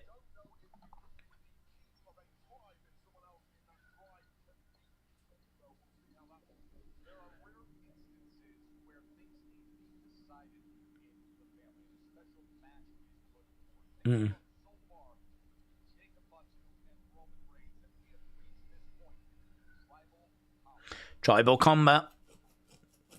Okay, so we're just looking at a tribal combat thing. I'm so tired of Jade, said Huddle Talk. She's not that good in any facets. Shining Wizard said, I guess the amount of shenanigans is just what we get for go-home shows nowadays. King Yeti said, I think Daze does it on purpose to hypnotize us with a spinning thing. Oh, yeah, it's annoying. Do you know, all you have to do whenever it freezes is just close the streaming software down, reopen it. I don't know why it just takes ages. It takes ages for it to close down and reopen again. It's so frustrating. Yeah, it does happen from time to time. But so hopefully that should be it. We should be able to see through the final part of this show. Don't forget, we are back tomorrow for Saturday night's main event. It's not a mind-blowing card, but it's a bonus ball. I'm here for it. We're going to tune in. We're going to watch an extra show on a Saturday. See what can happen with that Intercontinental Championship. We got tag belts being defended. I think the women's belts, are they on the line as well? I believe so. So plenty of titles being defended. Okay, we're just looking back at Raw. Days, would we rather have Randy beat Cody for 15 or Randy get 15 from Gunther? Cody. I'd rather he beat Cody. Randy has just recently turned heel. I don't think it really makes much sense doing heel versus heel. So, yeah, Cody.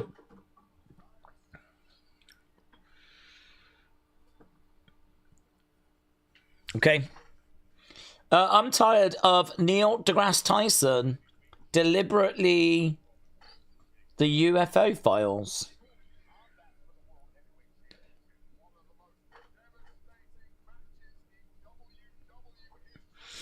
Okay, Tribal Combat.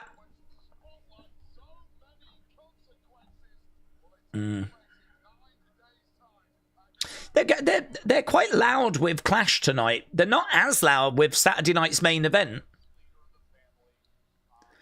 Okay, we're backstage with Solo, Talla, Tama, Damien and Solo coming up next. And this will be interesting, actually.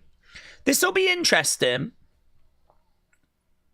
Because we all heard what Tama had to say. You've got to do this on your own. People view us as being quite weak. Okay, let's get the thing up. Okay, keep getting your votes in. We're going to end the poll very soon. King Yeti said, it's all coming back to me now. One day I said, I'm not going to watch Days, and that spinning thing appeared, and then immediately go to YouTube, and I watched Days. Perhaps there is something to it then. I didn't realise that I was secretly hypnotising everyone, but makes sense, doesn't it? Everyone keeps saying they're not enjoying the shows, but they still show up, so perhaps I have hypnotised you all. This is a friendship that'll never, ever end. Yeah? Welcome to my fun house. I don't know why you don't tell me who's on the card for Saturday night's main event, said WWE Army. We just named it. We just went down like some of the matches. So you've got those title matches. You've got Becky and Sol Ruka as well. That's on. I think there's 5. Is there 5 matches in total? We were looking at the odds for them the other day. The big one is going to be Ethan and Penta. I think that's going to be the main event. Vision against the Street Profits for the tag belts. Rhea, Charlotte, Alexa against Jade, Meechin and B-Fab. Paige and Brie against Irresistible Forces. So women's titles are on the line. And yeah, Becky, Sol Ruka. There's only 5 matches for Saturday night's main event. Connor said, of these 3 matches, what match are we most looking forward to? Roman Jacob, Cody Gunther, Brock Ober. I'm probably most looking forward to... maybe Roman Jacob, just because of the repercussions. I mean, I think that Cody Gunther could see a new champ crowns, but I could also see it being a case that Cody somehow gets out of Italy with the belt, but just by the skin of his teeth. So there is a chance for a new champ. I'm definitely on board with it, but I think because of the fact that not only is it for the title, but it's tribal combat as well, like everything's on the line.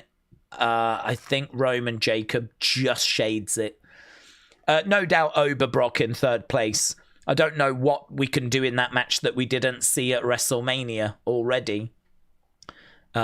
Sort of feels like we're just doing it to just boost Clash in Italy a bit more. There is some speculation that maybe ESPN weren't happy with the numbers, the people that were tuning in and watching the shows. Because if you look at how stacked this card is, it is crazy stacked. I mean, we've got Rhea against Jades, which, okay, could be a better opponent, but it's still a Rhea championship defense. It's Brock Ober, which was maybe the match people were most excited for when it came to WrestleMania. A lot of people said it should have main evented night one. Then which it probably should have actually, if it had gone a bit longer. Then, of course, you've got Tribal Combat as well. I mean, like, Clash in Italy is stacked.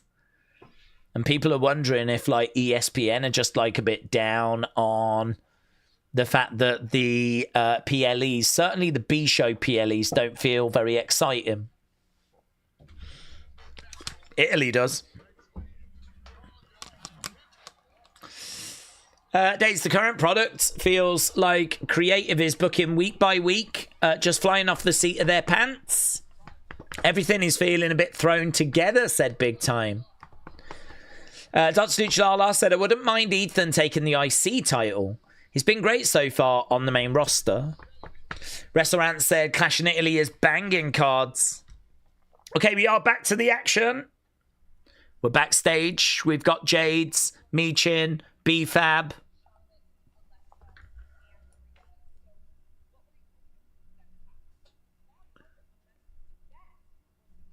That wasn't a message. That was the truth.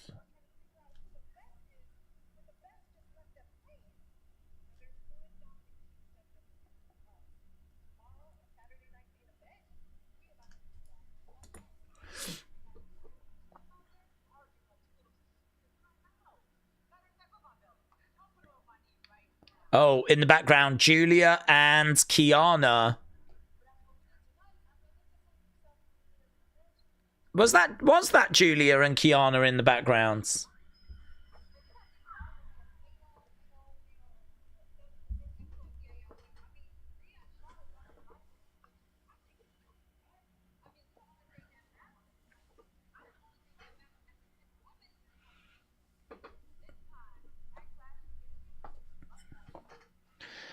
There was Kiana and someone in the background, but was it Julia?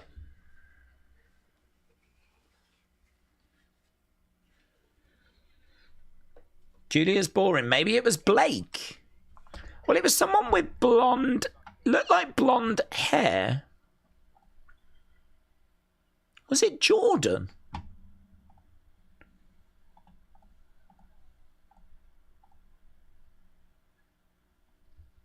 Who is this? I can't quite make out who it is. I mean, it's in the backgrounds. It's someone a little bit shorter, but blonde hair. Jordan doesn't, but she could easily get blonde hair. It looks like Julia. It's Julia. She dyed her hair. Oh, okay. Well, I didn't know that. I didn't know that Julia had dyed her hair. Okay, so if that's Julia then, well, it looked like they'd made up. Oh, God. Well, that's not good news, is it? I don't think that's good news. I was sort of...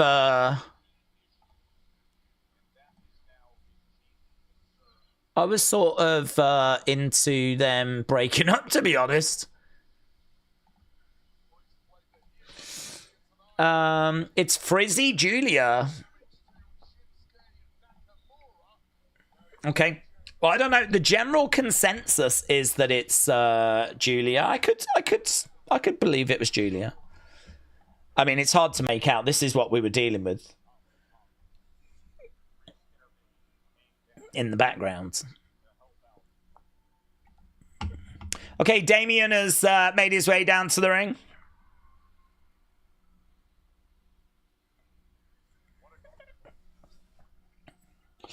That one is definitely Kiana, but unless Julia has changed her hair, it's hard to tell. Streets, and by streets I mean the chat, are saying that it's Julia and she's dyed her hair, so worth knowing. I didn't know that. Okay, on we go then. Solo Damien. Bringing it out. Radiated Zombie said the Julia Kiana is going to be the new star. Oh, God, I hope not, but... Oh, my God. I just don't need that. They're friends. They're not friends. They're friends. They're not friends. They're going to turn on each other. Then they do, but they're sorry, so they get back together again. Oh, my God, I don't need it. I just don't need it.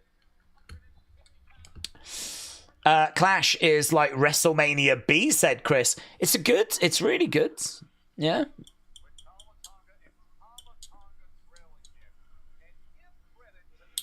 Damien then in the ring. Solo making his way down. Talla's still got the face paint on. I don't know why he's not wiped it off. Still rocking that face paint. Daze, could Blake show up after this? Since Sammy Cody is main event him. I wouldn't be expecting her to show up now. I'd probably be expecting another vignette. Clothesline. Damien on the outsides. Damien with a double axe handle. Solo goes down. The thing with Jade is she's just 2D. There's just not anything to her. But looking buff, said Blake. MFTs have lost a lot of aura after the cut, said Jennifer. Hello, Jennifer. Hope you're doing well. Right now, we got Solo back in the ring. Damien getting in the ring as Solo's in there. Shot coming in there by Solo. Damien goes over against the ropes. Solo is coming in, he's grabbing Damien goes hard into the corner. Solo in the middle of the ring. Solo against the ropes, back elbow there by Damien as Solo goes down. Damien is going to have issues with Tama and Talla outside the ring, said Rob. Okay, shot coming in there by Solo. Big boot coming in there by Damien. And Tama does indeed get involved, even though he said to Solo he wasn't going to. Okay, fans booing away. Solo looking around. As we go to commercial break. We've got about 40 minutes left to go. I'm half dead days. I've been picking up work shifts like crazy. Oh. I feel that, mate.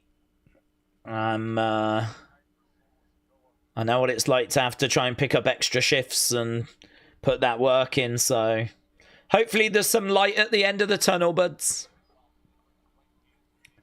Big Time said, Daze, Jordan has been stuck in catering for over a month now, even with a 3-hour show. How would we heat her back up? Lack of charisma. Just being a great wrestler doesn't help. I think you play to her strengths, don't you? I mean, she's big, she's strong. So get her in there, get her chucking some girls around. Have her, like, you know, showcase her strength and her size. Make her look like a badass. Give her some wins. Give her some momentum. Put her into a good feud against a good heel. And you could even have, like, if her promo work's not as good, then, well, let's get a mouthpiece going, you know? Let's get someone in there. I mean, this is maybe where Zelina could have come in. Because Zelina, the good thing about Zelina is she's a confident talker and she's not a very tall girl. And so if she's standing next to someone, she makes them look a little bit bigger because she is so short. So, you know, she could have been like really praising Jordan, building up Jordan and doing the talking for Jordan. And Jordan could have been that sort of wrecking ball. To me, that's what makes Jordan so compelling is her strength. So showcase that. That's what makes her stand out. Play to her strengths. Give her wins. Give her momentum. Have her chuck around some enhancement talent for a little bit. I know people will be like, oh, this is dull, whatever. But as long as you can do some impressive stuff, it's worth it. If you can like do like delayed vertical suplexes, maybe even like squat down whilst you've got them and go back up again. Anything you can do that makes people go, oh, that's cool. That's cool. Or like just chucking them around a little bit. I'd be tempted to sort of explore that. I think a female mouthpiece as well if her promos aren't as good. It's like most things, isn't it? Where's the problems and what's the solution? Well, if the problem is that she's lacking charisma and she's not very good on the mic, cover that by giving her a manager. If the problem is that she's not really standing out in the matches, well, what's her strength? What's the thing you want to highlight? Well, it's her power. So highlight that. I don't think these things are like rocket science. Like, they're not hard. They're kind of, it's the sort of thing everyone can answer, you know? But it's just, do it. Do it then. You ain't going to get much out of her putting her in catering.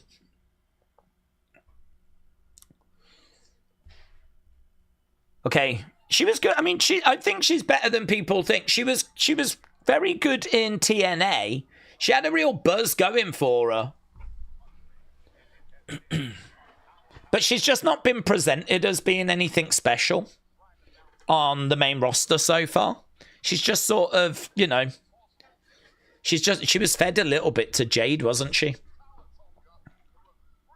Shot coming in there by Damien. Another shot coming in. Headbutt there by Solo. The feud was good but after Mello, the crowd didn't react much, said Jojo. Shot off. Shot coming in there by Damien. He's going for a ride. Dripes him down. Yeah, big superplex.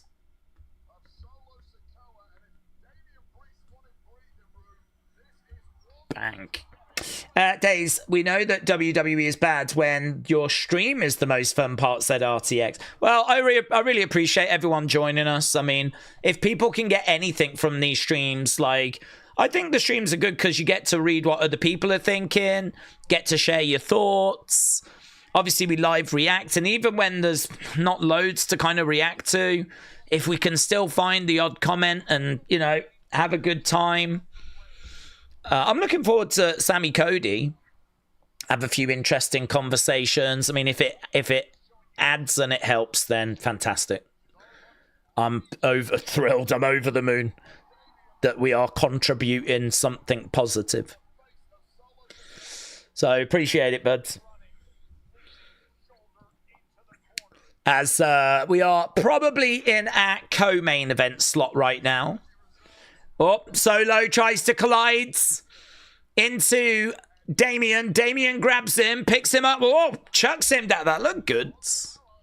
1, 2, shoulder up.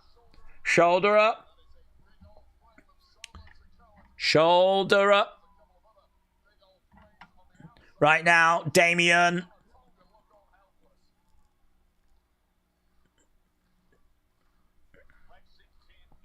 Okay, Damien. Going over to Tama, who's on the outside. They are still distracting him. Solo grabbing at the hair of Damien. Shot coming in there by Talla. I mean, the comments that were made before, completely irrelevant. There's been so much outside interference here. Which is a real shame, to be honest, because I really agreed. I agreed. I agreed that Solo needed to do this on his own. I thought that was the right thing.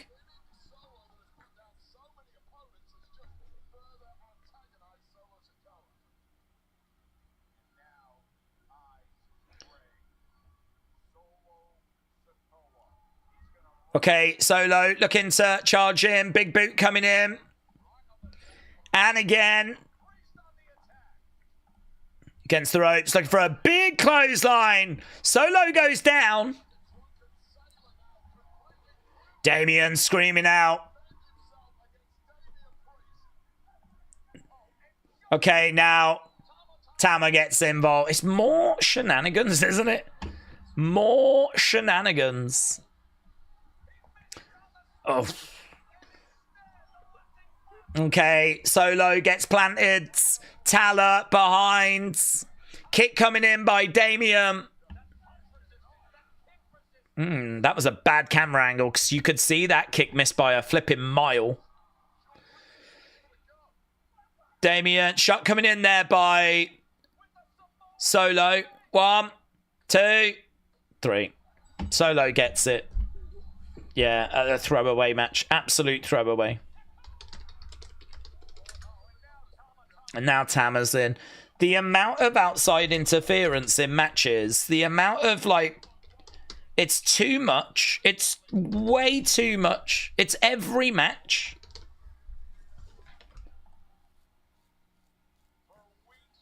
Royce Keys.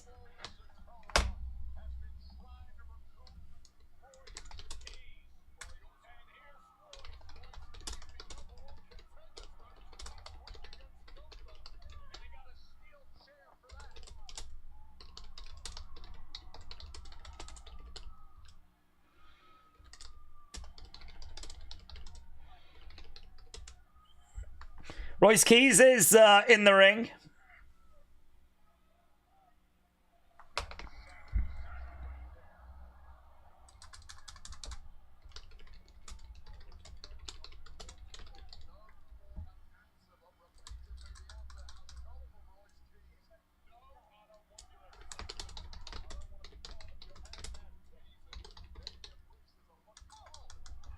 Okay, Damien grabs Royce Keys.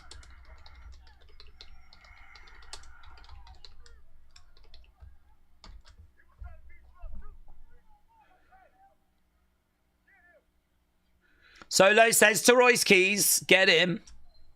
So, I don't know what that was about. I think Damien thought that maybe Royce was part of the problem, maybe.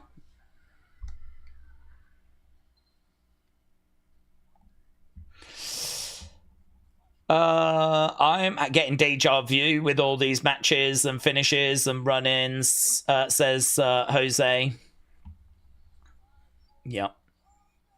I think the criticism is very, very fair. Okay, get your thoughts in for that last match. Daze, I'll be 23 on May 31st, said Let Him In. Oh, happy birthday, buds. I hope it goes well.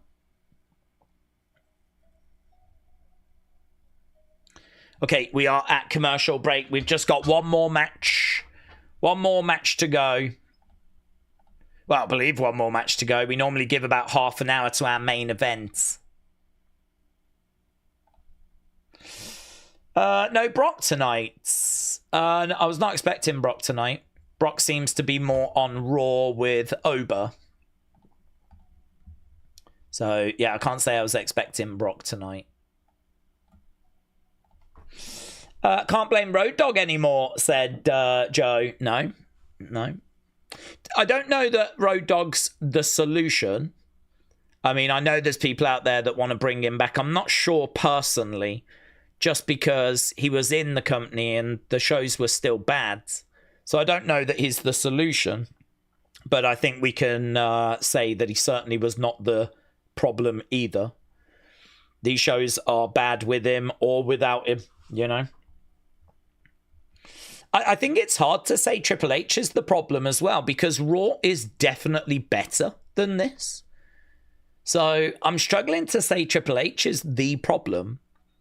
I just don't think the SmackDown creative team is any good. I think the Raw creative team has seen a little uptick. Not loads, but it's better. It's definitely better. So I think that just the general creative I don't know who's on that SmackDown creative team, but I do not rate them. Why are they putting no effort into SmackDown stories? It's just awful and so boring, said Don. Well, I suppose we're locked in, aren't we, with a couple of things at the moment. we're sort of locked in with Saturday night's main event, and we're locked in with Clash in Italy. We've got Saturday night's main event tomorrow. Italy's just a week away. I think we're sort of largely done, really, with, you know, where we are for those matches. So we've just got a few, like, B stories that are playing out. Like this whole, is Royce Keys going to join up with Solo? Can Charlotte coexist with Rhea? You know, what are we doing with Sammy? Like, we've just got those kind of stories that are playing out at the moment. And, I don't know, they're just not very compelling, are they? They're not very interesting. And then we're doing a load of matches that are just getting loads of shenanigans involved. I don't think we've had any good, like, promo segments. Certainly there's nothing here like a Becky promo segment or a CM Punk promo segment. There's nothing really juicy here. So if anyone was to be like, have I missed anything? I think the best match for me so far was Charlotte Rhea against Fallon and Laney, and that was really because of Fatal Influence's performance, where I really felt they were performing. I really appreciated that. Even the Danhausen thing this week has been really flat. Maybe we'll go back to him, though. Perhaps we're not done with that.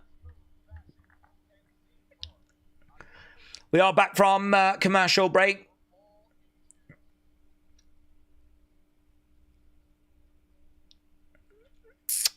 Okay. Here's Scream mode.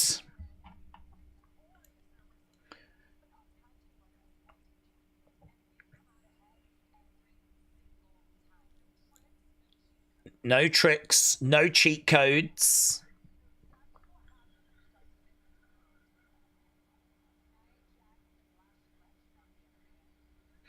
RTX said, is it time to skip WWE and move over to AEW? You can, but I would not want to do that to myself.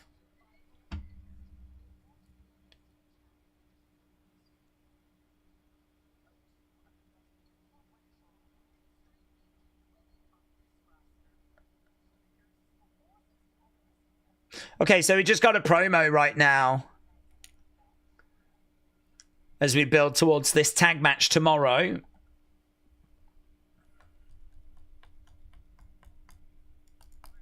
Yeah, I don't think there's any scenario where AEW is the correct answer.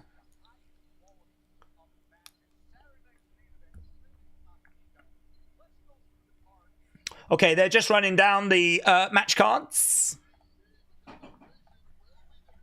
Although I've got to be honest, right now, I do not have a flipping thumbnail for the post-show breakdown. I mean, what's the big thing that's gone down so far today?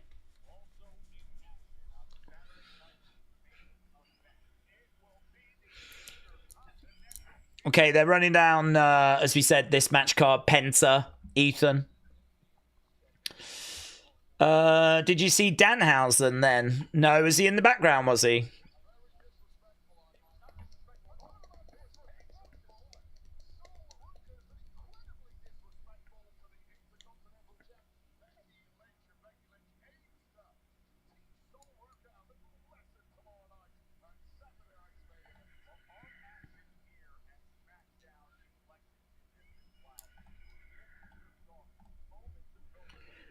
Okay. It's going to have to be a Chelsea Green thumbnail, said Cheo. Maybe. Maybe.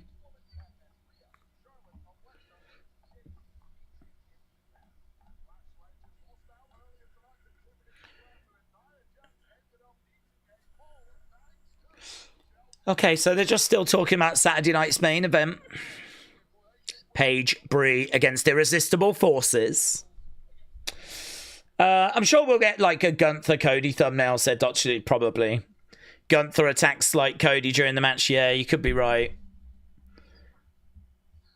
Oh, here's Blake. Blake has arrived.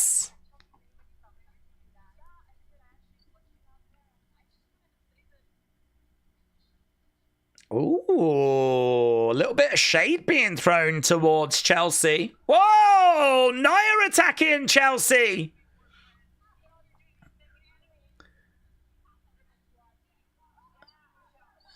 We're like really making Chelsea a babyface here. Yeah, I think Chelsea's really, obviously she's hanging around with Tiffany. Seems like Blake just threw some shade at Chelsea. And then she just got murked, so that was a bad few moments for Chelsea, wasn't it? But we got to see Blake Monroe backstage. So, there we go. Here's Sammy. That's the fastest Nia's ever moved, said the Ribs. They better leave Chelsea alone, said Christine. Sammy making his way down. The thumbnail should be the iconic "they couldn't coexist" with Rhea and Charlotte, said Tabasco. That is, you know, probably the big thing that's happened so far. Okay, Sammy making his way down. Main event coming up. We got 23 minutes left to go. Bum bum bum bum bum bum. Blake Chelsea bring Tiffany into a possible Blake-Tiffany feud, says William. Sami Zayn has come down. Daze, a match without interference is rare now, said Cena Fan 54. I think we might get it even here where, like, Gunther gets involved.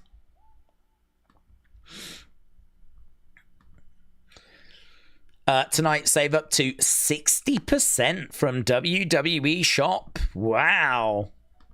Guys, don't forget you can get to WWE Shop in the description of all the streams for all your WWE Shop needs.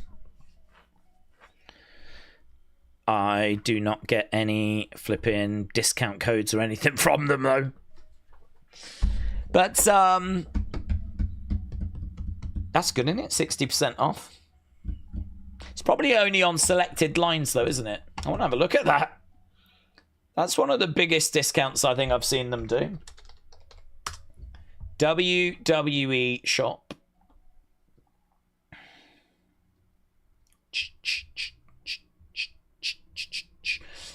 Oh, it's Memorial Day. That's why. Memorial Day. Kendall Gray. Oh, yeah, okay. It's up to 60%, so you don't get 60%. Although you do get some $150 off that Spinner US belt. If you was looking at it anyway, you know. Kendall Gray shirt goes down $10. A bit of money off the replica champ. Belts are normally pretty good at discounts. There we go. Ula Fala. Ula Fala. You could get yourself an Ula Fala. The Yokozuna Funko isn't bad for $10. Danhausen mask. I bet they've absolutely flown, haven't they? I bet those have absolutely flown. Tatum Paxley, nice. $230 for a replica of that. That's not bad. $230. Ah. New generation shirts, pretty fun. With Yokozuna and Diesel and everyone. So there we go. Up to 60% off. Okay, we're at commercial break. Let's end this poll. Sammy versus Cody.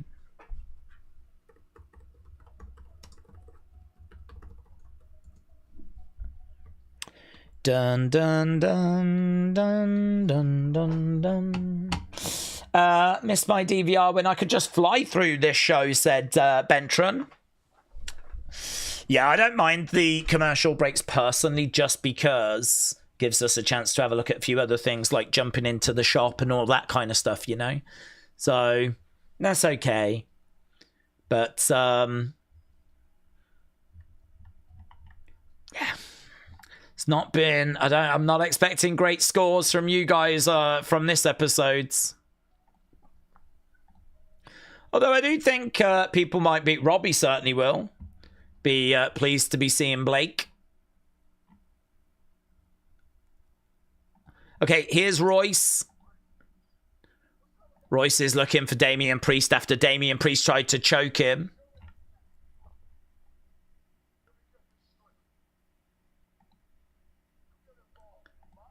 You get involved in my business.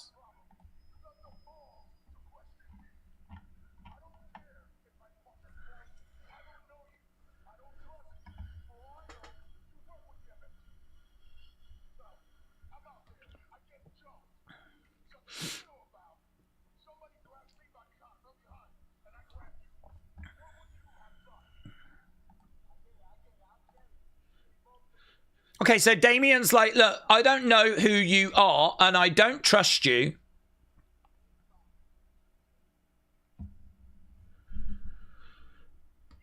Okay, he walks away. Sammy then, in the ring. Let's end this poll. Jot it down. Brentron said, poor Chelsea. She lost her whole secret Hervis.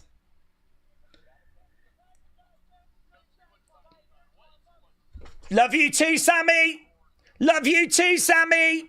Ride or die, Sammy. Fan club, I hear you. I got you, boo. I got you, boo. Yes.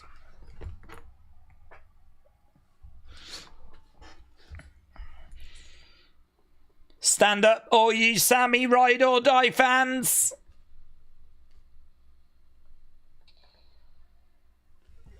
Here's Cody. Ride or die. Ride or die. Ride or die. Guys, we're going to do just a quick poll.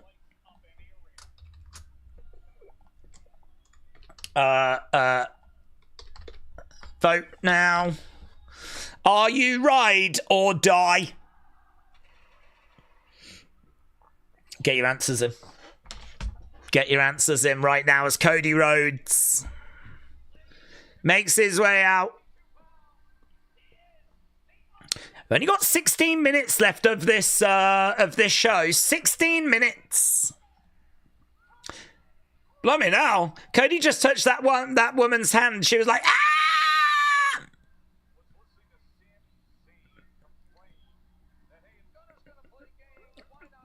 Okay, lots of Cody signs in the crowds. Yeah, ride or die fan club, I hear you. Guys, what are we? I don't even know what we are. Are we ride or are we die? Which one are we? Get your votes in. We've had nearly 75, 76. The votes are pouring in. We get the woe.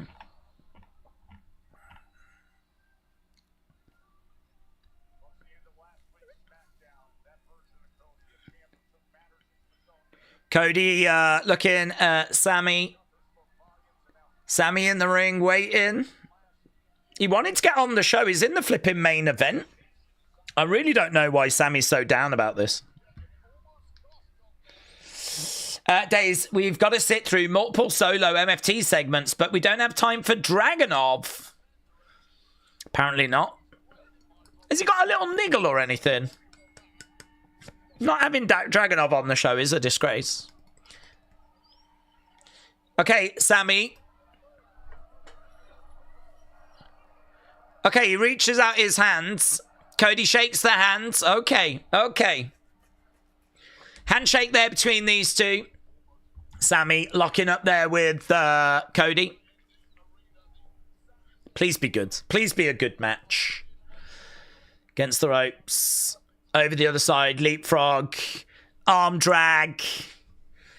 We've managed to get to over 100 votes. We're going to end the poll. Guys, we're going to sort this once and for all. Are we ride or are we die? It's come out 50-50. Brilliant work. Well done, everyone. Brilliant work from the community. Absolutely 50-50. We basically went, perhaps we're the or. We're not ride, we're not die, we're the bit in the middle. Kick coming in there by Cody. Seemed to be a bit short with the kick there.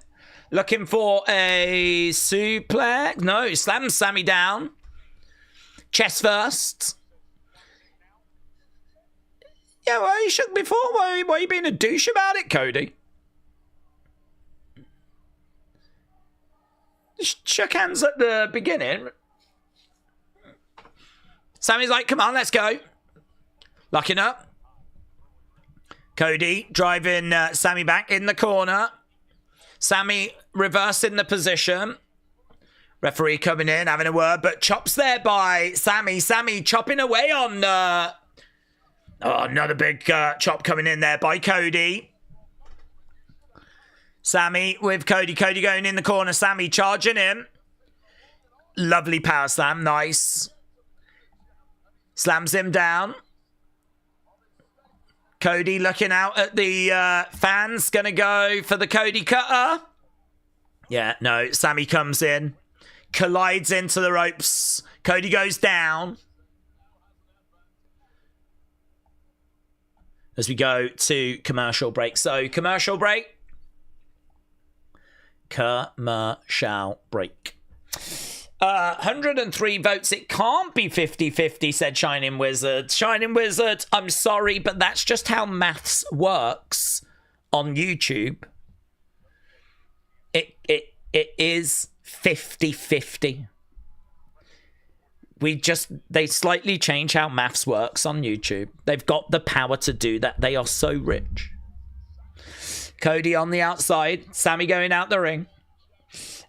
Two Broke said, Daze, can I be ride until I die? That wasn't one of the options, I'm afraid, so I don't think so. I think you just straight die. Yeah, the community doesn't know anyway. We haven't got a flipping clue. I sort of feel like this show has not been brilliant. And I think people are a bit fed up. So even when you ask a nice, fun question, the community still goes, I don't know. I don't know. Hey, guys, are we right or I don't know. Why are you even asking me? That's kind of what's happening at the moment. Everyone's just exasperated. We got Sammy sucks chants. Sammy sucks. Sammy sucks. I don't agree with that, by the way. I voted ride. Cody over in the corner. We're approaching the final 10 minutes. SmackDown is just watch the main segments for men, women, WWE Championship on socials. You basically miss nothing, says Cody L. Kick coming in there by Sammy. Sammy climbing up. Cody in the corner. Sammy comes down face first.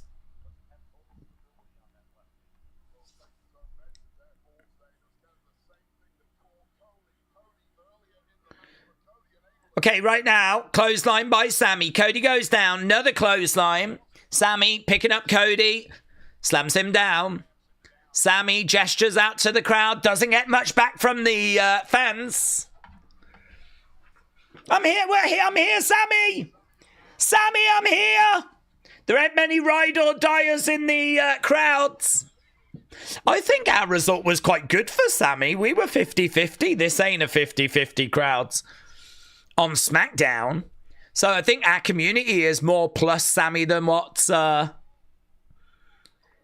they are in the arenas. Right now, Sammy working on the leg of Cody. Keeping him down.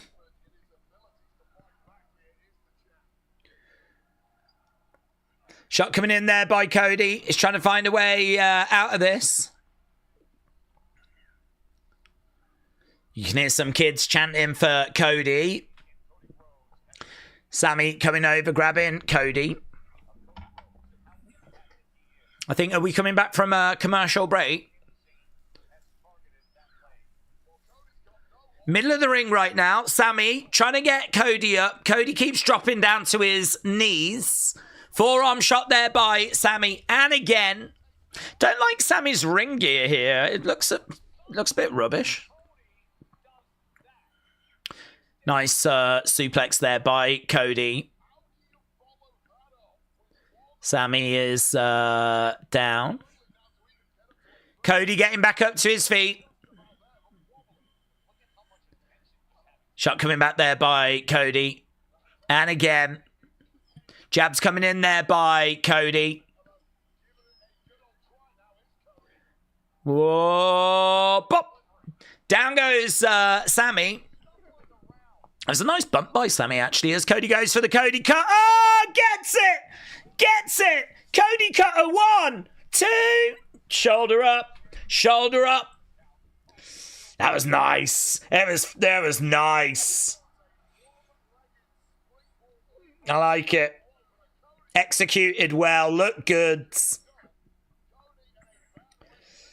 Lays out Sammy, but couldn't get the 3. Fans applauding away as Sammy's up on his feet. Cody grabs Sammy, looking for a crossroads. Sammy reverses against the ropes. Cody over the top. No joy. Sammy over the other side. Blumming out. Cody went flying there.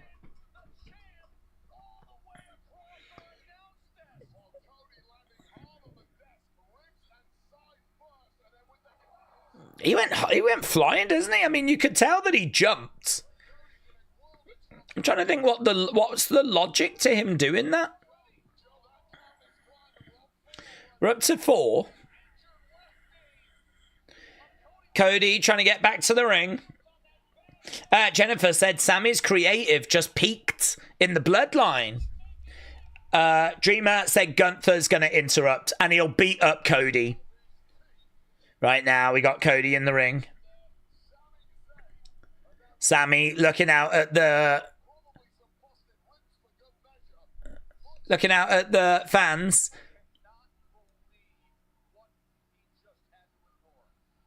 I cannot believe what he's just had to endure, said Joe. Joe making out like Cody. Oh no, went for the haluva, no joy.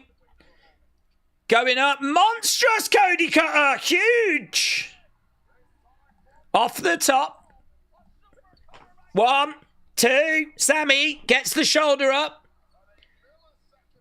I mean, we've got some nice stuff. These cutters look really good. That super cut, look at that, bang.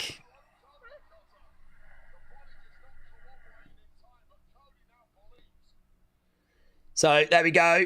Sammy still surviving, even a super cutter. Fans applauding away. Cody grabbing Sammy, looking for a crossroads. Again, it's reversed. Ooh, that felt like Cody was really struggling to kick out. Blue Thunder Bomb! 1, 2. Ugh. Again, only just gets out. Phew, Blue Thunder Bomb was nice. Look at it. Look at it. Oh. Lovely. Lovely. Lovely stuff. Lovely stuff. I'll take one of those.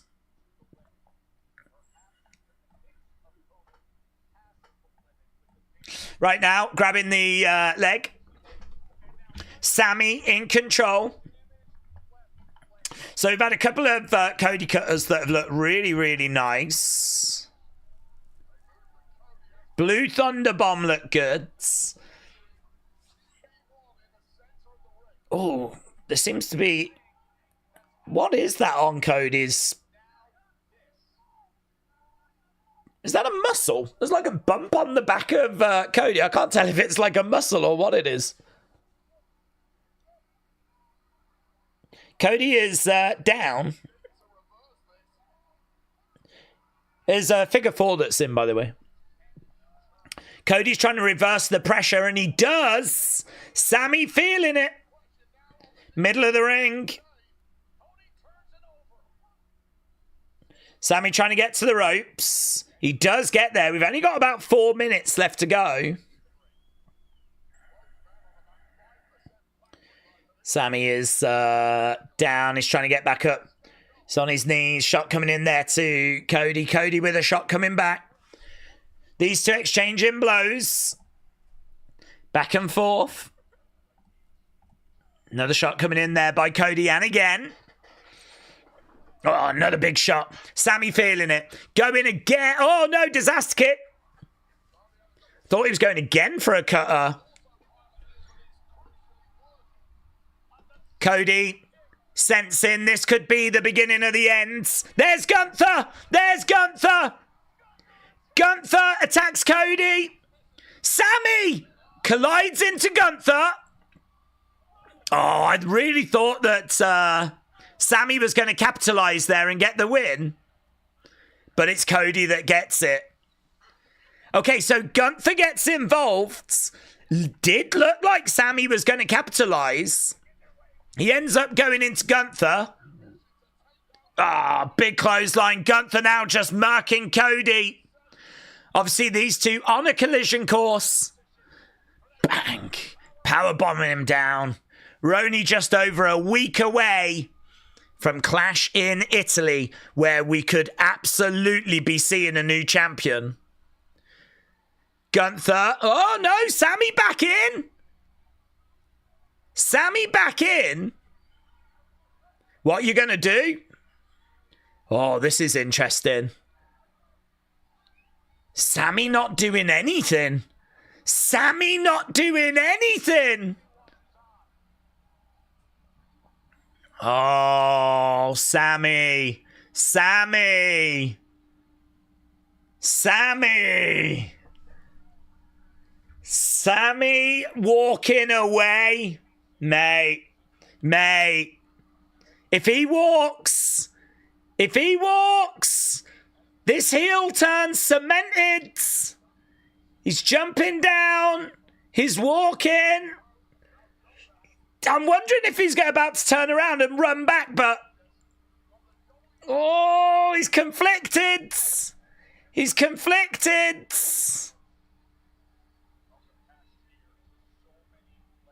Do you know he didn't go back? He didn't go back. Gunther's actually released the holds. Gunther holds up that championship, but wow. I do like that end. I do like that end. I think we've seen a real shift in Sammy's character here. A real shift. Wow. Wow. I do like that end. I do like that end. I do feel like I've just seen a real shift there.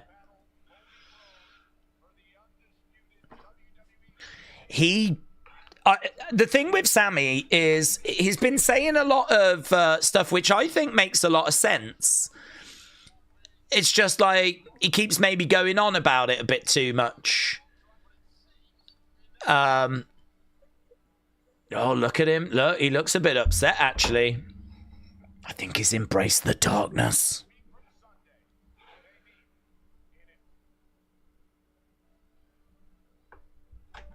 Oh, I might have just had my thumbnail, you know.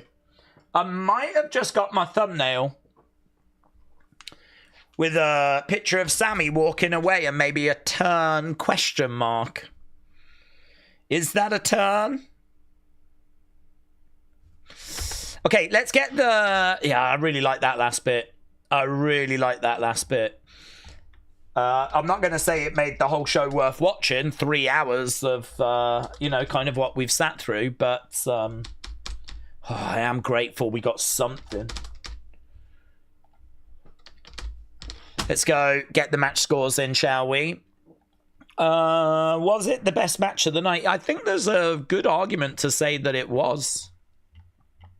I think there is a good argument to say that it was the best match of the night. I certainly enjoyed it. So Gunther gets involved. Sammy does try to capitalize as well on that. Ends up colliding into Gunther. As a result, ends up losing the match. And then does not help Cody. Gunther ruined the ending of that said Word Live Cena fan. It was good. Worried that Sammy is just going to slide away, said Bentron. Oh, I do like it. I do like it. I'm just looking at the images now and like, I do like it. This is a pretty good image of Sammy just standing over watching. I mean, if this is WWE embracing the Sammy turn, oh, could get interesting, you know. Could get interesting. I mean, that's his friend. They shook hands during the match. That's meant to be his friend. He was getting choked out right in front of him, and he did nothing about it. I think there's going to be a few less Ride or Die fans. There's a few less Ride or Die fans now. There was a very small group of us before, but not anymore. It might just be me on my own now going, do you know what? He's all right. He's just misunderstood. You don't understand him like I understand him. Gunther with Sammy and Johnny with Cody and Danhausen and the Gingerbread Man. Dream match. Dream match. Wrestling Russ said 4.5. It was a bad, bad show. Daze is the only Sammy fan now, said US. But yeah, it's just me. I'm on my own. I'll tell you what, the Christmas party for the Sami Zayn fan club is going to be a very, very lonely place. Are we doing a stream for Saturday night's main event? Said Amiram. Yes, we are. Yeah. We'll be here tomorrow. I haven't set the stream up yet, but we will be absolutely here for that, and we'll be starting hours before as well. So I'm excited. I think the card looks okay. I don't think it's mind blowing. I think the best way to look at it is to look at it as like a bonus Raw. That's probably the best way to look at it. It's a bonus Raw. So is it like going to be a mind-blowing show, like absolutely unmissable? Maybe not, but I'm quite excited for it. It's nice to be doing a WWE show on a Saturday. Obviously, we've got a big one coming up with Italy, of course. Daze Cody's had that thing on his back for a while now. I think it could be a cyst of some kind, said Max. Oh, that's interesting, Max. Tonight was the first time that I had noticed it, actually. I couldn't tell if it was a muscle or something, because it was sort of, as he was breathing, it was moving, obviously. It was like a lump, wasn't it? And it was kind of here, and it was like a lump. Yeah, I don't know, man. I don't know what it is. I'm sure he does. So, there we go. The show was not so bad. Expectations are just too high, says Jim. Well, Jim, if you enjoyed it, that's good. Are we doing AAA after Saturday night's main event, says Denham. I don't have any plans to at the moment. Just because once Saturday night's main event finishes, we always like to do a breakdown and talk about the show. It's tricky, though, because tomorrow we are crowning the new general manager. So I would like to try and get to it, but I'm not sure that I will. I rather enjoyed it, said Flame Fist. Lash Tiffany was the only stinker after the first hour. It was an easy watch. Best match was Cody, Sammy. Solo Damian was expected Keys to be there. So 625. People getting their thoughts in. Right, we need to get the scores in for that main event. It's the only one that I'm missing so far. I will ask in the breakdown your score for the show. I like to get the show score in there. So let's end the poll. We've had just over 150 votes, which is pretty good. Okay, didn't get a great rating. 47, 41, 7 and 5. So comes out as good 95. I think it does still put it as the highest rated match of the night, though. Good 95. Robbie said, I blacked out after Blake Monroe. I can believe that. Don said the show was not a disaster, just felt boring. I wish that Tiffy and Lash got more time and felt a bit more big. Spawny Boy said, not enough Danhausen. Jojo said, Raw surpasses SmackDown by a mile. It's like day and night. I only watched the second half, and that felt like it took a long time, said Bentron. Ride or die or poke me in the eye. Toga giving it 4.5. Daryl said 6.75. So, right, I think we're done. We've kind of done everything we needed to do. I'm going to go and do the breakdown. I need to just try and get the thumbnail sorted for that. So I'm going to go and do that now. Thank you to everyone that's joined us. I really do appreciate it. Hopefully, if we made this show even just remotely more enjoyable, then I see that as a success. Yes, we are back tomorrow for Saturday night's main event. We'll be starting hours before that show. So come and join us. I'll get that set up later tonight. I'm going to go off and do the breakdown. After that, of course, we will have opinions video. So plenty of stuff on the way. Thanks for joining. Appreciate it. I'll see you in a moment for the breakdown.